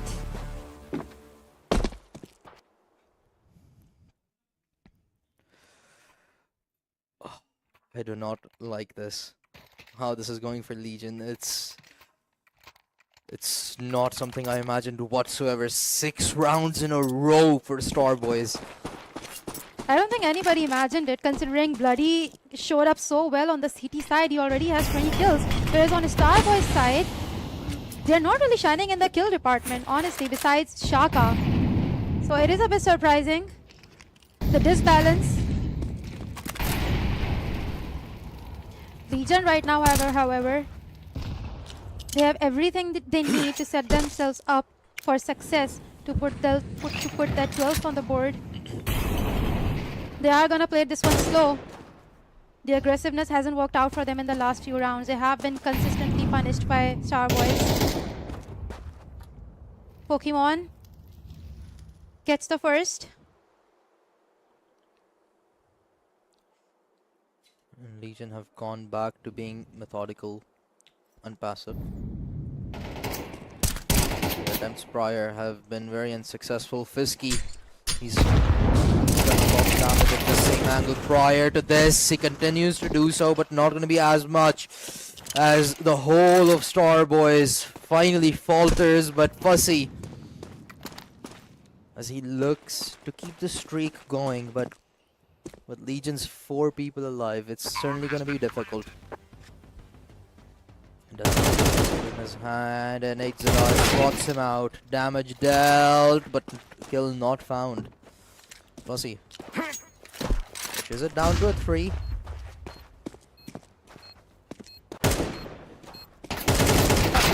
Maybe a lot of work. Bloody shuts him down. Legion finally, after having conceded 6 in a row, achieve map point.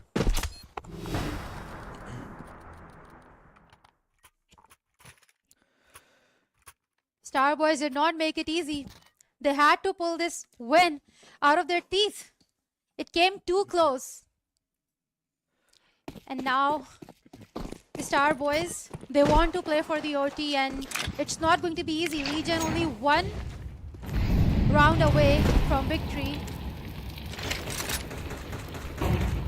And they have plenty of leverage. They can play it slow. They can take their time. They cannot afford any more mistakes if they want to win this one, because one more win for Starbois and they will gain that momentum back up. Yeah, it's not entirely over. The comeback is much more realistic now than it was 5 rounds ago.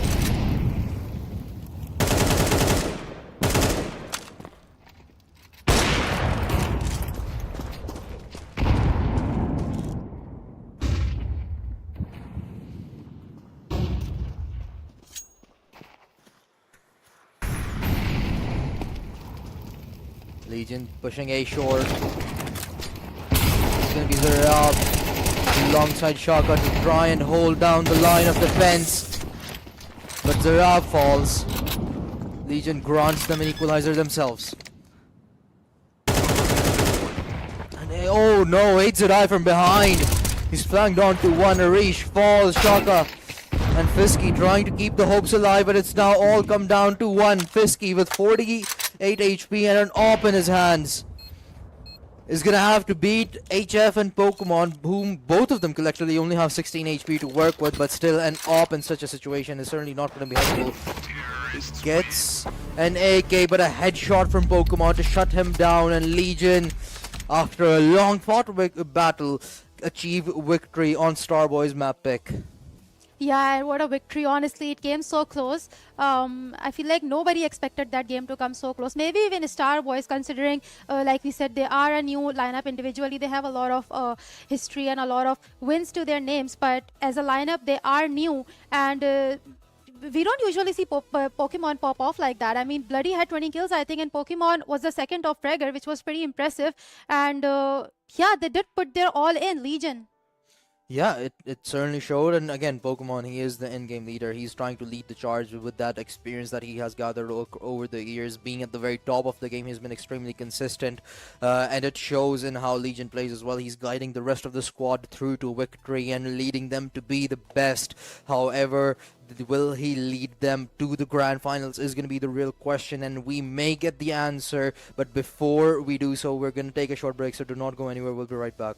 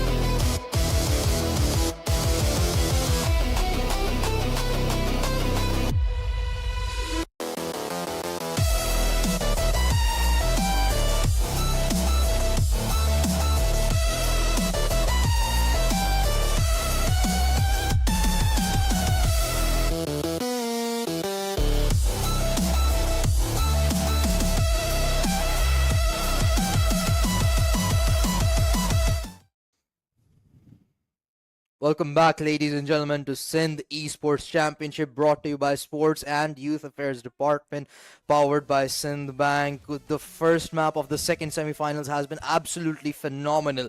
The showing, particularly from Legion, to blow out the first half with a 10-2 scoreline, and a really good attempt at a comeback from Starbois, showing their potential for in the second half. However, it still was not enough as we head into Legion's map pick, which is going to be Train. Do you see any hope for a comeback into the series for Starboys?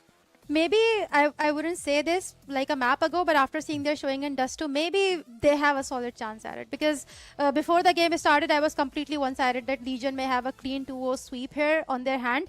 But I feel like Starboys, they have shown a lot of potential, and I think they're really in the game. They have the potential to maybe even pull off an upset.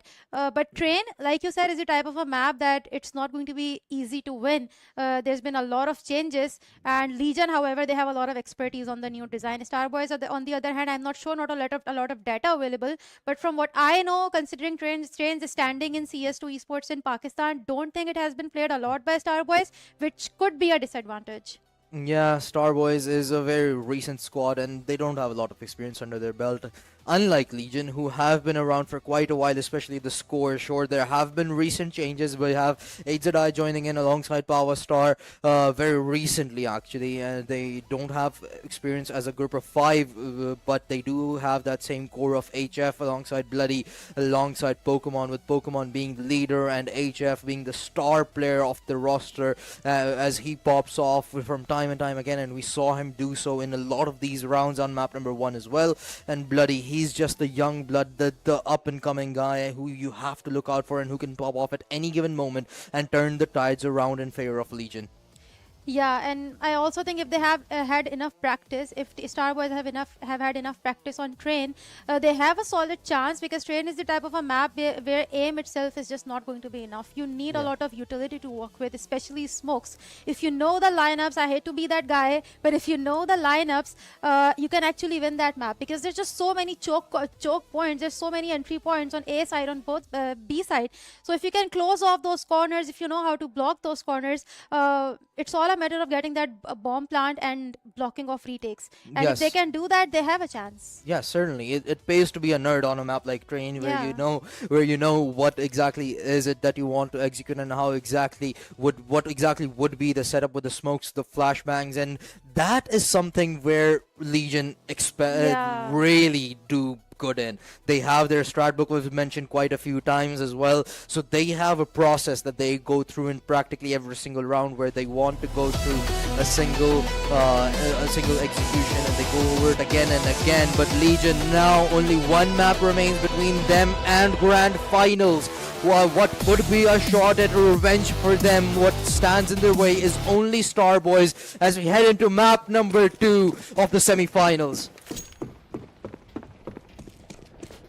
Starboys is starting off on the CT side. This could be a benefit for them, considering, like you said, they don't have a lot of experience on trains. If they're starting off, they may gain some momentum, but they're already playing so aggressive and they get punished for it. Bloody and HZI, and on the other side, HF gets 1 kill each. And they already have. But those pistol engagements, it just did not work out. That confidence, that momentum, and that individual prowess that you have on the lineup of Legion, it continued to show, and hence we see the pistol round being won by Legion already. What a shot from Zarab through the smoke line, times it absolutely perfectly to take the captain of Legion out of the equation. Yeah, this can be good, considering Legion has been relying a lot on Pokemon today, but one loss doesn't mean anything, especially since they already won out the first round. They also have the guns to work with, so not much has been lost on the side of Legion. If they can keep this up, they need to slow down a little bit, reset, and then get back into the game.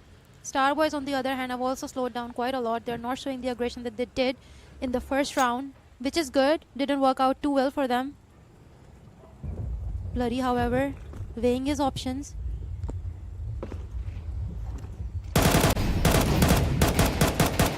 He's gotten one from up top. HF's Molotov will grant them another frag. And now Arish left all by himself. Power Star just Casually planting right in front of him. Narish does get the frag, denies the plan for the time being at the very least, but Shaka now in a 1 versus 2.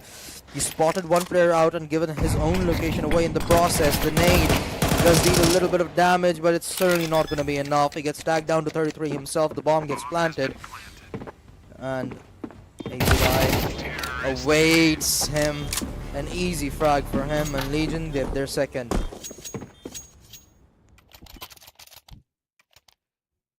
Yeah, good try from Starbois, but Legion are not giving them any time to breathe. They're just too fast with their pushes. Even when they mess up, they bounce back right away. The single kills early on in the round are not holding them back. It does not break their confidence, and that is something you only learn from experience. And they certainly have a lot of it. Fussy, however, once again, trying to show some aggression, pause the pushes with a lot of utility. This is good. This could work out.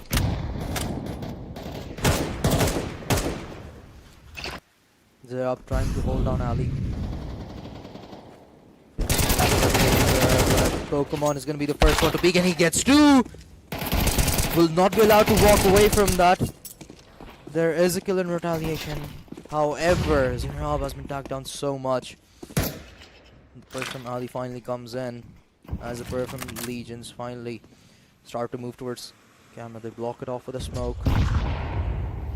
It's down. Shaka alongside Zinrab to keep them at bay. Just starts to make progress towards the A side. Bloody takes Shaka out. It's come down to Zerab and Fisky. Zerab continuing to deliver even with just 6 HP to his name. The bomb gets planted. A 2 versus 3 now.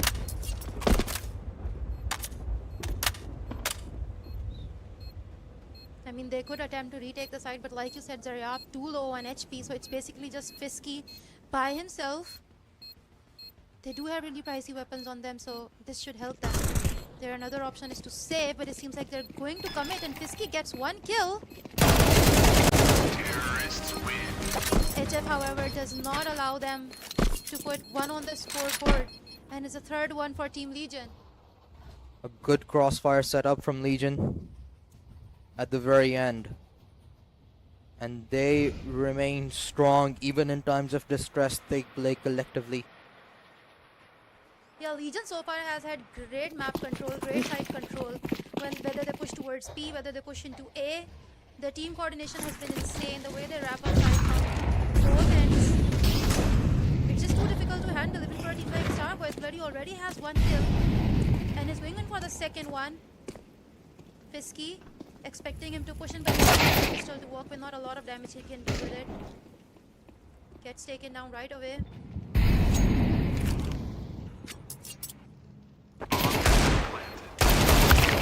Oh, great shot from Shaka. But what is all he gets? Terrorists win. Within mere seconds, the rest of the squad falls as well, and Legion continue to dominate Crane. A flawless start to their own map pick. And so far they're seamless. And they want their game to be so as well to the grand finals. Having not even conceded a single map so far in SEC. To keep the streak going.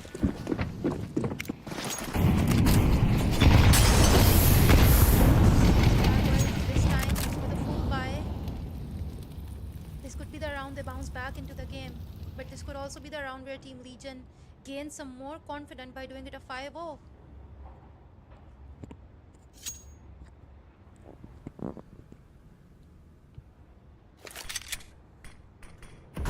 All 5 players in Pop Dog. There is a side to watch. This should be an easy B-side take. If they play their cards right from here on out. One flash there, one smoke there, and it should be an easy side take. Starbois, out. however. Ball players follow right behind. Pokemon misses quite a lot of his shots, gets punished, but his teammates will make up for that mistake. Wow, Babastar. He senses somebody close. The spider senses are tingling, but stuff is not enough for him to know exactly where the person is. 3 versus 3. He waits for the smoke to fade, and he could potentially set up a flank, but he needs to time it right. Starbois, they're already up by 4-0, and as you said, their strategies, they are very simple, but their setups are not. We saw the util dump that went out as soon as they wanted to go for the B execute. As you said, all 5 players over towards that B stairs area, they set up their frags, and as soon as those go out, they have Power start trying to sort of set up a flank as well. He didn't exactly time it perfect. He was able to only find one frag, but they are still being methodical while keeping their strategies simple, while essentially sending every single person in a single direction. So even when they are playing a simpler game, they still have a process and step by step procedure of executing it, which is what just makes them superior to other teams. Yeah, I completely agree, but I feel like Starboys have already been lacking in the aim department too, because when Legion has that side control, when Legion is losing their confidence, Starboys are not those skills. Their aim is just not up to the par today. You can see Fussy and Arish are struggling a little bit, and on the other hand, Itzara is popping off. So is Bloody. Yeah, they certainly are. And Bloody is doing really good. 9 frags, 4 deaths, 8 Zedai with 7, while only having a single death. Yeah, and they haven't been able to secure even a single round, and that is not good. Starboys want to gain that confidence. They want to bounce back into the game, win at least one round so they can double down from there. So far, it's not looking so good. Legion, on the other hand, it's looks like an easy win for them. Yeah, a timeout, a much needed timeout for Starboys as well, as one more round victory will essentially guarantee Legion a lead heading into the second half.